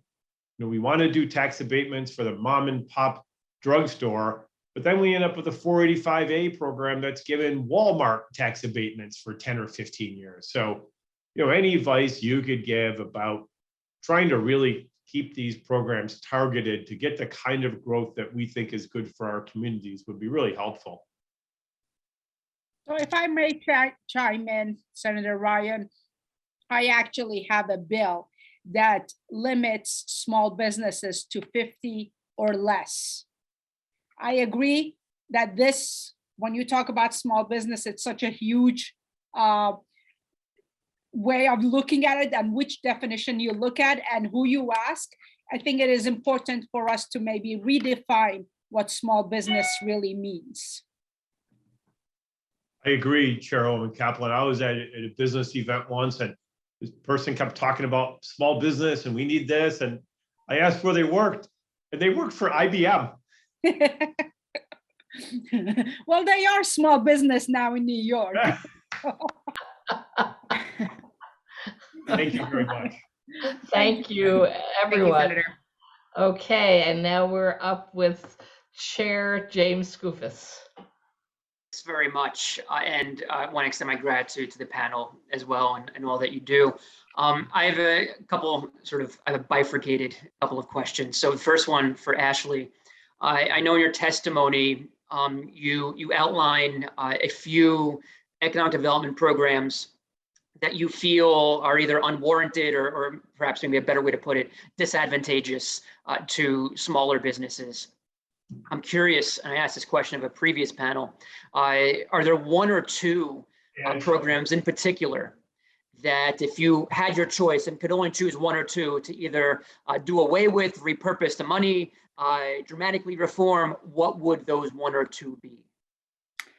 I mean, the film production tax credit for us is a big one. I mean, $460+ million every single year. That's a lot of money, into small businesses who are really struggling, and are in much need of tax relief. I mean, that would finance some significant tax relief for small businesses year after year. So, that's one that I pointed to in my testimony. And then some of this is some discretionary funds, which I know you all were talking about, earlier, these decisions to attract these sort of headline grabbing projects, which I heard you use that term earlier, Senator, and it's funny that includes the same one in my testimony. But, these mega projects that we talk about, the Central New York Film Hub, Solar City / Tesla, that's the sort of stuff that our members, and Senator O'Mara was talking about this earlier, our members are saying, hey, I've been here for 50 years. I've been paying taxes, property taxes, income taxes, business taxes. I have been, struggling. And here we are giving away $750 million to build a factory for Solar City. That really frustrates them. And on top of that, not to focus on the one example you just raised, but then there are no clawbacks when the promises associated with that incentive are unfulfilled. And Senator, that's. can I offer just one comment on this? I know this mega projects issues come up a few times. One of the major distinctions between the projects that I think people are considering or are failures and successful ones, contrast those to, let's say, Global Foundries, where the company, unlike in Solar City, the company put $11 billion into the ground with a significant state incentive package, which has been transformative in southern Saratoga County. So I think it's not just the size of the project; it's how the project's designed. I totally agree. And whether the project's a good one or not. Yep. And to be clear, I've said, and I know some of my colleagues have reiterated, incentives serve a good purpose when utilized intelligently. The problem is that in far too many cases, they are not utilized intelligently in New York State in recent years. So Ken, from your perspective, in looking through your written testimony, I did not see, and I apologize if I missed, I did not see any outline or examples, much like Ashley did in her testimony, where you feel that that an incentive is not serving a purpose, is not worthwhile, or should be looked at, reformed. Do any come to mind from the Business Council's perspective that you do not think work, that you want to bring to this hearing's attention? Actually, over time, we've done modifications to programs because we weren't satisfied as to how they worked. And I think presently speaking, though, as we sit here January 14th, anything that you think needs significant reforming or doing away with? I'll get back to you on that. But I didn't come in with that, so I'd like to have a more thoughtful answer. Okay. Ashley, I know in your written testimony, you spoke to a few examples that you feel are available, or at least more widely available to small businesses than some of the ones we've talked about the last few minutes. On that list are pilots. You share that you feel that pilots are helpful to the small business community. In my experience, well, yes, occasionally I do see a smaller business take advantage of a pilot that they're eligible for at an IDA.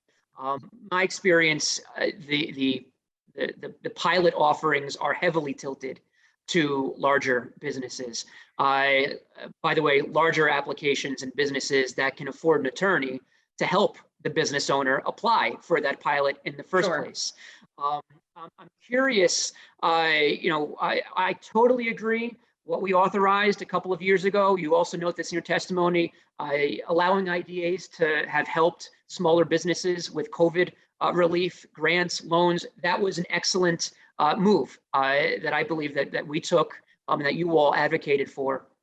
But as it pertains to the more traditional IDA benefits, I'm wondering, are you satisfied with the availability of pilots in particular to smaller businesses?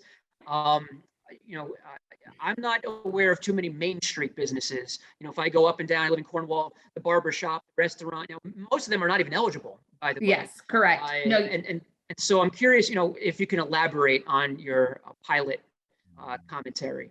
Yeah, sure. Happy to do that. And I should have added more context to that, Senator. So I'm glad you're asking. That's more in the context of builders, really that utilize that, especially, we have a lot of home builders as members, a lot of folks that are in plumbing and electrical and heating, right? So oftentimes our members that benefit from pilots come from the home building, realm. But you're right. The pilots don't really help which you define as sort of those main street businesses, your barbers, your florists, your restaurants. They're not really,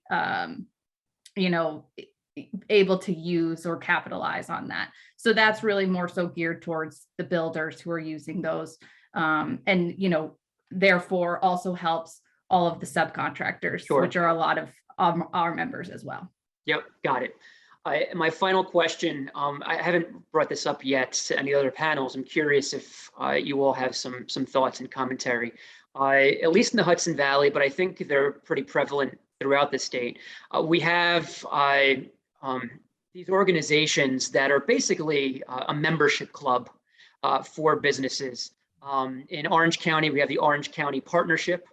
There's a more recent Hudson Valley organization that's basically a membership club where businesses, well-connected businesses, they pay literally dues to be a member of the Orange County Partnership. And then what happens is the Orange County Partnership staff, they go out and they advocate for projects before planning boards, before zoning boards, municipal boards, and they talk to the applicant. They're advocating for them through the approval process. And then, once the project moves forward and they're ready to start hiring subs and dish out work, the Orange County Partnership and organizations like them, you know what? You need an electrician. I've got a great electrician for you. And it just so happens to be, their dues paying member, that pays thousands of dollars a year. Meanwhile, if you're not sort of in the club, so to speak, you don't have that connection. I think some would characterize it as a legal form of pay to play within economic development. Do you have any thoughts on these types of organizations? Are you familiar with them? Maybe you're not familiar with them, in which case, I no, to be honest, Senator, you're educating me about this. So, I would have to, before I answer you, I would have to, actually take a look at this. This is really the first I'm hearing about this. Yeah, I'm not familiar with either organization you mentioned, but it sounds like it's a different version of what we see local business groups like Chambers of Commerce do all the time. It creates the local business community. It's businesses knowing other businesses they can do business with on projects or normal course of business. But I'm not familiar with either organization. Yep. And so the distinction between a Chamber of Commerce and what I'm describing, and Hudson Valley broader, it's the Hudson Valley Economic Development Corporation is the full name of the other. The Chambers of Commerce are not the point of entry for new businesses looking to come to the area. They're not out there marketing and attracting businesses to relocate to come, whereas these clubs, they are involved in that process. And thus, they're the ones bringing these applications to the IDAs, to the planning boards, to meet the municipal leaders. The Chambers of Commerce, which I applaud the work they do and support the work they do, serve a very different purpose. They support existing businesses that are already here. They're not, through this sort of pay-to-play model, connecting applicants, business applicants, with their members. And so, and then in return, they provide this support and they have 100 people show up to a planning board and get up at a mic. So it sounds like this is a new concept to maybe both of you. And I look forward to maybe circling back after you've dug into it a little bit. Yeah, definitely. Great. Thank you. Yes, I've never heard of that either, James. So thank you. Because it also sounds like there's somewhere is a place for having to be listed as a lobbyist for these purposes and file documents somehow if you're playing that role. All right, I'm going to thank you both for participating today with this hearing. We're really getting valuable testimony from so many people today. Excuse me. And our next panel. Pleasure. Thank you. Yes, thank you all. We're up to panel 6. Catherine Weil, President, CEO, Partnership for New York City, and Jessica Lappin, Executive Director, Downtown Alliance. And let's see how long it takes us to get them into the boxes. I see Catherine Weil. Excuse me. Just looking for Jess. Oh, and I see Jessica's box without her picture yet. So, but I think we'll have Kathy testify first. And so why don't we start there? Hi, Kathy. Hi, good afternoon. It has been an interesting hearing and thank you for doing this. It's clear that particularly in this post-pandemic environment where we've had such a dramatic shift in our economy, really moving from the service economy to the digital economy, it's very much like what happened when we went from the manufacturing industrial economy to the service economy. And it's got all the implications for our economic development programs, as well as our laws, regulations, our litigation environment, our taxes.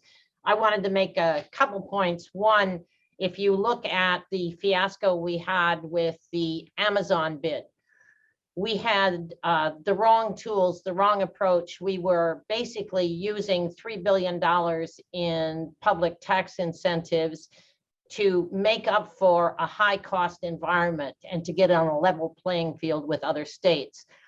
We lost that bid because it was offensive, basically, politically, and in fact, to be handing one of the world's richest corporations $3 billion to bring jobs to the city.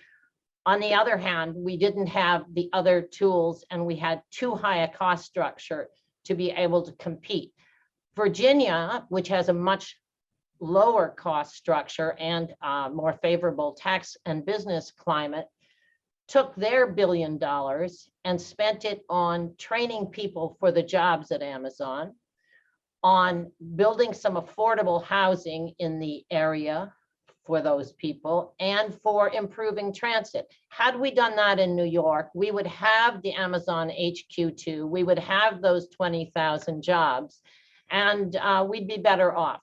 So that, I think that describes how certainly we see large corporations do not want city tax subsidies. They want a level playing field. And particularly now, post-COVID, as we see the potential of both talent and business operations exiting New York, as we see the phenomenon of remote work, where 10% of the job postings listed in New York City today, since the pandemic, 10% are for remote work. They're jobs that say you can work anywhere in the world. So we've got a whole new dynamic going on that's very important to look at. Another issue that was, and what we think is and want to offer, we think there is a need for the governor and the legislature to set up a commission. There will be plenty of pro bono technical support to feed into that, to identify from an economic development perspective. And this was something you talked about with regard to small businesses. And honestly, it's the same issues for large businesses and small businesses. They are not different.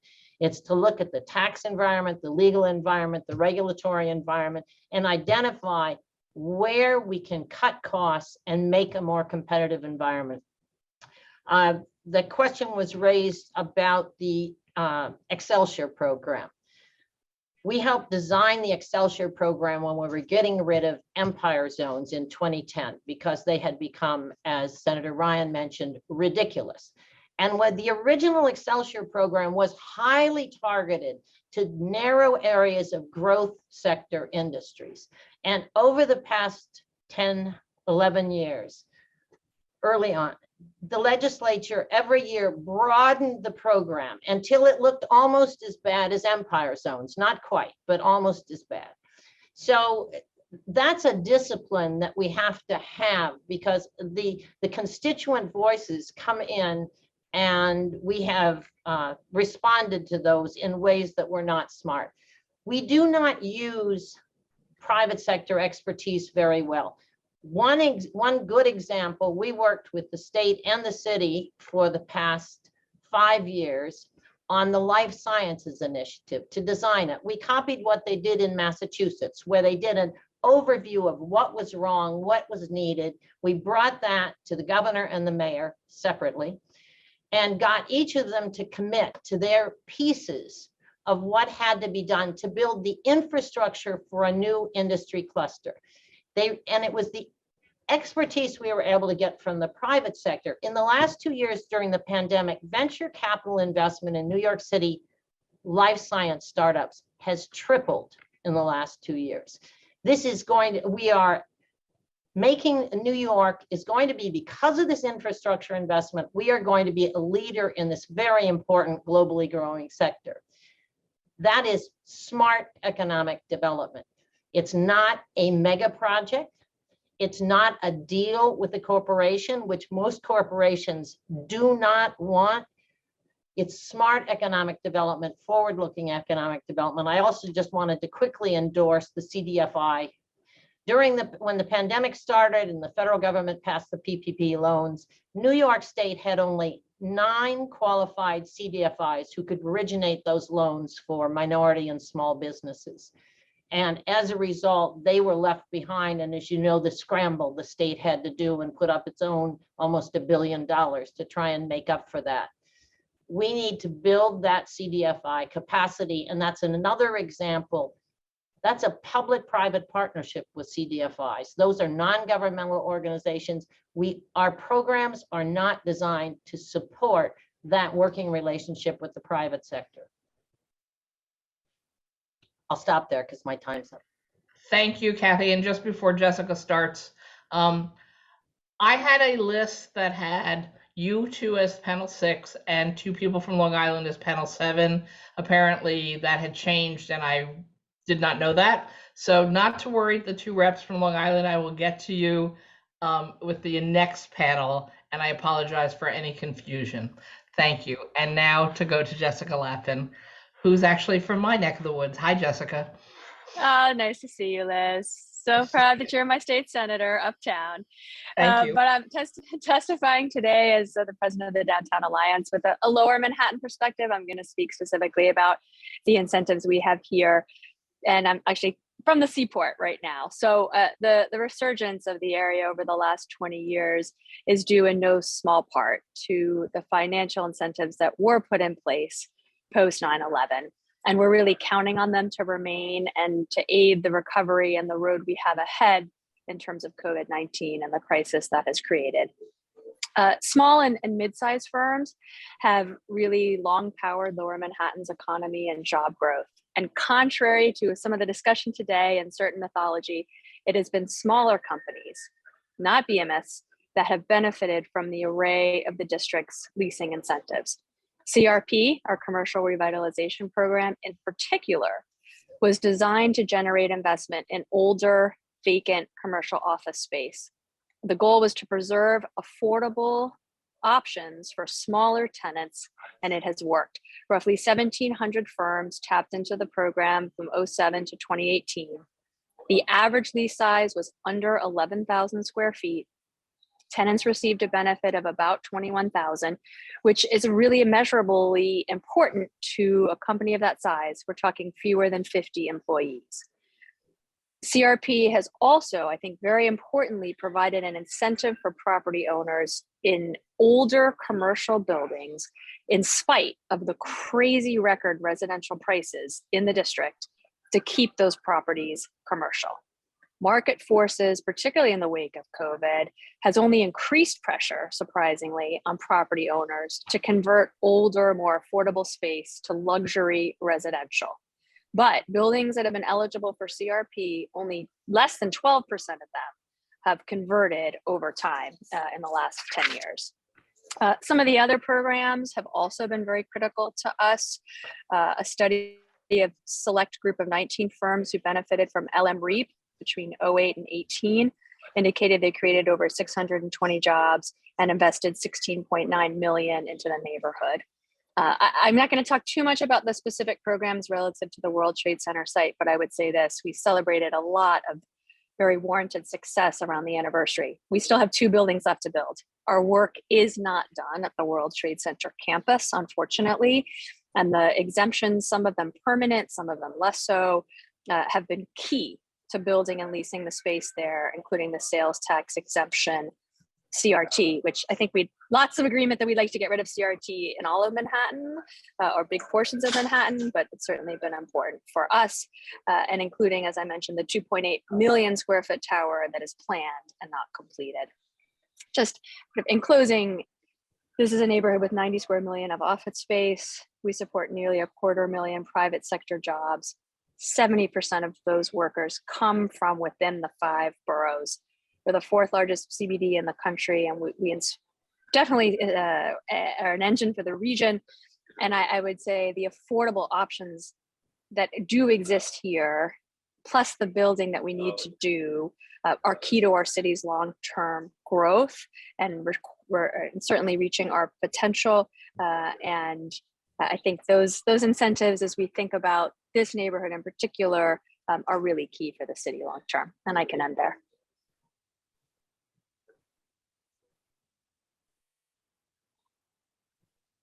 You're on mute, Liz. Thank you. I know. I'm so sorry. I want to thank you both. And I see that James Skoufis has his hand up. Chair Skoufis. Thanks very much, Chair Kruger, and thanks to both of you, Kathy and Jessica. One of the questions I have, and by the way, let me say that I'm very grateful whenever I hear people like yourselves in the economic development space who don't just sing the virtues of what you perceive as working, but are honest and forthright and sharing with us programs that may not be working so well. That despite that, some of your members may be taking advantage of.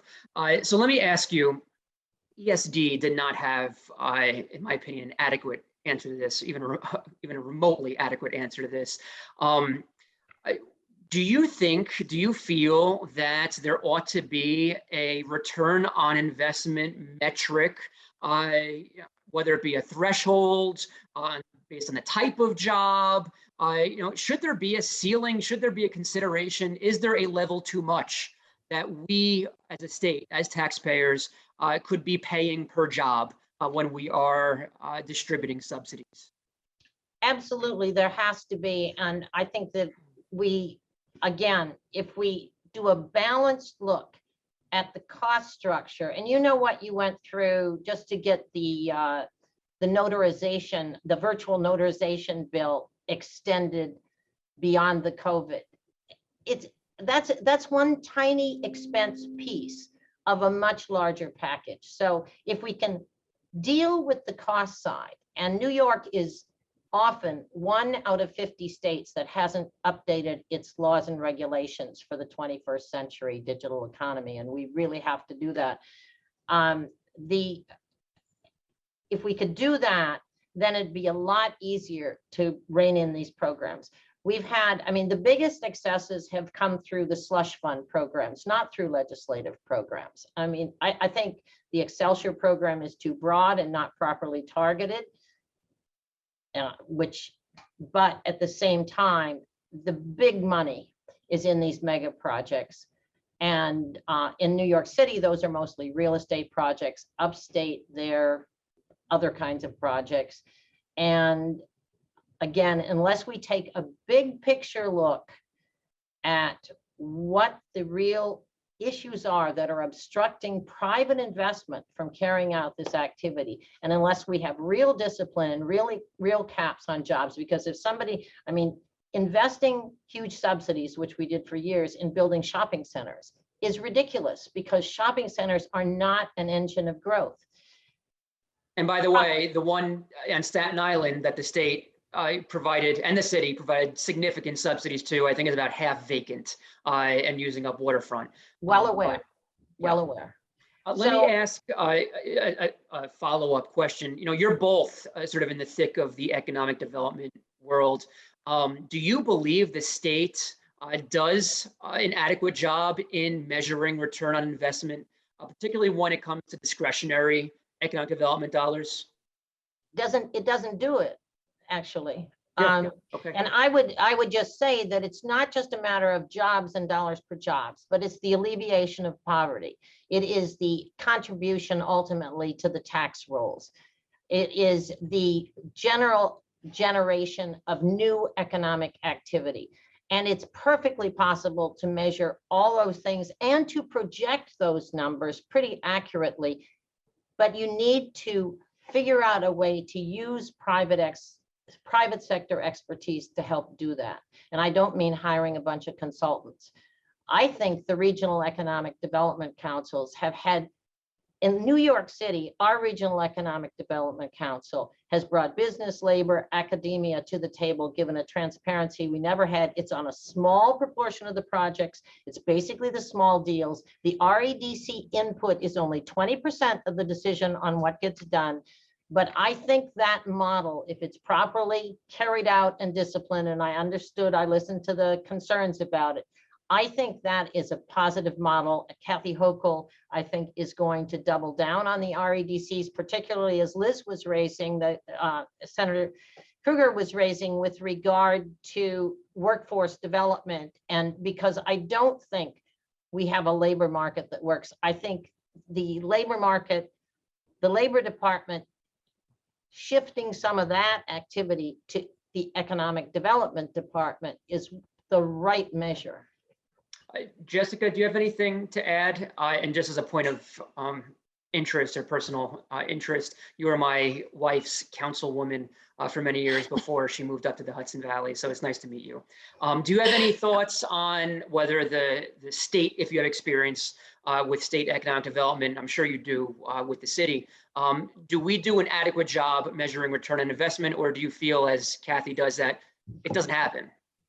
Well, I mean, I think Kathy spoke eloquently about the issue. I would say two things. One, as I mentioned, just parochially in terms of Lower Manhattan, setting aside REAP, our incentives were really more about protecting affordable housing stock, enabling the World Trade Center to be completed, eliminating CRT, which is a double taxation. So, I think the focus of the bulk of our incentives were ultimately it's about creating jobs and economic development, but it was about revitalizing the neighborhood, and it worked. And you see a lot of talk, even from the governor and the new administration, about how we can replicate some of the things that happened downtown. The one thing that I would say, we definitely need more transparency. And I know that's been a theme, but even for us, maybe we would be looking at slightly different metrics, but it's not easy to know who uses the program. We have to do a lot of digging. We rely on the state to release data.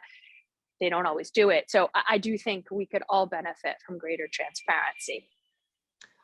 And one last question, mostly for you, Kathy, but certainly Jessica, if you have thoughts, please chime in.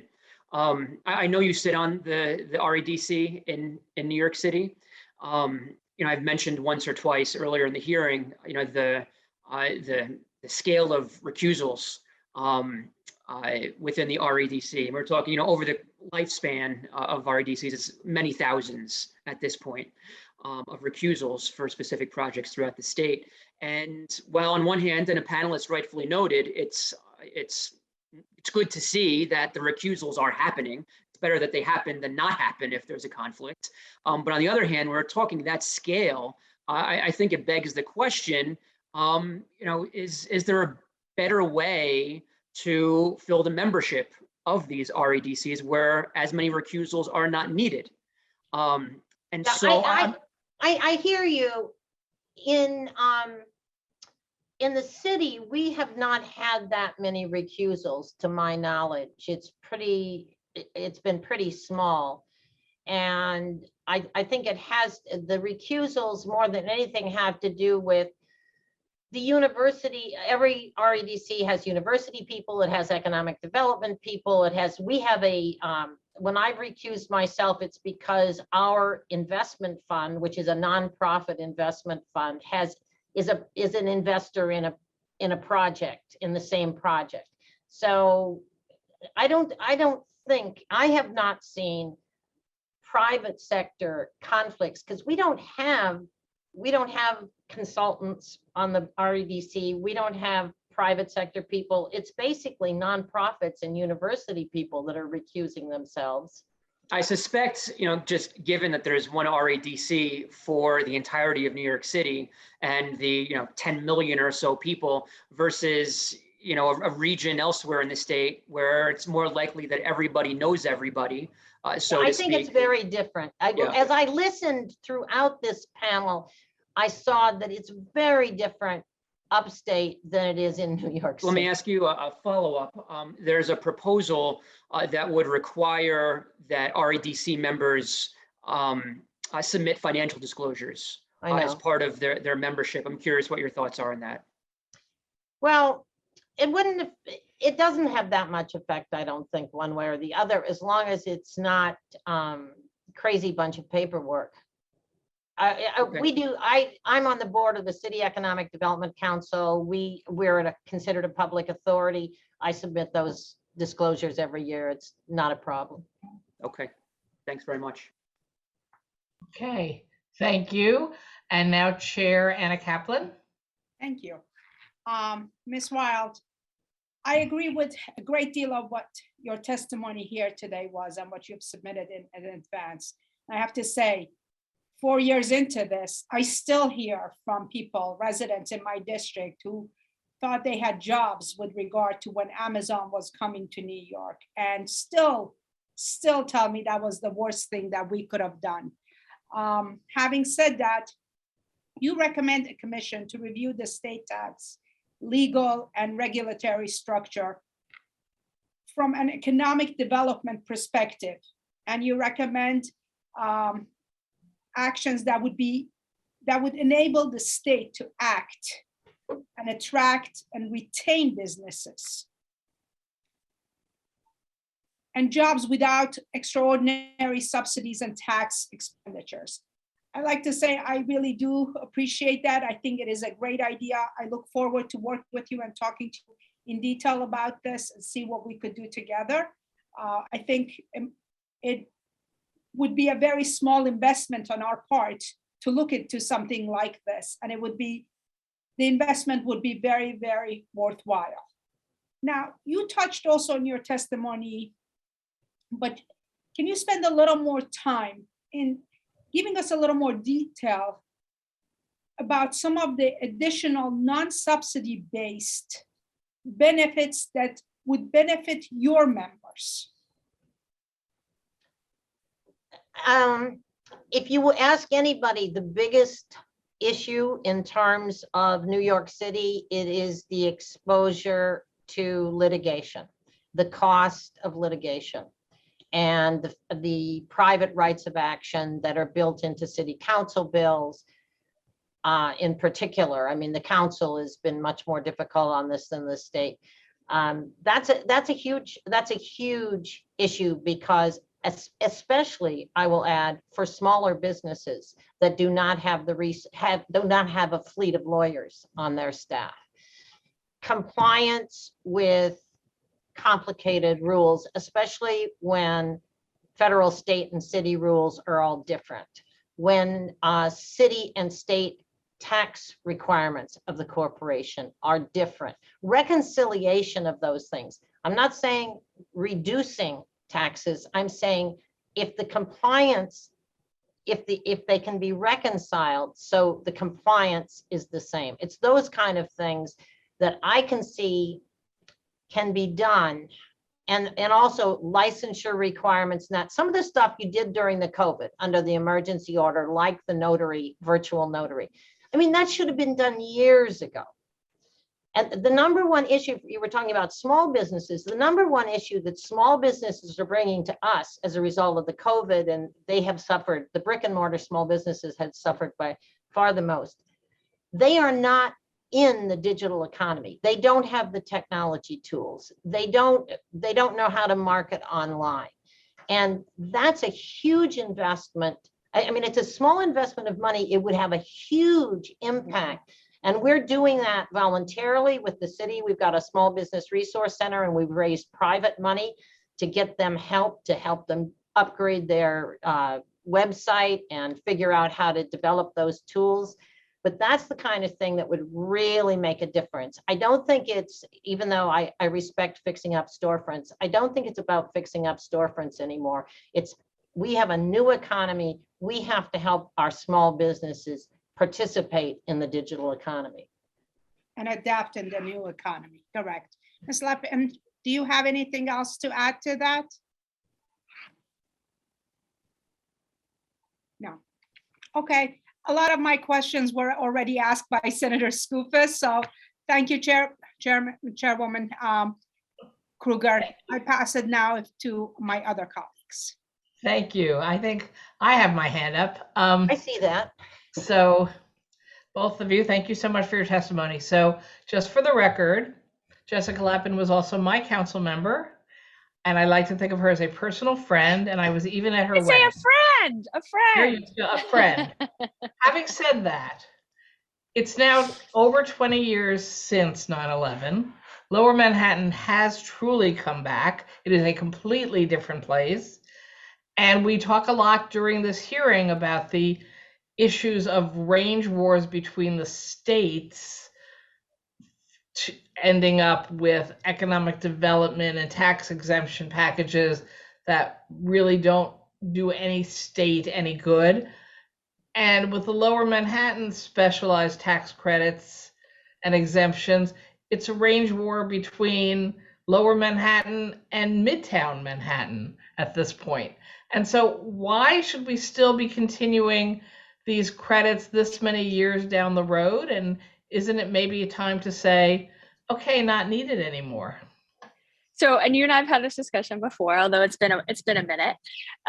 You know, listen, I don't believe that they should exist forever. I really don't. But I honestly don't think this is the right time, just based on a number of different factors. I mean, one, as I mentioned, the World Trade Center itself, so there are two sets of packages, is not finished. And we celebrated the big successes because we have a lot of success and a lot to be very proud of. But Site 5, Site 2, we still have work to do. And even in terms of 3, a lot of leasing left to do. And so, we have a master plan. I still believe in the vision for the site. I think it's great that Site 5 will have housing, affordable housing. There's a push to increase the amount of affordable housing. But at the end of the day, if we want to finish what we promised to New York, we have more work to do. And so that's sort of my piece about that set of incentives. When we're done, when those buildings are complete, when they're leased, I think that's a perfectly appropriate time to discuss that. But I think we owe New York to complete that vision. In terms of the rest of the district, it becomes about priorities. And I do think, as I mentioned before, protecting affordable commercial space is important. We talk a lot about it in the residential side, but it's incredibly important on the commercial side.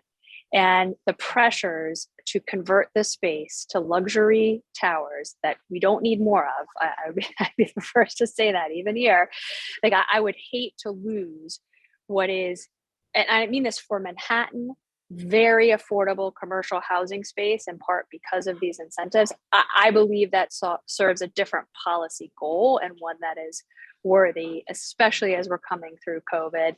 And there will be a rethink about commercial space in general. So, as I said, I'd love to see more transparency. I would love to see, we cobble together the metrics that we can. It's arduous, but we do because we want to be honest brokers in this discussion, quite frankly. But I really do not think this is the moment. I think it would be very detrimental in terms of our recovery over the next 5+ years. Right. And so, Kathy, I know that your offices are down in Lower Manhattan, but your organization represents a much broader swath. Do you share Jessica's opinion about this issue? I think that we need new tools. I think that the building conversion stuff, the hotel conversion funding that's been proposed, those discussions, I think those are more important now in terms of what we need to do than I don't support internally within New York City, internally competitive tax pools anymore. Brooklyn has had a bigger job growth in the last 8 years than Manhattan. So a lot of the incentives that we had to take jobs from Manhattan to Brooklyn just don't make any sense anymore. The market is taking care of a lot of that. Except the incentives exist in the outer boroughs. I want to correct that, right? So it's not just Lower Manhattan. No, I'm not talking about Lower Manhattan incentives. Yeah. Just Okay, I'm just saying. So, about, but you mentioned Brooklyn and Queens. Like it sort of levels the playing field in what I think is a helpful way. I just wanted to clarify that. But I think that we need new tools. Okay. I want to thank you both.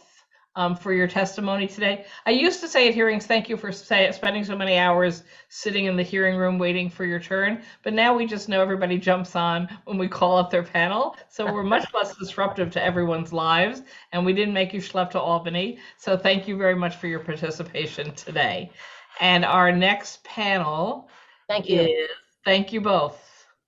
Our next panel 7, Mitchell Pally, Chief Executive Officer, Long Island Builders Institute, and Kyle Strober, Executive Director, Association of a Better Long Island. And we didn't make them schlep to Albany either.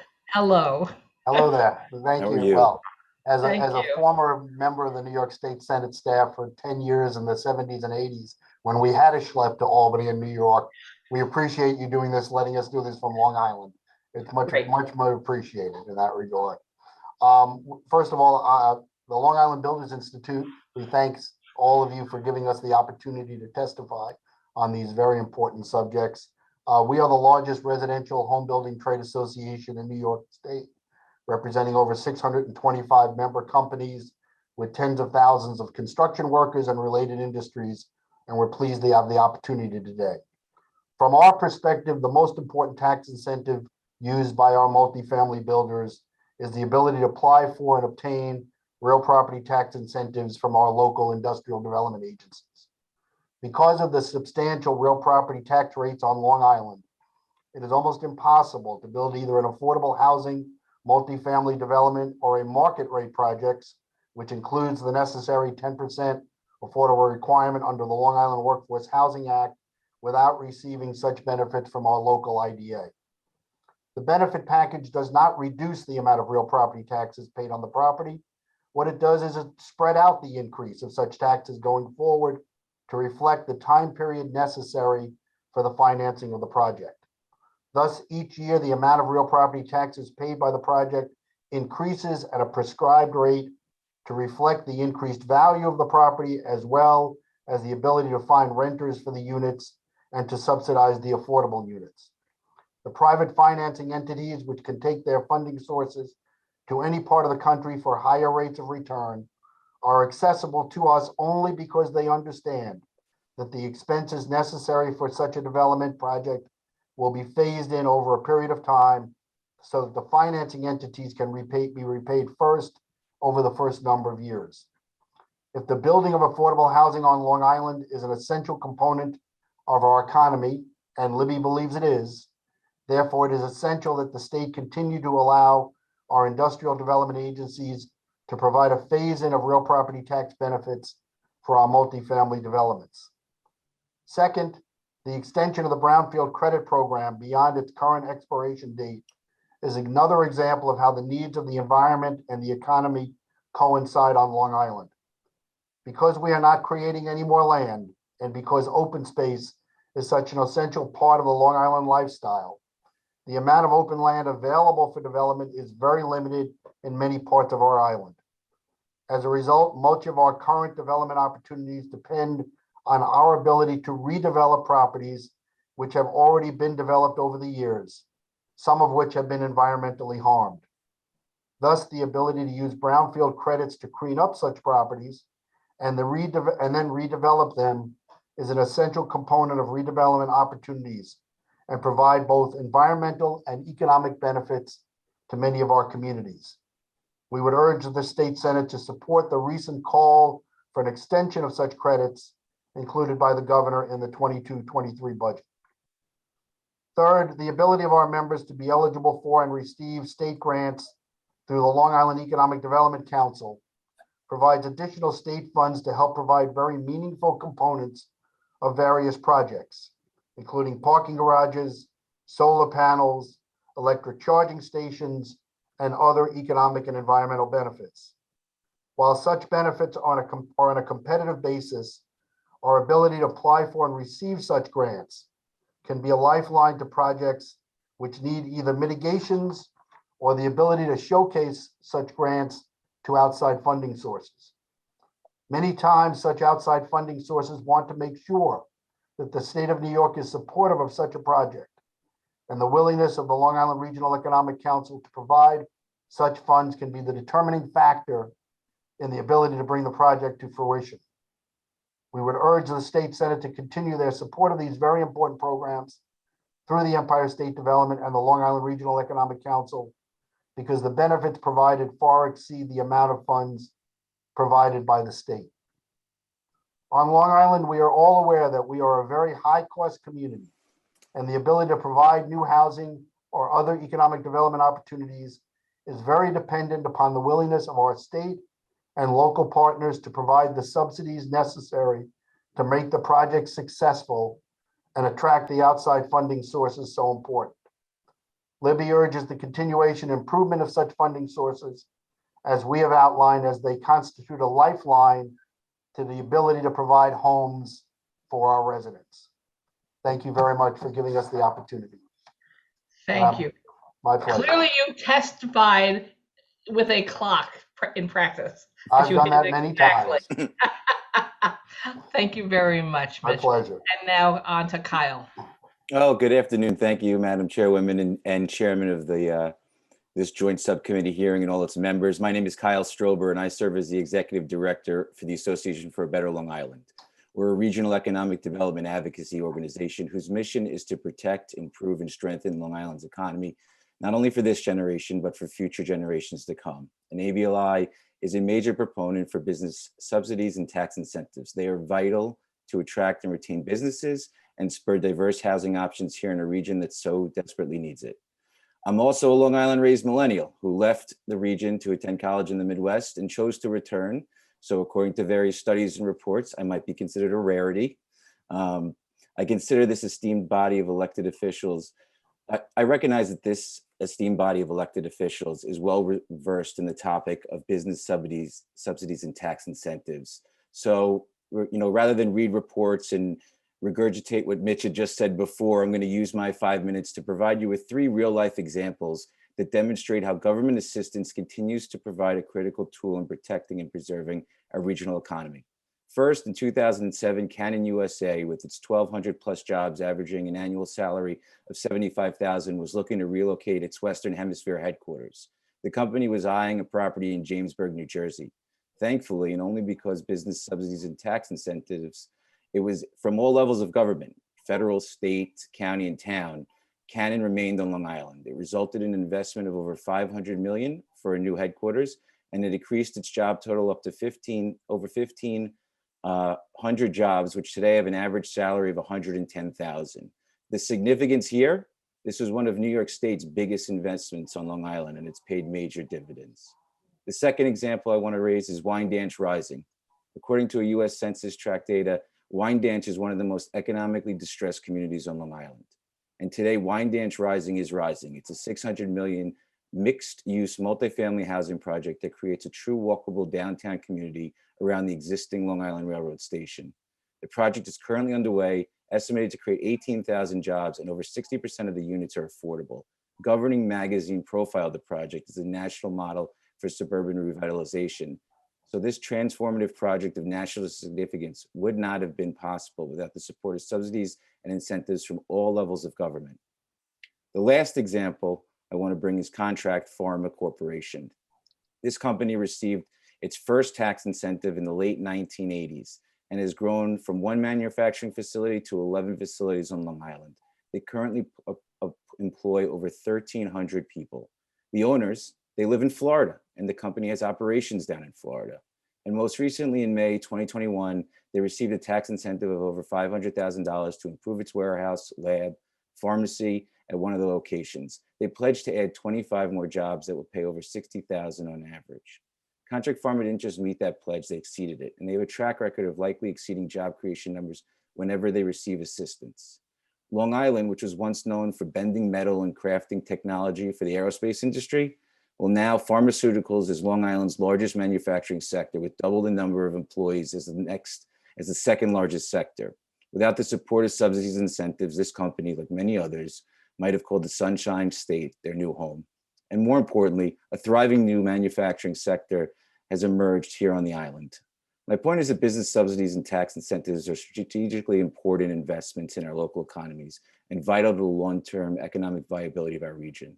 And all of these programs that provide this assistance are critical tools to spur economic development, from New York State's EDC, NYSERDA, DOL, to county and town IDAs, and to federal programs as well.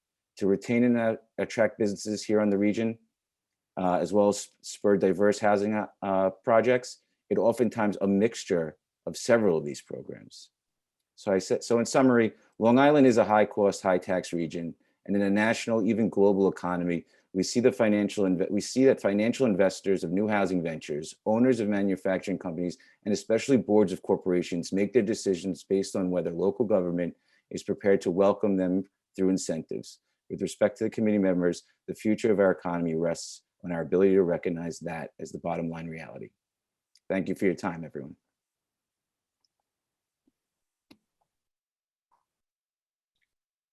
Get myself back off of mute. Thank you very much. And I'm going to first hand it over to our Long Island Chair, Senator Anna Kaplan. Thank you, Madam Chair. So Mr. Strober and Mr. Pally, I've spoken with both of you at length about challenges of developing on Long Island, particularly affordable housing. We've had many conversations about are young people really not moving back to Long Island because they just simply can't afford to move back. And I know you both touched on this, but maybe you can talk a little bit more about the challenges that we face in detail of some of the projects that have been in the works that you've been involved with, and also the advantages that REDC funding or IDA programs or the brownfield programs have provided for these projects. And also, if you could, you might know this or you might not, if you could address, we've heard a lot about IDAs and negative ideas about IDAs and what they stand for and what they're doing to the communities.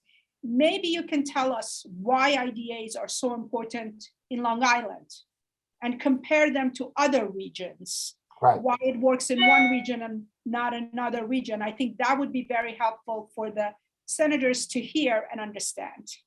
Well, I can start with affordable housing and why it's so difficult, and talk about Matinacock Court in Huntington, which took 43 years to get its final approval. It had to go to the United States Supreme Court twice to get approved.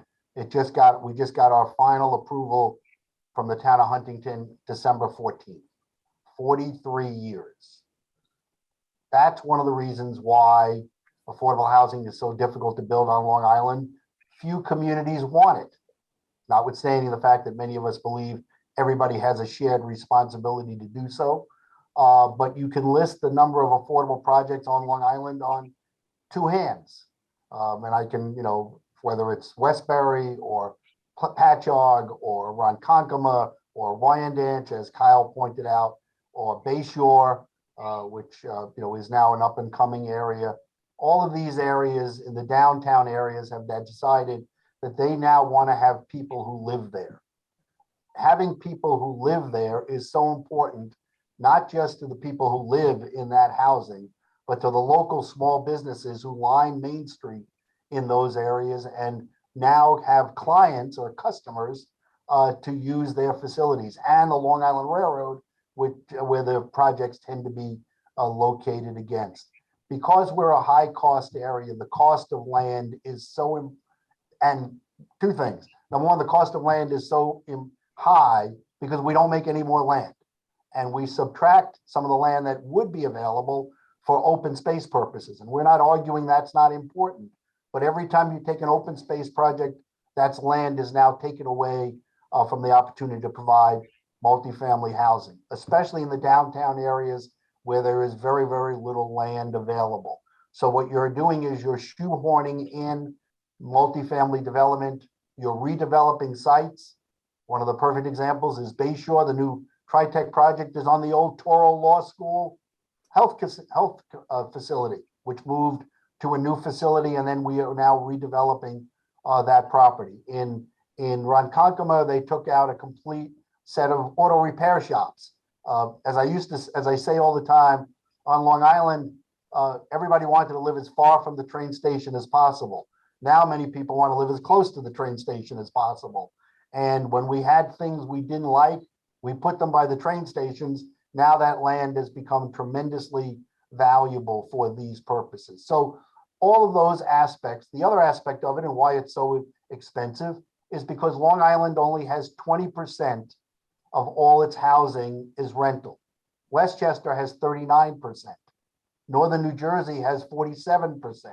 I don't even count New York City, they're off the chart. But the lack of such housing makes each unit that gets developed more and more valuable to everybody.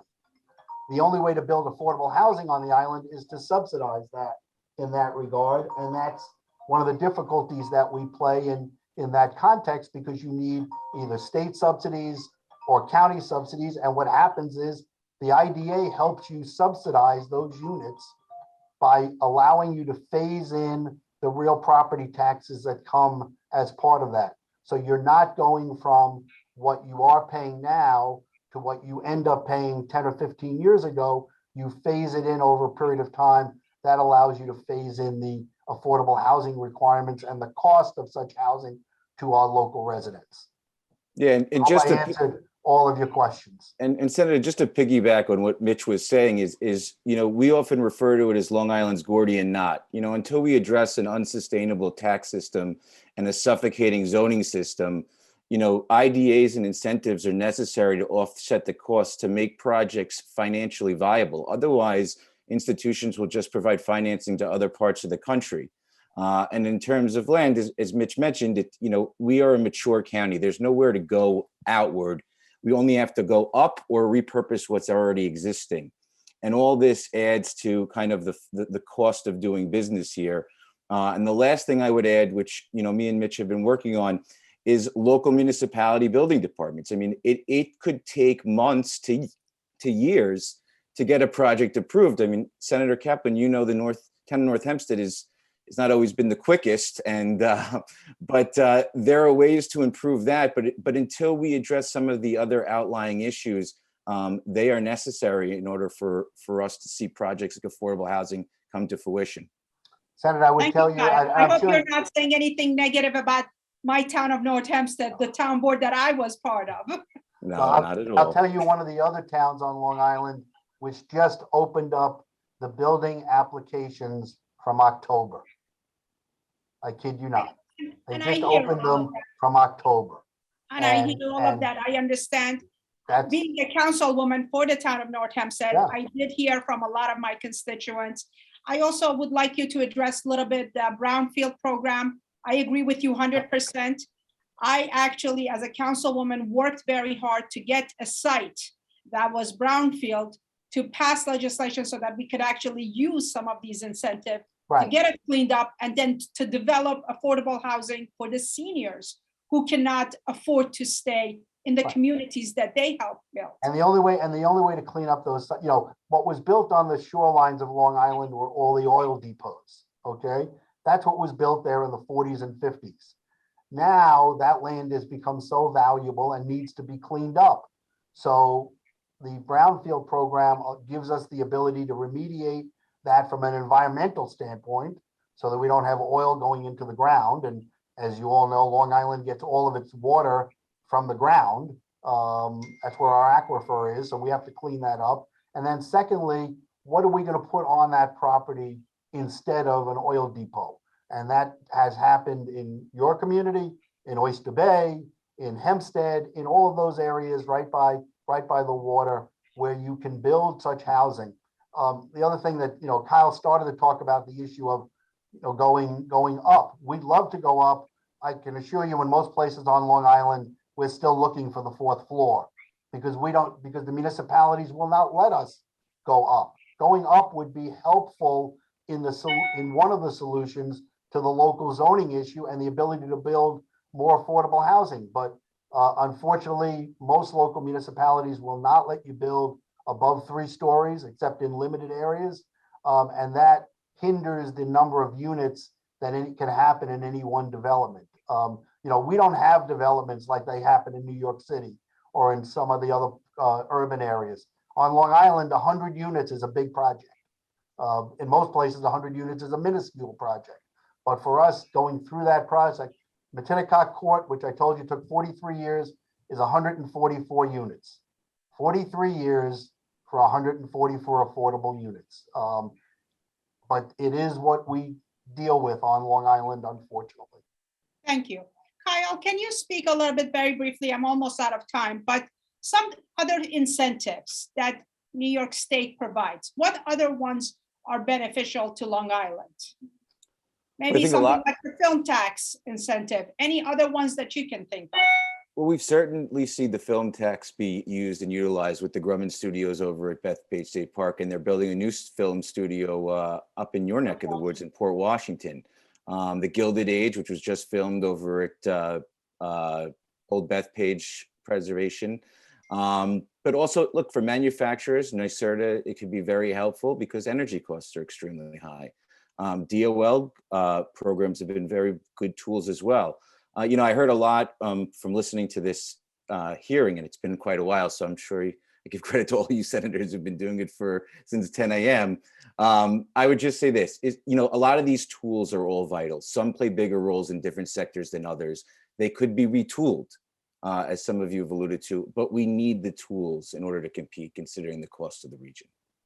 I thank you for appearing today and testifying. I look forward to working with you, and I would really welcome any recommendations to changes, possibly to something like the Brownfield program, things that might not work that could help us tweak the program, that could serve better and that could work better and that could really address the concerns that we as legislators have using and spending the tax dollars. We are doing that as we speak, Senator, so we'll have recommendations on the Brownfield program for you.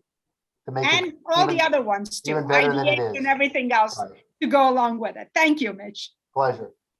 Thank you, Senator Kaplan. And now we are joined by our other chair, Senator James Skoufis. Thanks very much, Liz, and it's good to see both of you gentlemen, Mr. Strober, Mr. Pally. We've met a number of times, spoken about IDAs, and I appreciate the good faith conversations that both of you had with me. Fortunately, not everyone in the room when we had those conversations, I would say, was participating in good faith, especially at the New York State Economic Development Council, but you two did, and so I appreciate that. I do want to talk about IDAs with you, since that seemed to be the focus of your commentary.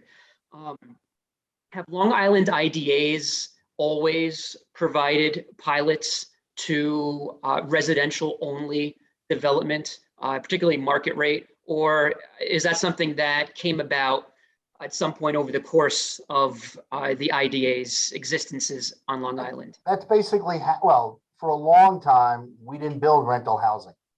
It never got built. So, and single family housing is not eligible for it. Right.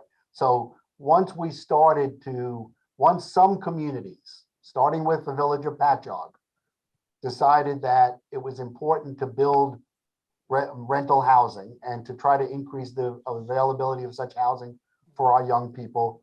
Most of our IDAs, in fact, now all of them, depending on the project, will provide benefits for rental housing. But that's basically been the last 10, 15 years. It did not happen before that, really.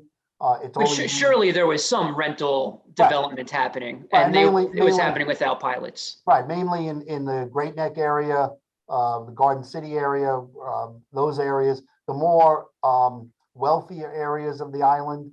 But to make it happen in some of the other communities, especially some of the villages on the South Shore, whether that was Wyandanch or Patchogue or Westbury or Farmingdale, which has become a major magnet now.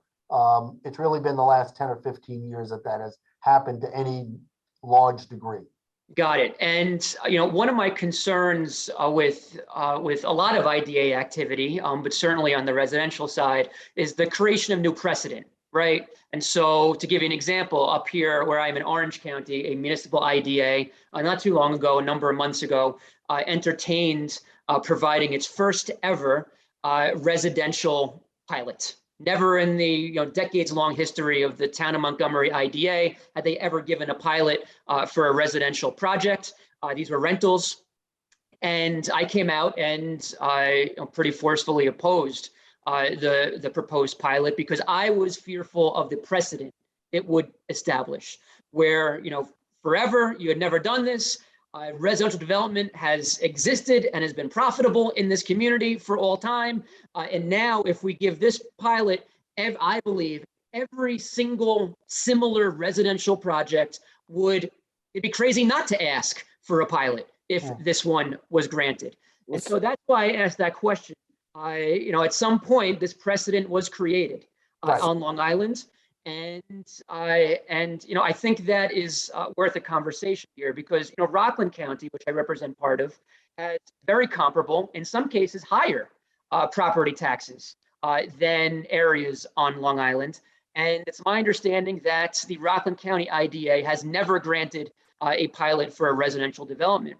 And so, it's difficult for me to understand why, the argument is, well, we need these pilots on Long Island to have rental development. There's rental development happening in Rockland County. Maybe there could be more, but it's existing, it's happening, and it's happened for decades. And it's happened and has been profitable without a single pilot ever being granted. So how do you reconcile that for someone like me? Who has a high cost area? Go ahead. I'll say this, Senator, and yes, Mitch and I truly appreciate the conversations. Your door has always been open, and we've always had a good, thriving discussion when it comes to IDAs. I know it's a very important issue to you and your constituents. I would say this is that Nassau County is a mature county, and that happened probably finally in the 90s. In a lot of places around the country, there's open land to develop. Taxes are low. But when you reach a maturity, as we had mentioned, you can only go up, or you can repurpose existing locations to generate more revenue. And when people leave, like, as we've seen an exodus in the last 2 years in New York, more than most others in the country, the burden of tax falls on everyone else who's remaining. And for many years, the taxes burden was never as large as it is today because there was constantly but more same thing people can be said in moving in. Rockland County, by the way. And Rockland County also is almost completely built out, similar to Long Island. How come no pilots are necessary to have profitable residential development in Rockland County? I think the point is that we have very high land taxes. We want to build rental housing. We want the communities that want to do them in a way to make the cost of such housing lower. To build affordable housing unit on Long Island and cost $8,000-9,000, almost impossible without IDA subsidies to phase in the real property taxes. But what about market rate? Do you all get pilots for market rate development as well? And what that does is it keeps we're not talking about market rate at $5,000, $6,000, $7,000, of which there are examples on Long Island. They don't get real IDA benefits. We're talking about market rates in the $2,000 range, $2,200 range. Now, if we were in New York City, they would say that's affordable. On Long Island, that's more market rate, at least the starting of the market rate unit. So it impacts the ability of the developer to charge what is appropriate in that community and to reduce the cost of that to the extent possible, because we want to be able to expand the universe of people who are doing it. How long are the residential pilots? They usually typically last 15 years. 15 years. There are some exceptions. And each IDA, the good thing about the IDAs on Long Island on housing, each of them has a written policy for housing. So right up front, this is what is available to you, so you can figure that out in the context of what the costs are. It's in their UTEP. No, I understand. Yeah, so that helps us a substantial amount in that regard. The other thing is the development in year 16. Is the development profitable? Well, by that, yeah, the development is profitable. I would assume by that time, either they have sold it to somebody else who wants to buy it, or they keep it themselves in that context, because by then you're paying full real property taxes on that. So that's the point I'm getting at. So why do you need a tax break in year 14 to be profitable, but you don't need one in year 16 to be profitable? Well, you're phasing that cost in. I understand. Time. Some of them are 10 years, some of them are 15 years, depending upon the number. To some degree, depends on the number of affordable units you build at the beginning, because some of the IDAs give you a bonus depending upon how many affordable units you go, if you go above the requirement of the Long Island Workforce Housing Act. I understand We all wanna- that. I we guess wanna what I'm trying encourage to, that in that regard. what I'm trying to get at it, the implication from your testimony was that, the business model doesn't work without the pilot. But you're saying, once the pilot's over, it's profitable and they're paying full property taxes. Right. How come the business model doesn't work in year 14, but it does work in year 16 Well, without a pilot? It's strictly a matter of the time period and how long it takes to phase it in. But the problem, but the factor of the pilot is not really year 14, it's year 1. Because being able to attract the private financing that is available for these type of projects on Long Island, which is very difficult to begin with, because the rate of return is significantly less than people building the same project in New Jersey, in Florida, especially, I didn't want to talk about Florida, or in the Carolinas, because so the problem is we need to attract the money in the first place, and that requires the phase in of over the period of time. Okay. That's Yeah, what- we that's what the can, concern is. I have a bunch more questions we can go That's back and okay. forth on this one with, but I want to change slightly, gears slightly, Yes. but stay within IDAs. There are 109 IDAs, last check in New York State, a whole number, municipal and county IDAs in Long Island, as you know. There are 8. What do you think about regional IDAs? One regional IDA for Long Island, one regional IDA for the Hudson Valley. I would argue, do away with the inter and intra-county competition that you'll sometimes see between IDAs in a region or within, one county at times. And I wonder, for your members, would it just be a more streamlined process? You'd have one IDA to deal with on Long Island. What do you think about this idea? Listen, we have no problem with making things better, but we have found on Long Island, and I can't speak for any other part of the state, and I think we get very few situations where one IDA is competing with a different IDA. Yeah. The developer knows. What would be the downside? What would be your concerns with Well, one Long Island IDA? The local IDA knows what's best for their community. Riverhead knows what's best for Riverhead. Islip knows what's best for Islip.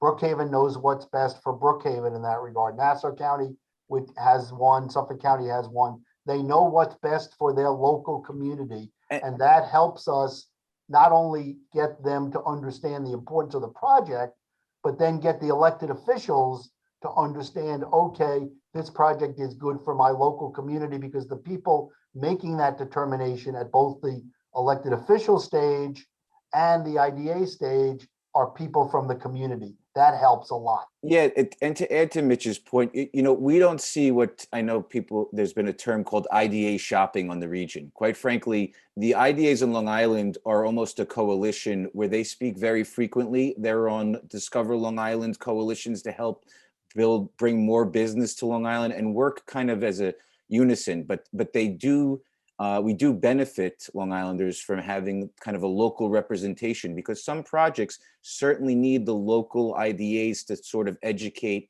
their community, but also, not feel like it's just being brought down on them by a county. Would you agree with that, Mitch? I would agree.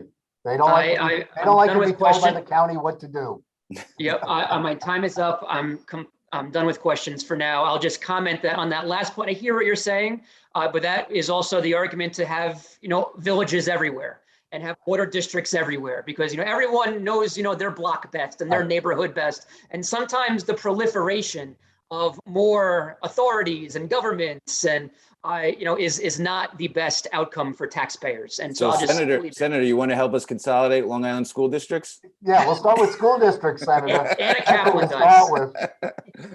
We did finally, to tell you, we now finally have more golf courses than school districts on Long Island. That is a significant achievement.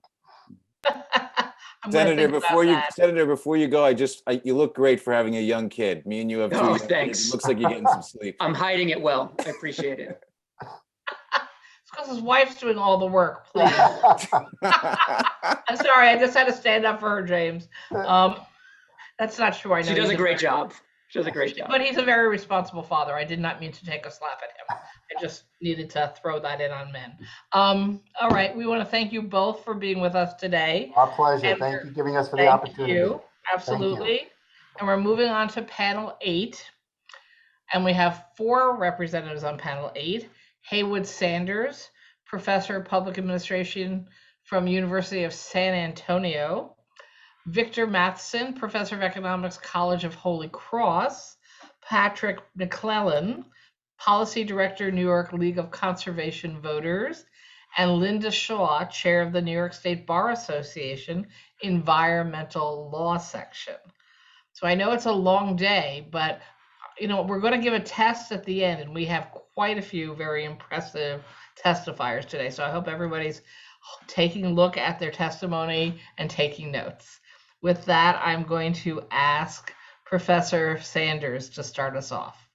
Good afternoon. Good afternoon, Senator Krueger. It's very nice to join you and your colleagues. I should mention, having joined at least seen the discussion and heard it for the last few minutes relative to Senator Kaplan, my wife was born and raised in Oceanside.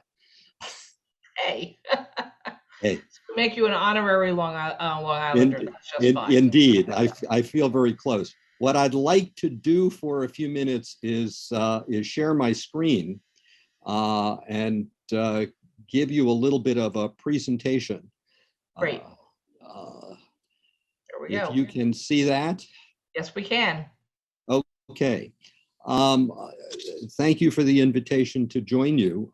Much of my research work deals with large-scale public capital investment projects, and I'd have a long-standing interest in things like sports facilities, as Vic does, and particularly convention centers. So I wanted to take a few minutes and talk a little bit about the Javits Center and its recently completed expansion, if I might.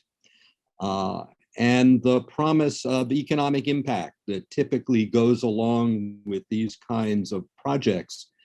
And in particular, note that this project, not unlike a great many other public incentive and subsidy projects, is in many ways an attempt to swim against the tide of the market. And so understanding what the market is and where it is kind of crucial to understanding what these kinds of investments, now measured in the billions of public dollars, are likely to do.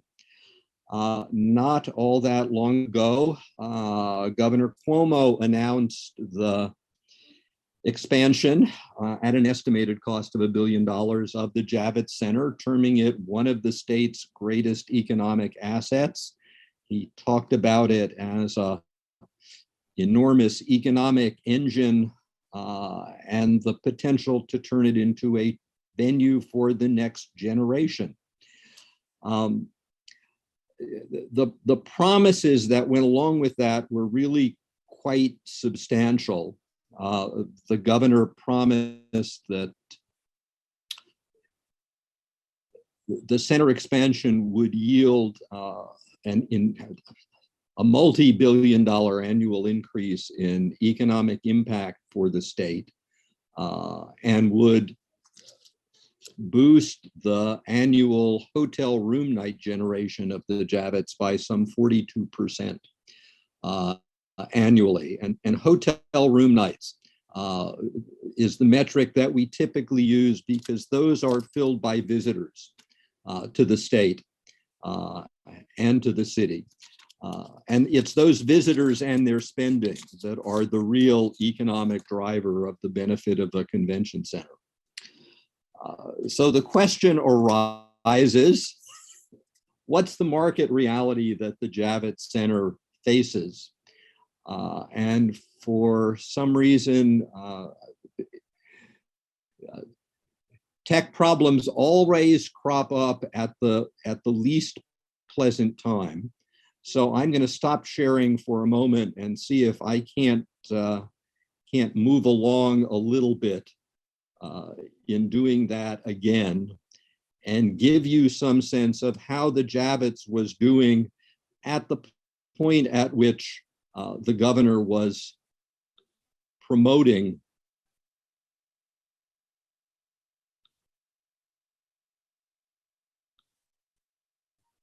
the enormous economic benefits of the expansion. This little graphic indicates the convention and trade show attendance at the Javits Center by year. The governor referred to 2 million annual attendees, but that included everybody who turned up for the auto show and the boat show. Here we're just looking at conventions and trade shows. And what should be quite clear is how poorly the Javits has been performing as a convention venue.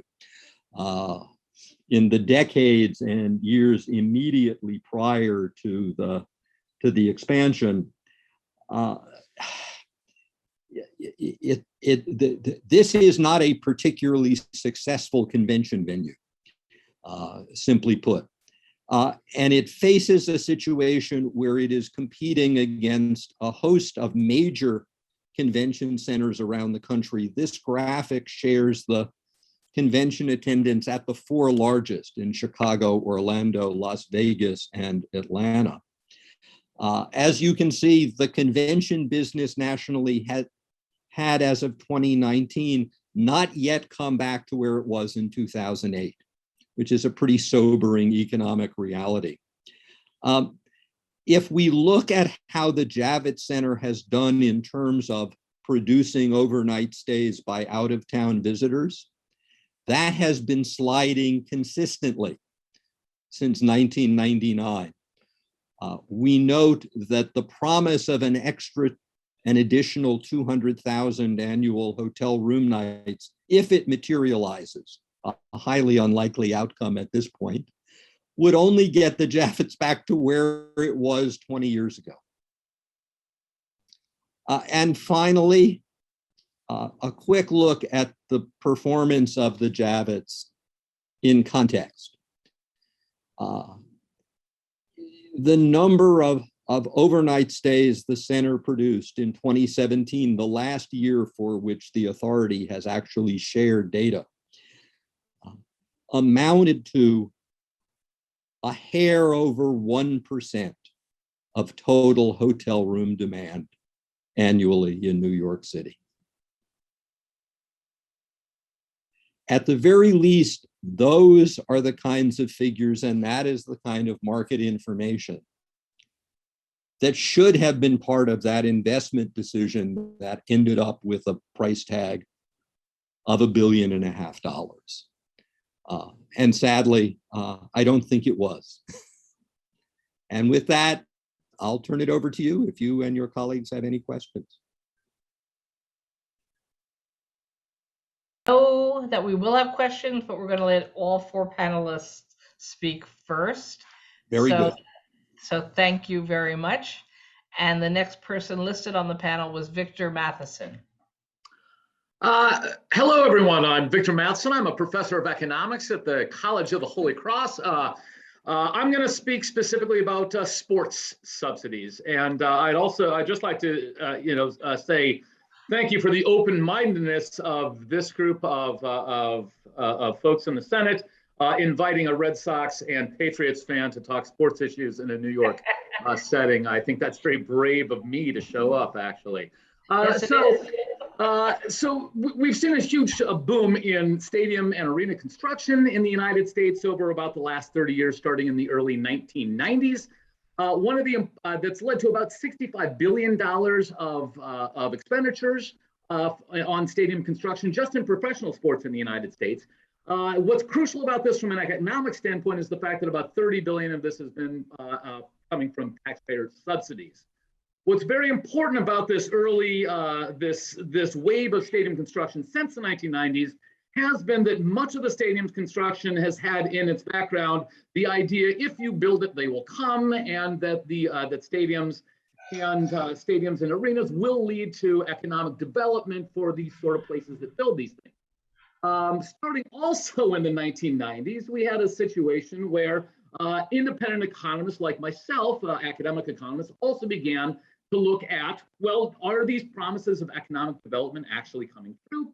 And so we had a whole host of economists, myself included. I've written about 100 peer-reviewed journal articles or books or book chapters on this, but I'm joined with a whole host of other economists who've looked at the issues And unlike consultants who work often on the behalf of the leagues or the teams to try to justify the spending, we actually instead we go back and look at data for cities that have had some sort of change in their sports landscape.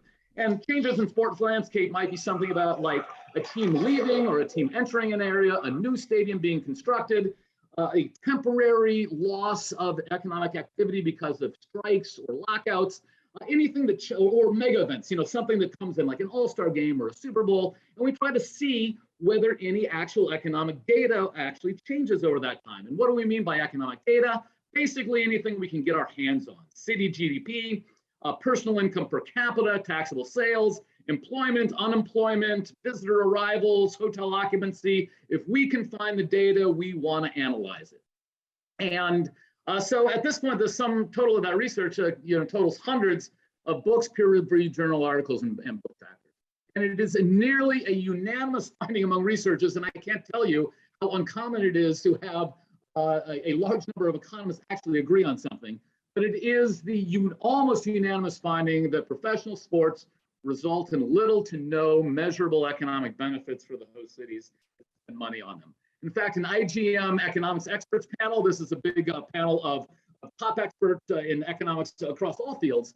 Let's make sure I get this question right. They asked the question in 2017, providing state and local subsidies to build stadiums for professional sports teams is likely to cost the relevant taxpayers more than any local economic benefits that are generated. Do you agree or disagree? Of the 26 economists who felt qualified to render an opinion here, 25 agreed and 1 disagreed. The person who disagreed says, yeah, but I really like the Cubs, University of Chicago professor. This is among the highest levels of agreement of any question in the history of this panel.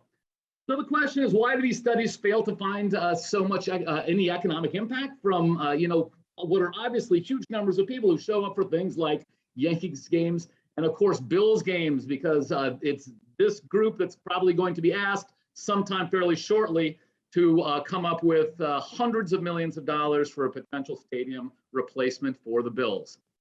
First of all, sports leagues are far bigger in the public mind than they actually are in fact. The NFL, which is the largest league in the world in terms of total revenues, generates the same amount of revenue as Sherwin-Williams paint stores. And I'm sure I wouldn't be sitting here because no one in the legislature would be considering putting $500 million in to make sure upstate New York has plenty of local paint stores. In fact, all of the spectator sports industry in the United States as a whole is the same size as Johnson & Johnson. Second, sports have huge leakages, which means money comes and is spent in the city, but doesn't stick in the city in the same way as other things.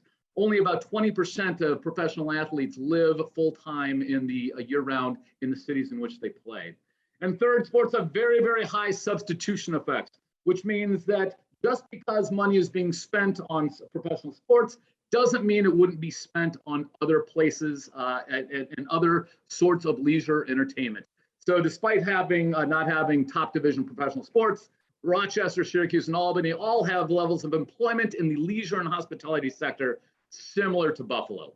Let me just conclude here because I know my time's up by saying that that most economists that over and over again cities have said this time it's different. Our project is special. The vast majority of those cities have found that they're not special, and that their stadium project is no different than any sort of other taxpayer giveaway. And the sum total of independent evidence does not suggest that sports studies lead to social value in excess of their social costs. I'll leave it there. Thank you very much for your testimony. Next is Patrick McClellan, Policy Director, New York League of Conservation Voters. Thank you very much for the opportunity to testify today. There are 2 topics that I'm going to direct my testimony to. One is the Brownfield Cleanup Program. The other is tax expenditures that prolong New York's dependence on fossil fuels. So to the first topic, the Brownfield Cleanup Program and its associated tax credits, which were last amended and reauthorized in 2015, are set to expire this year. And NYLCV is advocating for a 10-year reauthorization of the BCP because it's an extremely effective tool for remediating environmentally contaminated sites. It's remediated 452 sites in every county of the state just since 2015. And there were a couple of other stats. These are all drawn from a report from the New York City Brownfield Partnership and NYU's Schack Institute of Real Estate in terms of the environmental benefits of the program. So for instance, there are more than 40 brownfield cleanup projects that have been on or within the Hudson River watershed. That means that those projects are contributing to improving the water quality of the Hudson River, which is a decades-long project of environmental remediation. Within New York City, when the program was reauthorized in 2015, it was tweaked to only allow certain projects to enter or to be eligible for tax credits. Affordable housing, projects in neighborhoods that have high poverty and unemployment, sites where the cost of remediation is higher than the value of the land, and sites that are in underutilized areas. NYLCB supported those measures at the time in 2015 and supports keeping them in the next reauthorization of the program. And I'll note for members of the committee who represent New York City that these changes mean that compared to earlier iterations of the Brownfield program, post 2015, more of the projects are located in Brooklyn, Queens, and the Bronx, and they are more likely to involve affordable housing. In Western New York, which has a very large number of contaminated sites, unfortunately, due to the heavy industry that sustained the economy there in the 20th century, there were 269 brownfield projects funded with $325 million in brownfield tax credits that have revitalized Buffalo's economy, the Buffalo area's economy, and specifically have helped to slow suburban sprawl by revitalizing the urban core. And I think that what's exciting about that, what's exciting to NYLCB, is that you're not just getting the local public health benefits from remediating a contaminated site, you're also getting regional health benefits when you do infill development, because that same project is going to happen one way or another. If it happens in the urban core, there's less driving associated with it. There are typically fewer carbon emissions per square feet. There are typically air quality benefits associated with it compared to if that same project were built further out in a more suburban area. And so you get a climate benefit when you do infill development, and the BCP program really makes infill development more feasible in areas that have a lot of environmental contamination. I also wanted to touch on the Brownfield Opportunity Areas program. So BOAs are areas that have a high concentration of brownfields. These are often in neighborhoods that have been impacted by environmental racism. BOAs are eligible for specific grants from the state for community-led redevelopment. So activities include community visioning sessions and public participation, site-specific contamination assessments and redevelopment plans, infrastructure improvement studies. There are currently 122 BOA study areas in the state and 62 certified BOAs. These BOAs are funded through a line in the Environmental Protection Fund. It was at $1.75 million in last year's budget. We support an increase to $10 million for that. And I will make a quick plug that we are also supporting increasing the EPF itself to $500 million this year, which would help with BOAs and many other worthwhile programs as well. And then finally, since I am running out of time, I will note on tax expenditures that benefit fossil fuels. In 2020, NYLCB partnered with the Citizens Budget Commission to produce a report on the state's tax expenditures and economic development programs that prolong our dependence on fossil fuels. I linked to the report in my testimony, so you can review it at your leisure, but a couple of takeaways. One is that the state can tweak its direct aid to encourage decarbonization. For instance, Governor Hochul's State of the State included a program to require all school buses statewide to be electric by 2035. That's going to involve tweaking school aid, which is an exciting way to approach that. Another way of approaching this is Senator Krueger's, I want to make sure I get the name right, Fossil Fuel Subsidy Elimination Act, which eliminates some of the loopholes that we have in the tax code that right now give preferential treatment to fossil fuels. And that is also something that LCB is supportive of as a way of recalibrating the tax incentives that we have. Thank you. Thank you very much. And our last testifier for this panel, Linda Shaw. Yes, thank you so much for letting me testify. So this year, as the chair of the environmental law section, we did something different, and we actually drafted our own bill because we saw that the brownfield law was about to expire. And while it is an incredibly successful program, there are still some procedural problems with the program that we wanted to help give the legislature some ideas on how to fix.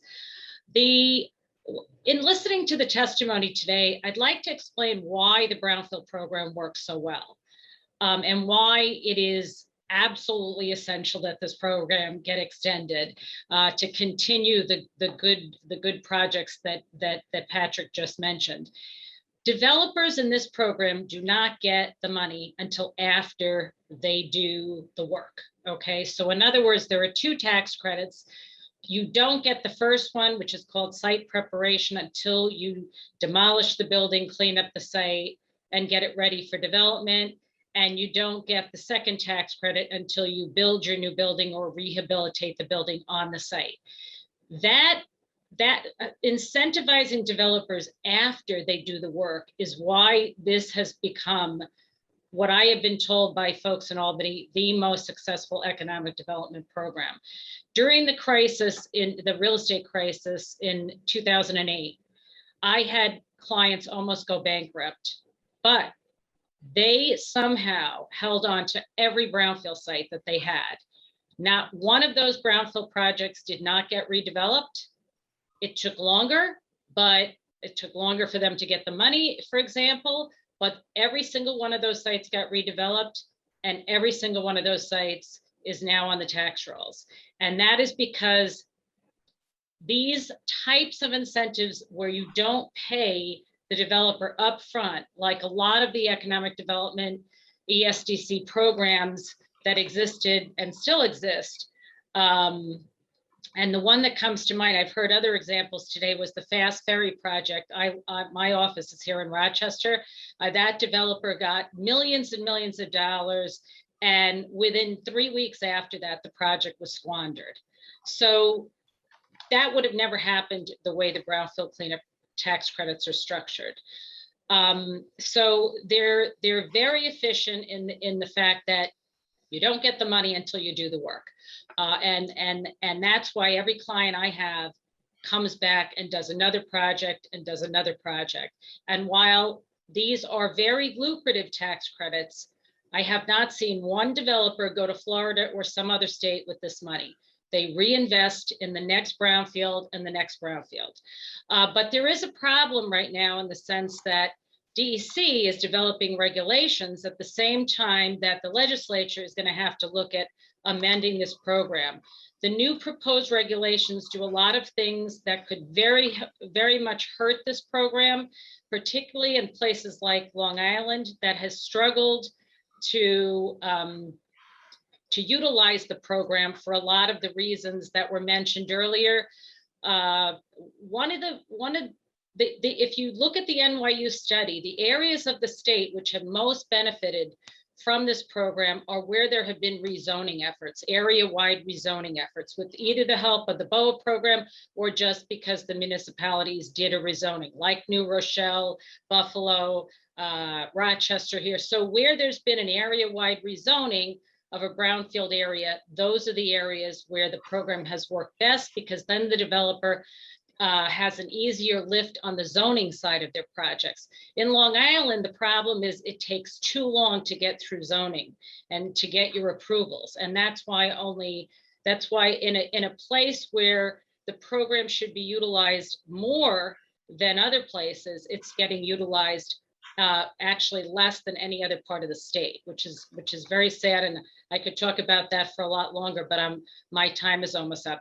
I just want to end with the regulations have to be very significantly looked at that DEC is putting forward, because they're quite punitive. They're sort of going to hurt the program by pulling back some of the very good incentives that exist in the brownfield law. It's not only the tax credits, but that as a volunteer, you don't have to remediate off-site. in a place like Long Island where the groundwater is contaminated ubiquitously, you can't lose that incentive. So we are here to help with the Bar Association, the legislature, as you move forward this year, extending this program and possibly doing some amendments to it. Thank you very much. Thank you very much. And I see that Chair Anna Kaplan's hand was up first. Thank you, Madam Chair. This question is first for Patrick. In your testimony, you mentioned the successful brownfield program and how successful it has been in New York City. I represent Long Island. I wanted to hear from you. I know that Ms. Shaw already talked a little bit about Long Island and why it's difficult. What is your analysis of how successful this program is in Long Island? Thank you, Senator. So the brownfield cleanup program is pretty infrequently used on Long Island. I mean, I would not describe it as a success in helping with environmental remediation there. So the New York City Brownfield Partnerships report that I relied on in my testimony has in Region 1, there were 10 projects in the most recent generation of the program. So since 2015, 10 projects with about $7.2 million in tax credits attached to them. That though is more than doubling the total number of previous BCP projects in Long Island. So, I think obviously the tweaks that were made to the program in 2015 seem to have helped, but you're still talking about a very small number of projects overall. Now, partly that's because there are so many other mechanisms for environmental remediation on Long Island. There's a high number of Superfund sites. There are, more in the works, but there's a lot of contamination there from the heavy industry in the 20th century, and where we're coming across more all the time, especially with groundwater. So I think certainly there's more opportunity for the BCP to be used in Long Island, and I think it's worth exploring in the reauthorization of the program. But I don't know enough about why projects have fallen through the cracks in Long Island to offer specific recommendations for how to tweak the program. Thank you very much. I can tell you on my personal experience as a town councilwoman, I had seen these contaminated brownfield sites, not just a result of the industries that were there before, but I think also it really impacted a lot of disadvantaged communities because they were sites of dumping by other communities. And it really breaks my heart to see that those sites are still there. And we're having such a hard time cleaning them up because it really does have an impact on our water. It has an impact on the quality of life for some of these communities that really have been left behind. Ms. Shaw, do you have any recommendation as to what we could do to actually address this issue in Long Island? Yes. Part of it is the DEC. The DEC Region 1 office on Long Island, frankly, does not embrace this program. Historically, Long Island has as many Superfund sites as Buffalo. And the Buffalo Regional 9 office has embraced the program, and that's why it's working. If you look at the statistics in the NYU study, the regional offices where DEC likes the program, where they feel that, they're part of not just cleaning up the environment, but are enjoying the projects, the economic development aspect of the program, that's where it's working. On Long Island, the DEC office does not, just likes being a Superfund and enforcement agency. So that, to me, is the number one problem on Long Island. Secondly, it is some of the issues talked about earlier. It takes forever to get an approved project. I have 2 sites on Long Island right now where we're trying to do affordable housing. One, I drafted the application in 2018, and there's been a, 4-year delay to get one of these pilots that were talked about earlier, and just to get the right set of politicians, I guess, to approve it. Okay, so the approval process on Long Island is highly it is the worst in the state. I work in the whole state.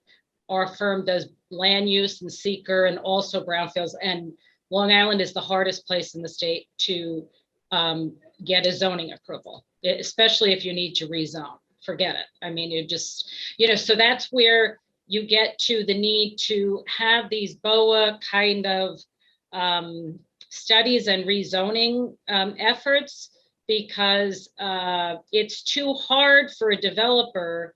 I mean, to think about having to lay out money for 4, 5, 6, 7, 8 years and get nothing back. And that's what developers have to do when they're trying to rezone a site or get some kind of a land use approval for a project on Long Island. And that's why you need the subsidy through the pilot I've seen, because if you don't have that, then forget it. I mean, it's just, by the time you spend all that money just to get to the project, you've lost money. So those are the main reasons. And then I guess finally, so the groundwater problem. So right now, the island, there's new kinds of chemicals we're finding, 1,4-dioxane and PFAS. We're finding that they're ubiquitous because they're on everything. They're on every piece of clothing we wear. So every sewer, all the stormwater has this stuff in it just from our regular, use of these products, and they're still in our products. So if you're not absolutely sure as a developer that you're not going to have to go off-site, and as I mentioned earlier, these new regs threaten that by making a volunteer have to investigate the neighborhood, that really kills brownfields. The program has to be that a volunteer who did not cause contamination on the site, but is coming in to clean up somebody else's mess. And of course, nobody has to do that. There has to be clarity that they only have to clean up their own site. And the Superfund money, which, there's fewer and fewer Superfund sites out there, new ones, should be used for those off-site investigations, not that a volunteer has to investigate the whole neighborhood. That's one of the regulatory changes DEC is recommending, and it will really kill the program on Long Island. I mean, and elsewhere. It's just not, it's the reason it's worked and why lenders feel comfortable with it. And if you take that away, you can give all the tax credits in the world and people are still not going to clean up somebody else's contaminated site because they don't want to clean up the next door neighbor's site too. Developers are fine cleaning up their own site. They're not in this to clean up the neighborhood. I appreciate it. The 2018 site that you talked about, was that the site in Manhasset? Because that one actually was part of the time that I was on town board. I don't even remember the town it's in, so let me look. Everything, but it got into trouble some other way and it hasn't been executed. And I'm concerned that at some point when it actually is viable again for it to become developed, that it won't have the money from the brownfield program to clean it up. And then at that point, it will just go into non-existence. And we'll still have the brownfield that's impacting the disadvantaged community that it's surrounded.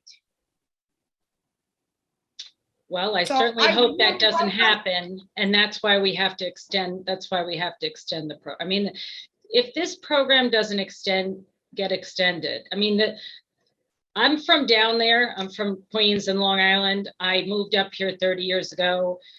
And the reason I helped create this law in the first place many years ago is because all I saw was the Superfund program killing upstate New York in particular and Long Island. The Superfund program does nothing for economic development. It costs a lot of money. In fact, it costs as much money as this brownfield program. And I think there should really be an evaluation of the Superfund program because it does nothing for economic development other than create closed fenced sites. What that money should really be used for is investigations where there's nobody else, to do it in support of real economic development projects, and to get those old industrial facilities really to figure out what should be done with them. I appreciate it.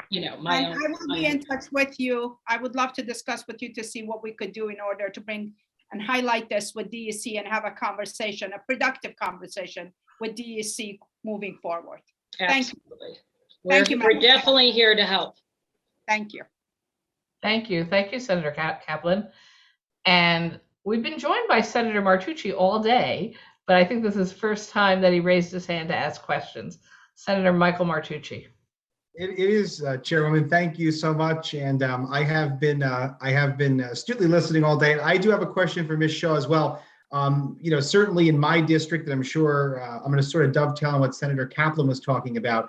We all have these Superfund sites. And could you just touch briefly, or I'll give you a couple of minutes of my time, could you expand a little bit more on the proposed DEC regulations that you think are a step in the wrong direction with respect to addressing these sites, maybe just a little more specifically? Sure. There's a few punitive provisions where they can terminate parties for reasons that are not really like the existing reasons in the statute. A consultant does some work and it's not in the remedial action work plan, DEC can take away your brownfield cleanup agreement. That's not a good enough reason to terminate. I mean, those are the kind of provisions that banks and lenders look at and say, wait a minute, if I'm going to invest in this site and give you money, and the DEC can just sort of terminate because your consultant made a mistake or just did something that wasn't detailed in a work plan, those are the kind of provisions that make for concern and add to risk. The other highly problematic provision for upstate New York is that, downstate, there's a lot of digging of basements because there's not that much land in these projects. And so the cleanups are deeper and more intensive. Upstate, we do what's considered sort of like a surgery hotspot removal where all the bad stuff is, and then we cover the site with your new project. And typically that's asphalt or concrete or, a new building foundation. Well, these new regs say that you won't get any tax credits for that cover system any longer. You're only going to get the equivalent of what the cost of a foot or 2 foot of dirt is. And there's no commodity price for dirt. So I don't know how we do that. I mean, and it's all with DEC is not an economic development agency. So they think that developers are taking advantage of these tax credits. They're not. I mean, these are highly risky projects. I mean, with the advent of PFAS and 1,4-dioxane, any project that already has received a certificate of completion, now DEC can take that away. So even projects that are finished, there's still that risk of a reopener. So these are, you've got to give developers what they thought they were entitled to. Okay, and a foundation and a cover system on an upstate site is part of the remediation. It just is. I mean, Buffalo, for example, is former steel mills. Steel slag, once it's covered, is not dangerous. All right. If it's not covered, it is dangerous. So the cover system has to count the cost of that cover system. And it really impacts upstate more than downstate, because downstate, you're not doing cover systems. There's so many provisions in these regs that negative, that just make the developers and make the program more risky. And so, I just recommend that DEC really sit down with us and, whoever wants to really talk to them and give them a better understanding of the developer side of this.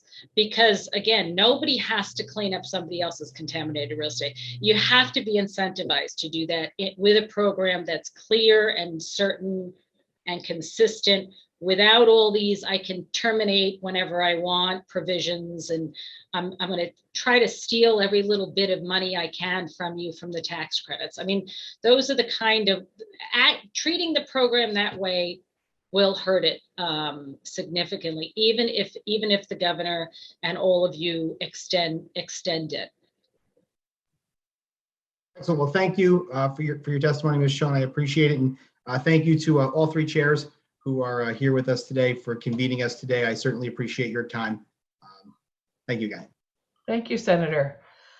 All right, I actually do have a few questions for this panel. Let's stay with Linda and the League of Conservation Voters on the brownfields tax credits, because both of you clearly are in support of them.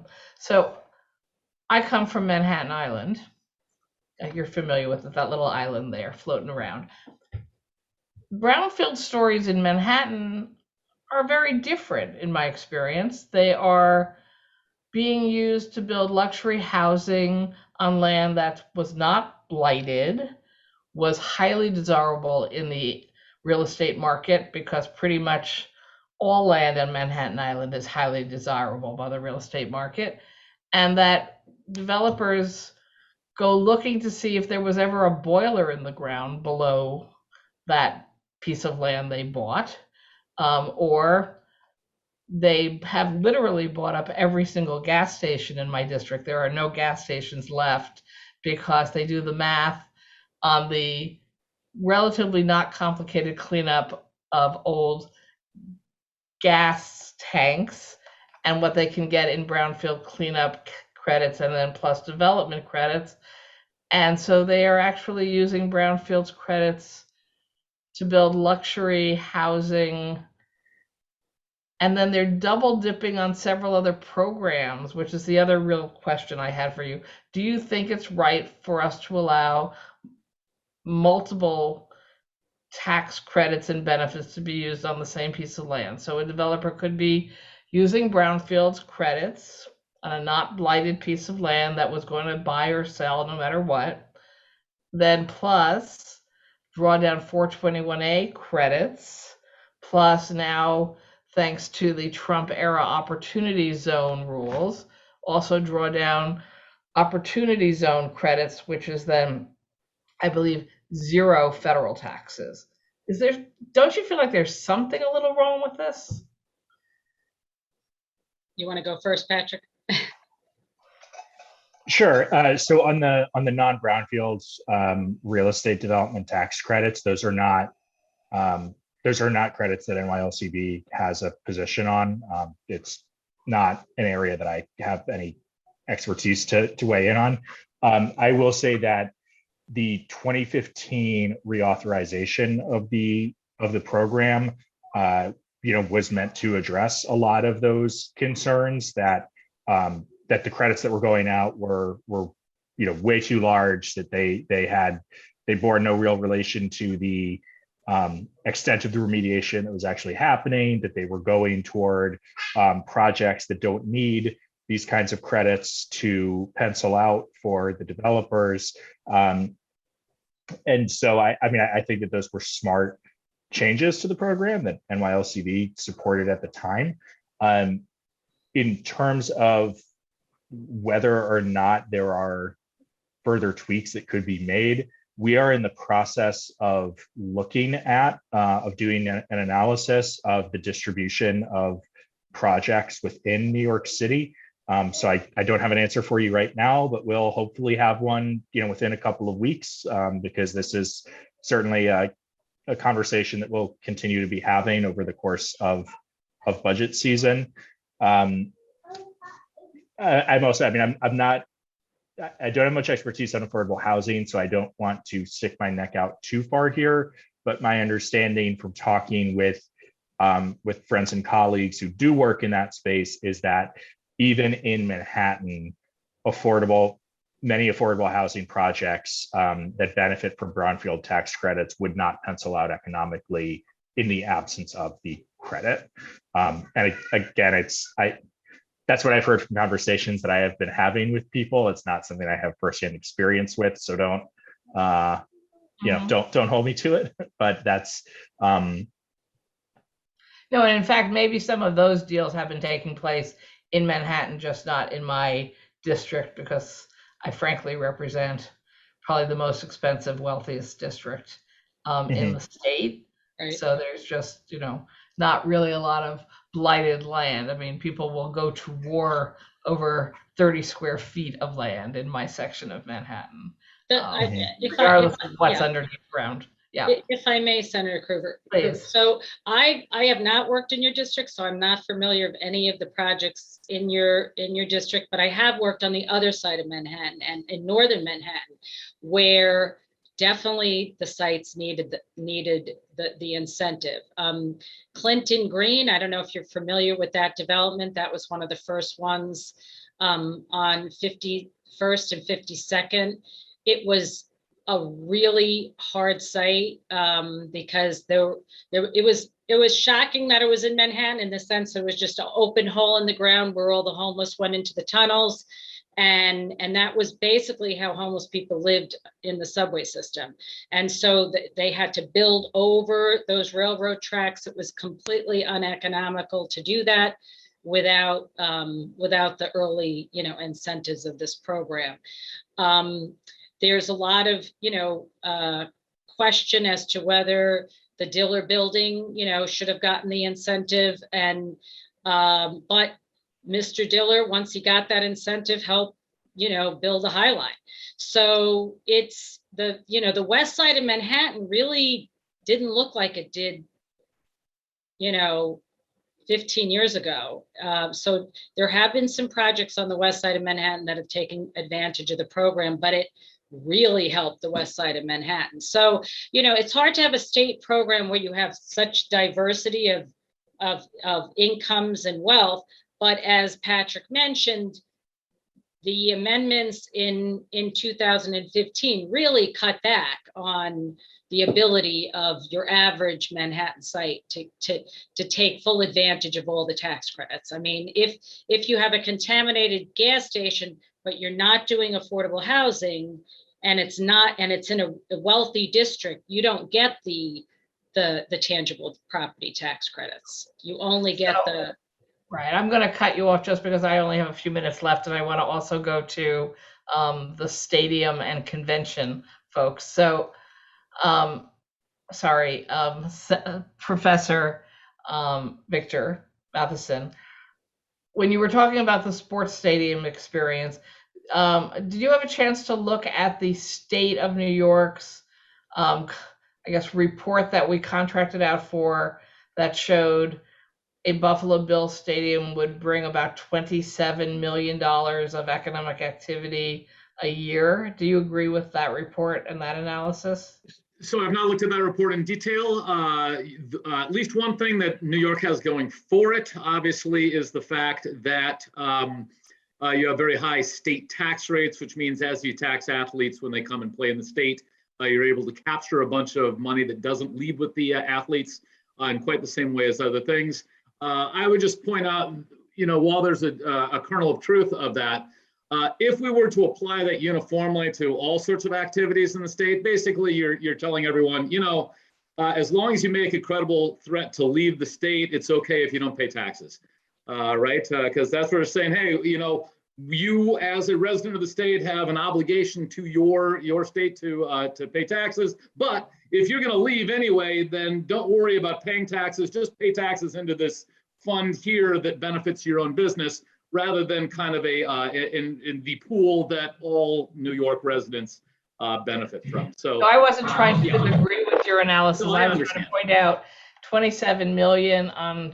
They're asking for up to 1.6 billion in exchange for economic activity worth 27 million. The numbers don't seem to jive at all for me with what we'd call economic development. So $27 million would, as this is a very rough approximation, that would pay for roughly $500 million of stadium amortized over a 30-year period.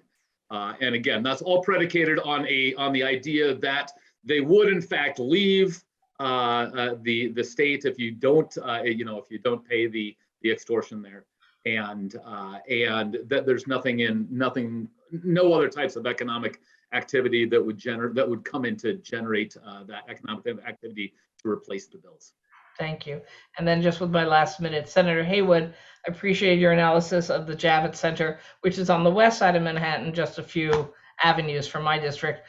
But as I recall, we rebuilt the Javits Center multiple times in the 20 years I've been in the Senate.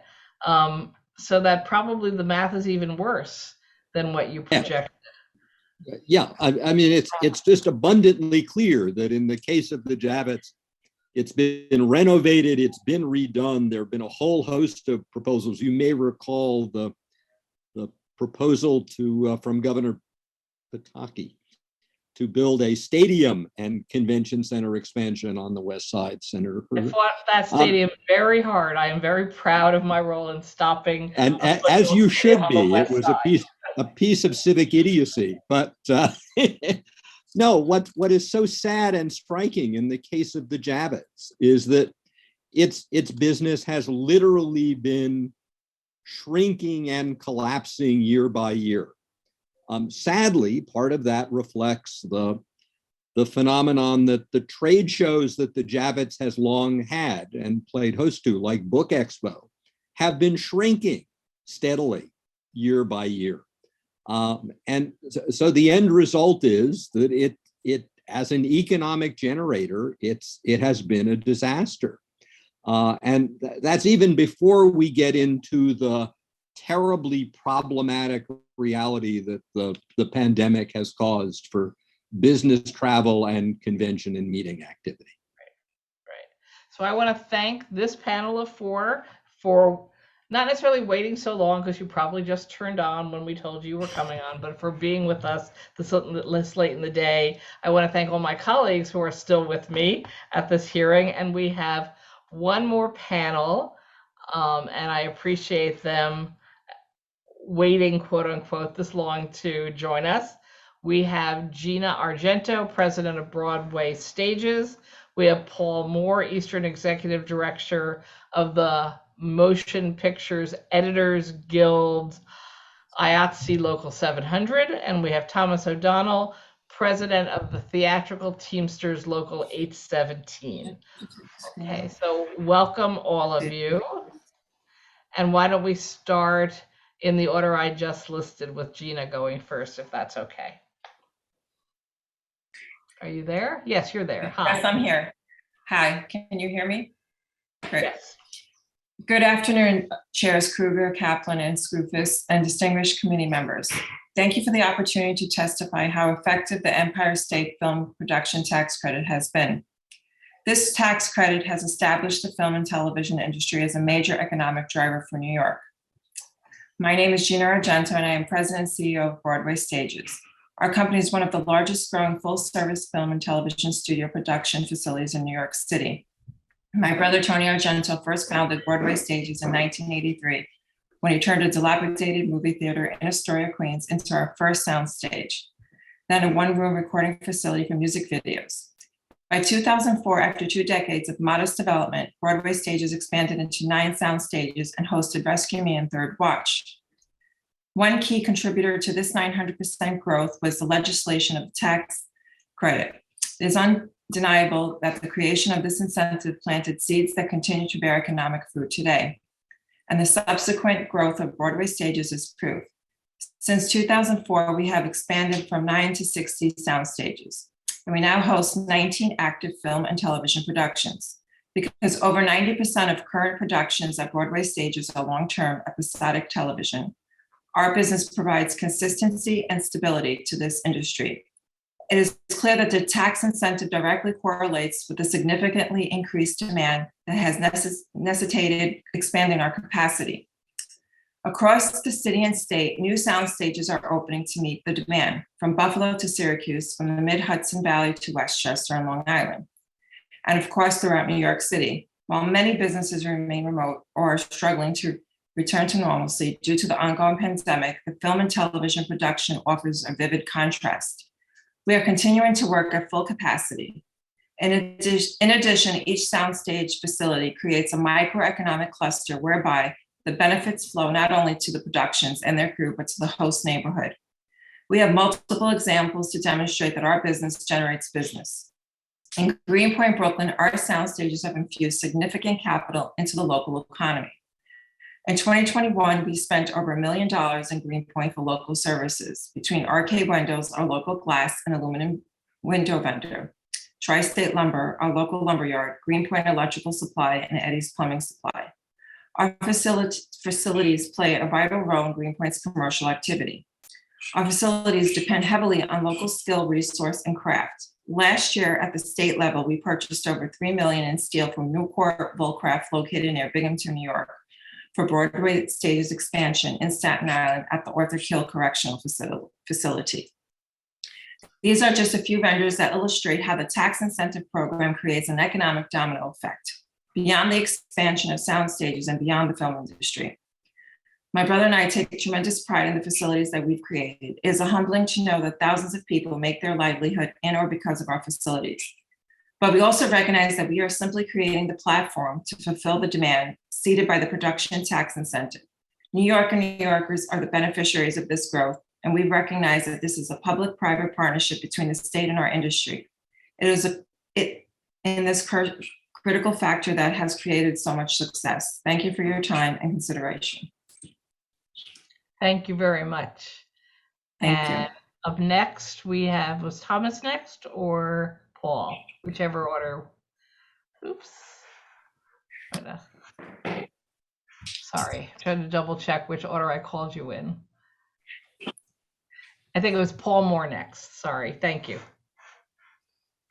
Thank you. And good afternoon, Chairs Kruger, Kaplan, and Skofis, and distinguished committee members.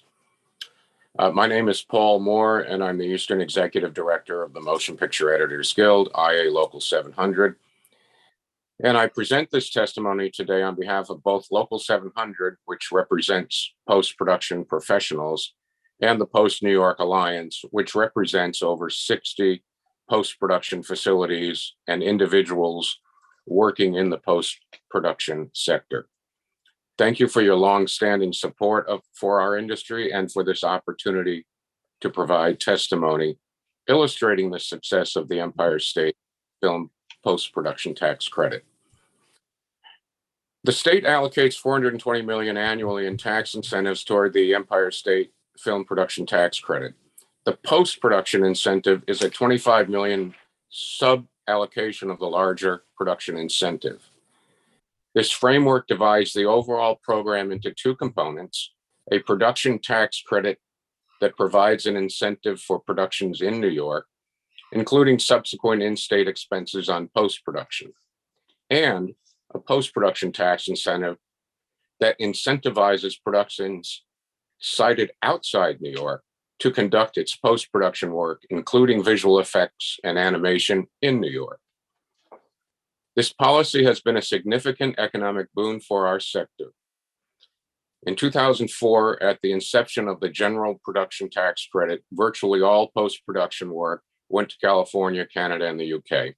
Beginning when the post-production incentive was introduced in 2010, and truly kicking into gear after the incentive was recalibrated in 2012 and 13, New York has seen a massive expansion in post-production facilities with dozens of editorial facilities throughout the state, representing companies of all sizes. A recent example is phase 2 of the ongoing expansion at Lionsgate Studios in Yonkers, which will include a new post-production facility. The post-production incentive has also attracted world-class visual effects companies, which now have a significant footprint in New York. An economic impact report commissioned by Empire State Development calculated that in 2019 and 20, the post-production ecosystem accounted for over 391 million in direct spending and another 420 million in indirect and induced spending. It was responsible for 4,500 direct and indirect jobs that collectively earned approximately $293 million and contributed $93 million in tax revenues for a positive 1.03 return on investment. These numbers are irrefutable proof of the employment success of the post-production sector. and our own audited numbers illustrate this growth. Local 700 calculated that 299,535 pension hours were contributed at the onset of the program in 2010-11 before the recalibration. By contrast, 521,576 pension hours were contributed in 2018 alone, and 985,814 pension hours were contributed in 2019 and 20. This growth is an amazing accomplishment, illustrating the power of the post-production incentive. I want to take a moment to reiterate that last number. Nearly 1 million pension hours were contributed, even when factoring in the wholesale global disruption during the original pandemic emergency. Unlike other sectors or industries, there was no post-production revenue or job loss as a result of COVID-19 and shutdowns. Workers were successfully running remotely from home, telecommuting in New York within 24 hours of the original shutdown. Facilities continued hiring, paying wages and leases, and meeting their obligations. Simply put, there was never a pause in post-production. In addition to this stability, jobs in post are coveted career tracks. The Local 700 contract pays a post-production professional a salary of a little over $2,000 per 40-hour work week. To be clear, anyone entering into editorial work has entered into a world with great salaries and benefits and an opportunity to work with cutting-edge technology. These programs have Local 700 and the Post New York Alliance are constantly working with our public and private partners to build out a workforce pipeline that reflects the diversity of New York. These programs have emphasized creating opportunities in underrepresented communities and expanding recruiting and training regardless of race, gender, or educational attachment. I had a couple of more comments, but I see I'm out of time. Thank you. Thank you very much. And then our last testifier, but not least, Thomas O'Donnell. Good afternoon, Chairs Kruger, Kaplan, and Skoufis, and distinguished committee members. In addition to Local 817, I also present this testimony on behalf of the film production labor community, which represents the vast majority of workers in the highly unionized film and television production. Thank you for the opportunity to provide this testimony to describe the efficacy of Empire State Film Production Tax Credit and for your long-term support of workers in this industry. You have my written testimony. I'm not going to bore you by rereading it. I'm just going to mention a couple of highlights and a couple of comments based on today's proceedings. We commissioned the HR&A study in 2018 to study the effectiveness of the film tax credit. 6.7 billion in economic activity, supported 48,300 jobs, generated 780 million in tax revenues, though Comptroller Di Napoli, I believe last year said it's actually up to $1 billion now. Generated a 1.18 return on investment dollar. These are conservative numbers. This doesn't factor in small and non-qualified independent and non-union productions, doesn't include film-induced tourism, and doesn't include non-qualified capital investments. In 2020, by recalibrating the tax credit from 30% to 25%, we estimate the return on investment is closer to 1.37. Now, with the program a roaring success, it may be oversubscribed, but if it's more than paying for itself, what are we debating? It begs Senator Skoufis's question. The but-for criteria for evaluating tax credits. I would have liked to see panel 3 ask this question, but they would not been able to answer it because they don't have the foggiest notion as how the film industry works.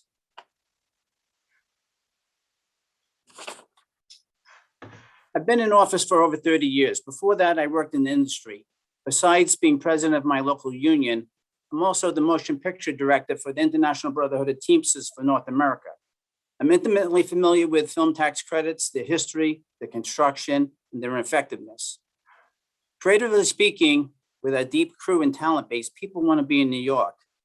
It's important to note that filmmaking at its heart is a manufacturing industry, the manufacturing of content, and is the most highly mobile manufacturing industry in the world. If economic conditions are fertile enough, they will come in short time, and if they become infertile, they will leave just as quickly.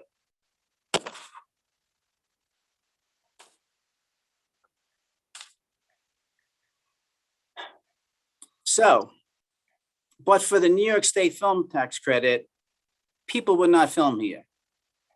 There are simply too many locales, both domestically and internationally, that offer significant incentives. Yeah, a handful of films would come here for a day, a week to shoot iconic New York City locations, but that's about it. Though in aggregate, New York's program is rich, on a production by production basis is considered middling. Georgia gets a 30% below the line credit for labor, materials, facility costs, just like New York, but it also has a 30% above the line credit for actors' fees and producers' fees. And that's why every $200 million Marvel film shoots in Georgia today. And they have no cap and they have no sunset provisions. I've read most of these critical academic studies. They're mostly flawed and mostly funded by groups like Citizens for Prosperity and the Koch brothers. Film tax credits have become political football. It's perceived they're supporting leftist Hollywood, except Hollywood studios are not as leftist as people think. You only have to join me at my next negotiation next month with them to find that out. It was mentioned that 13 states reevaluated and eliminated their programs within the last decade. West Virginia was mentioned as an example, which is kind of a joke because the program didn't lose any money because nobody shot there. The tax credit was too piddling for anybody to come. So if nobody's coming, I would get rid of it also. This is the case with most other states. The one exception is the state of Michigan. At up to 35% above and below the line, it was greatly successful in attracting film productions there. But my personal belief that it was frankly too rich and it collapsed under its own weight. In summary, the film tax credit more than pays for itself, and it creates great jobs. And it doesn't create great jobs downstate. Buffalo and Syracuse are becoming mini production centers, and Hudson Valley is absolutely exploding. And that includes Orange County, Senator Skoufis. I thank you for your time, and I look forward to answering any and all questions. Thank you.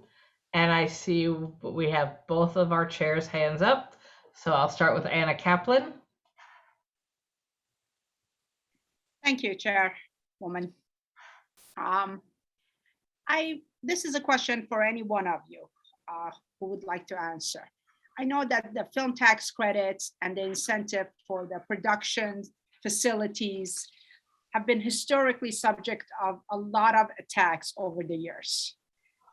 So as individuals who are benefiting from this program, and I did hear your testimonies, I would like to give you an opportunity to speak to its value, as well as the robust controls and reporting requirements that it features.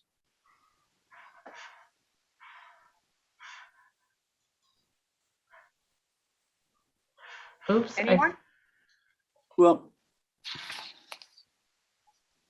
I can't. Can you tell me in terms of the filings and showing us how it really is such an asset to New York so that we can actually have those conversations? If we have numbers to back this, I think it would be very, very productive for us senators to consider and to say yes or to say no, to say why it works or why it doesn't work. I can't speak as to the controls. I think you'd have to talk to economic development. I can say that it often takes years for studios and producers to recoup their money. So that's beneficial to the state. Back in 2004, when we first created, or New York State first created the film tax credit, we've since tripled our membership since that time. And we were hemorrhaging badly, worked to like Canada and Toronto and to other locales where there was film incentives in place. I've seen members' gross wages and benefits increase by fivefold in that time period from 2004 to 2021. I thank you, Mr. O'Donnell. So you talk about job creations that comes from this program, and you're saying that it has been fivefold in the last 4 or 5 years, correct? And it's tripled. As far as Local 817 Teamsters, it's tripled, and in the last 17 years. And Okay. I just want to point it out that since we first started it back in 2004, there's a lot more players in the game now, both domestically and abroad. So there's a lot of places to go now for film tax credits or film incentives. And can you talk a little bit about how this industry has grown and flourished under this program? And why would it be a travesty if we don't renew it and don't give those tax incentives? The travesty would be, so this is how it would play out if we didn't have a film tax credit at all. There's this notion that people would always be in New York because of, we have creatives here, we have these iconic locations, even though you can shoot a whole movie on a blue screen today, a blue or green screen today. If we got rid of the film tax credit right away, there's a lot of, we're doing over 50 feature films and TV shows in New York right now. A lot of them would merely just pull the plug. A lot of them would relocate. Some of those hit shows might actually stick around for a year or two, but we have no new shows coming in. There's just too many options. Look, Hollywood is a below the line industry.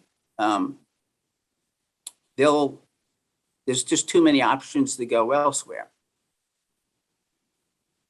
And you think if the film television industry is unique here in New York and from other industries, so if we terminate this tax incentives, they will leave. How will that, I guess, impact jobs? If you could talk to that a bit.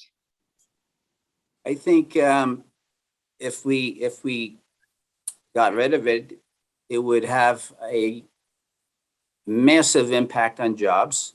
And it would be, as I described, that it would be some shows that were just borderline in the ratings. They would probably pull the plug. The other shows would relocate. And some of those hit shows might stick around for a while. But we wouldn't be having any like new pilots or shows coming in to replace them. So do you all actively go out and pitch New York as a site for some of these movies or productions?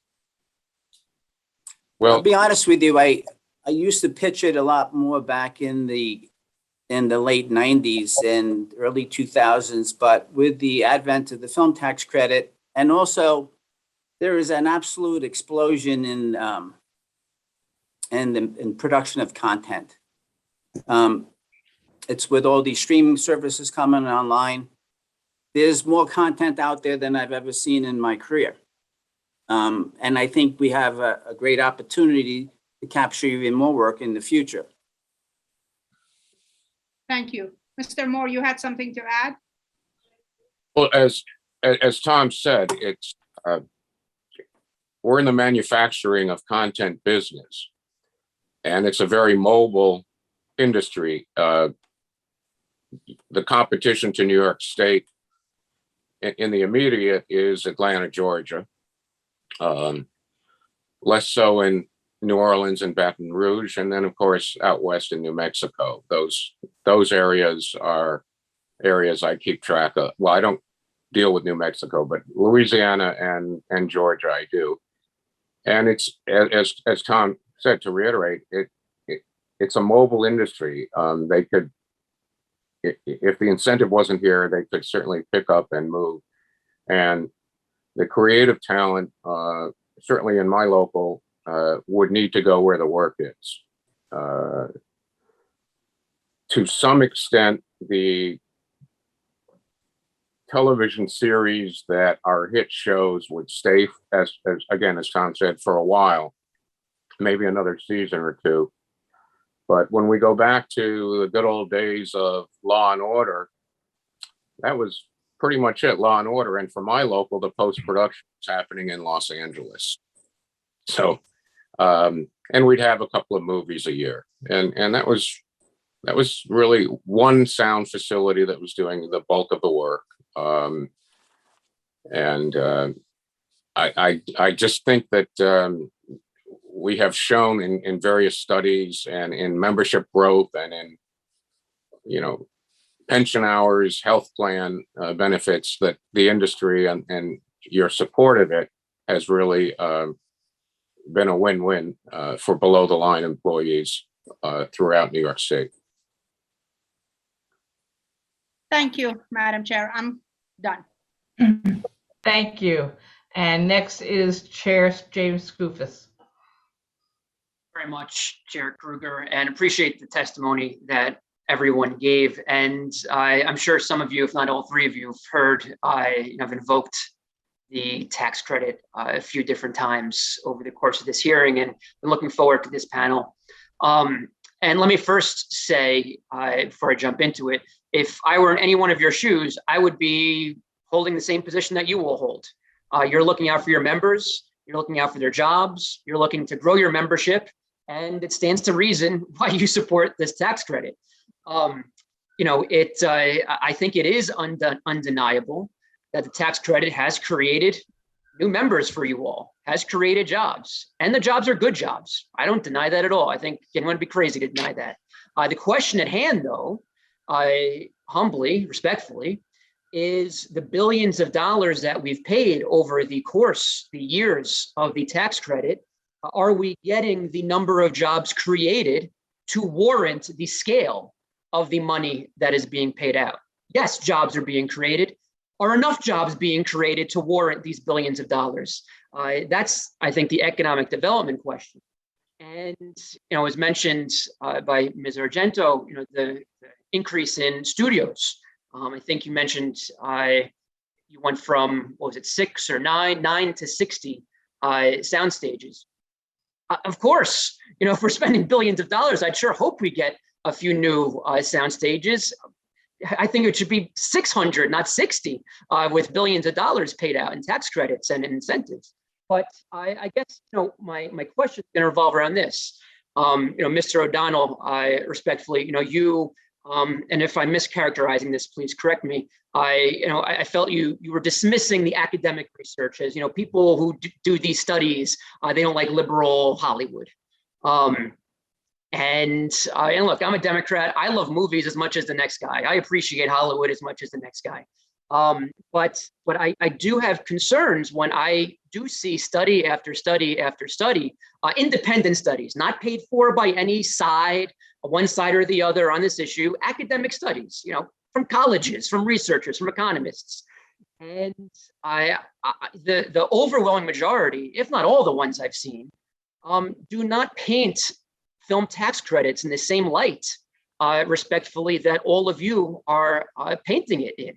And we don't even have to look at any of the colleges, anyone who might be predisposed as not liking Hollywood. Massachusetts, they armor the government, a standing commission every 5 years.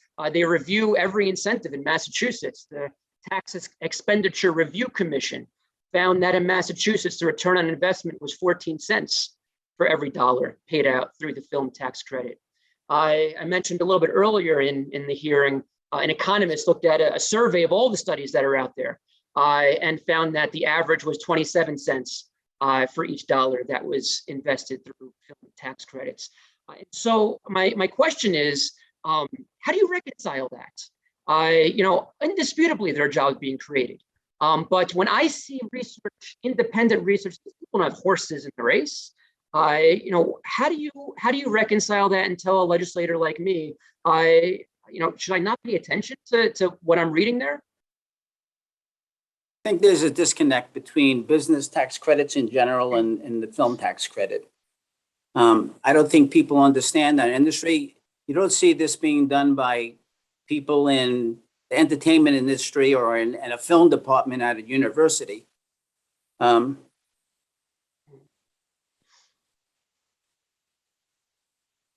I'd also like to weigh in here, Senator.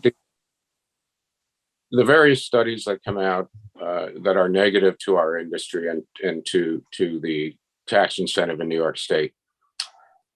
I haven't received a phone call or an email from any of the colleges or individuals or companies that have produced these studies well over a decade. To your point about Massachusetts, they've just eliminated the sunset clause in their incentive because they feel it has value. If we look over to New Jersey across the river, they've extended their incentive to 2035. They just increased their incentive percentage. I'm aware. Yesterday. Yep. So I've written to a handful of studies over the years to say, why aren't you talking to those of us who work in the business day in and day out? Or, for example, don't take my word for it as a union executive. How about talking to the Producers Guild, to the people that are actually raising the money and developing and creating the content? And we don't hear from anyone. And that's a fact. Do you all think, I mean, how is there such a thing as too generous here? Do you think there should be no cap? Do you think, do you think there should be billions of dollars a year, not just over a number of years? I mean, do you think there is a too much here or no? No, if it is generating a positive return on the investment dollar, why do you need a cap? I'm not advocating to take the cap off, but why do you need, if it's generating, which our study, look, we're persons of interest. You could say we did the study back in 2018. Controller DiNapoli has data on this. New York State is perfect for, as opposed to like a state like Georgia or Texas, is perfect for a film tax credit because we're a high tax state. And this is a high paying industry. So when I see, 1.37, percent return on investment dollars, it makes sense to me. If that's all I was seeing, it would make sense to me too. And look, as a policymaker, I hope that you're right. We're spending a lot of money on this. I hope you're right. I am just trying to understand what is right. When I see a number way over here and your number's way over here, it's a huge difference. And I hope you're right. I'm just trying to get to the bottom of who's right. There was one show that just shot in Orange County. It wasn't even a big show. They spent 1.2 million just on hotels, just on one show. Mm-hmm. And you've had 12 shows in Orange County in the last 2 years. Anyone else? Okay, I'm good, Madam Chair. Thank you. Thank you. And we've been rejoined by Sean Ryan from Buffalo. Thank you, Chairwoman. Thank you, everyone, for coming in today. Thank you, everyone, for coming in. Really appreciate listening. I have two lines I want to talk to you about. And the one way that I evaluate economic development programs is the return to the community in terms of jobs with wages and benefits that you could support a family on. So here's the question: what kind of wages and benefits and jobs are coming out of this program? Who wants to go first? I'm happy to, if you'd like. As far as wages, I mentioned in my testimony, our average wage for an assistant editor is around $2,000 a week. The benefit plan is I hate to use this term, but it is a Cadillac health plan. The pension plan for my local has two retirement benefits to it, a good old-fashioned pension and an annuity. So when someone retires from this industry, which is freelance, they can retire with the knowledge that they've got some money in a pension and an annuity. And I tell this story on the annuity, and not to waste time, but I tell it because I had a fellow retire And he came into my office waving a piece of paper and said, "I don't understand what this is." I said, "Well, that is in addition to your pension. And since you're retiring early, it's, a little under $100,000. And his response was, "Well, damn, now I have to take the entire family to Sicily." So we have great a good retirement program, a great health plan, good wages, and I think I've answered your question on that. It did. It's what I would call a job with full benefits. Speaking for the Teamsters, the average wage per member is well over $100,000. We have amongst the best health plan in any industry. We have an incredible pension plan, and we have a scholarship program that sends any dependent child to college, and we pay for all the bills. Sounds like a pretty good program. And then I can't speak on wage. Pretty good wage structure, just to be clear. Pretty good wage structure.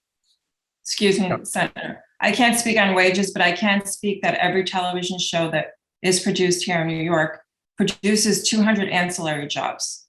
And most of those ancillary jobs are linked to small businesses within the areas of where these shows are filmed and produced. Also, because of this industry that is here, we're able to provide non-for-profits. We're able to help support CUNY and SUNY schools. We were able to support a scenic A29 apprenticeship program where we've donated a space where they've trained people to join the A29 apprenticeship program. And also, last point I wanted to make is, what do we produce here in New York? The only thing that we're producing now is television shows. They're being written, filmed here, directed, exported, and that creates a huge tourism industry here in New York.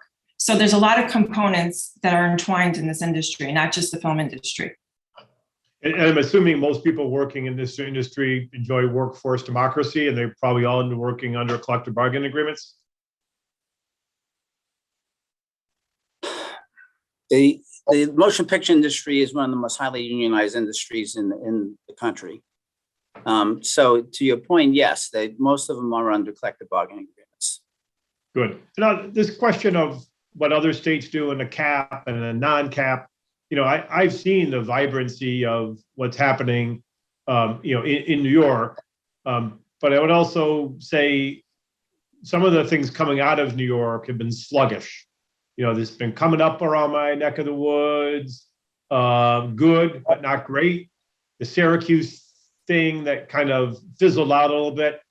Is there any thought of if in fact we put rules on the total amount that this much can be spent here, but then other parts of the credit must be used outside of the 5 boroughs? So I disagree about Syracuse hasn't fizzled out. Syracuse is actually turning into a production community. They do several feature films a year there now and some TV shows. There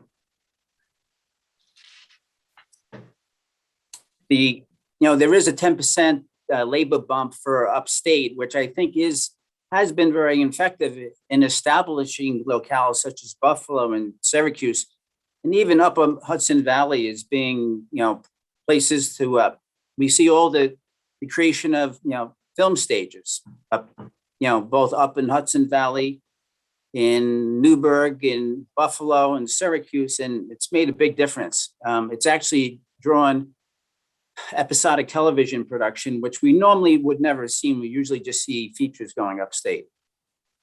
And we've definitely had some spillover, so we're happy with that. But I think maybe we'll keep talking about if there's ways to encourage even more spillover for the rest of the state. But thank you all very much. And I also want to thank you.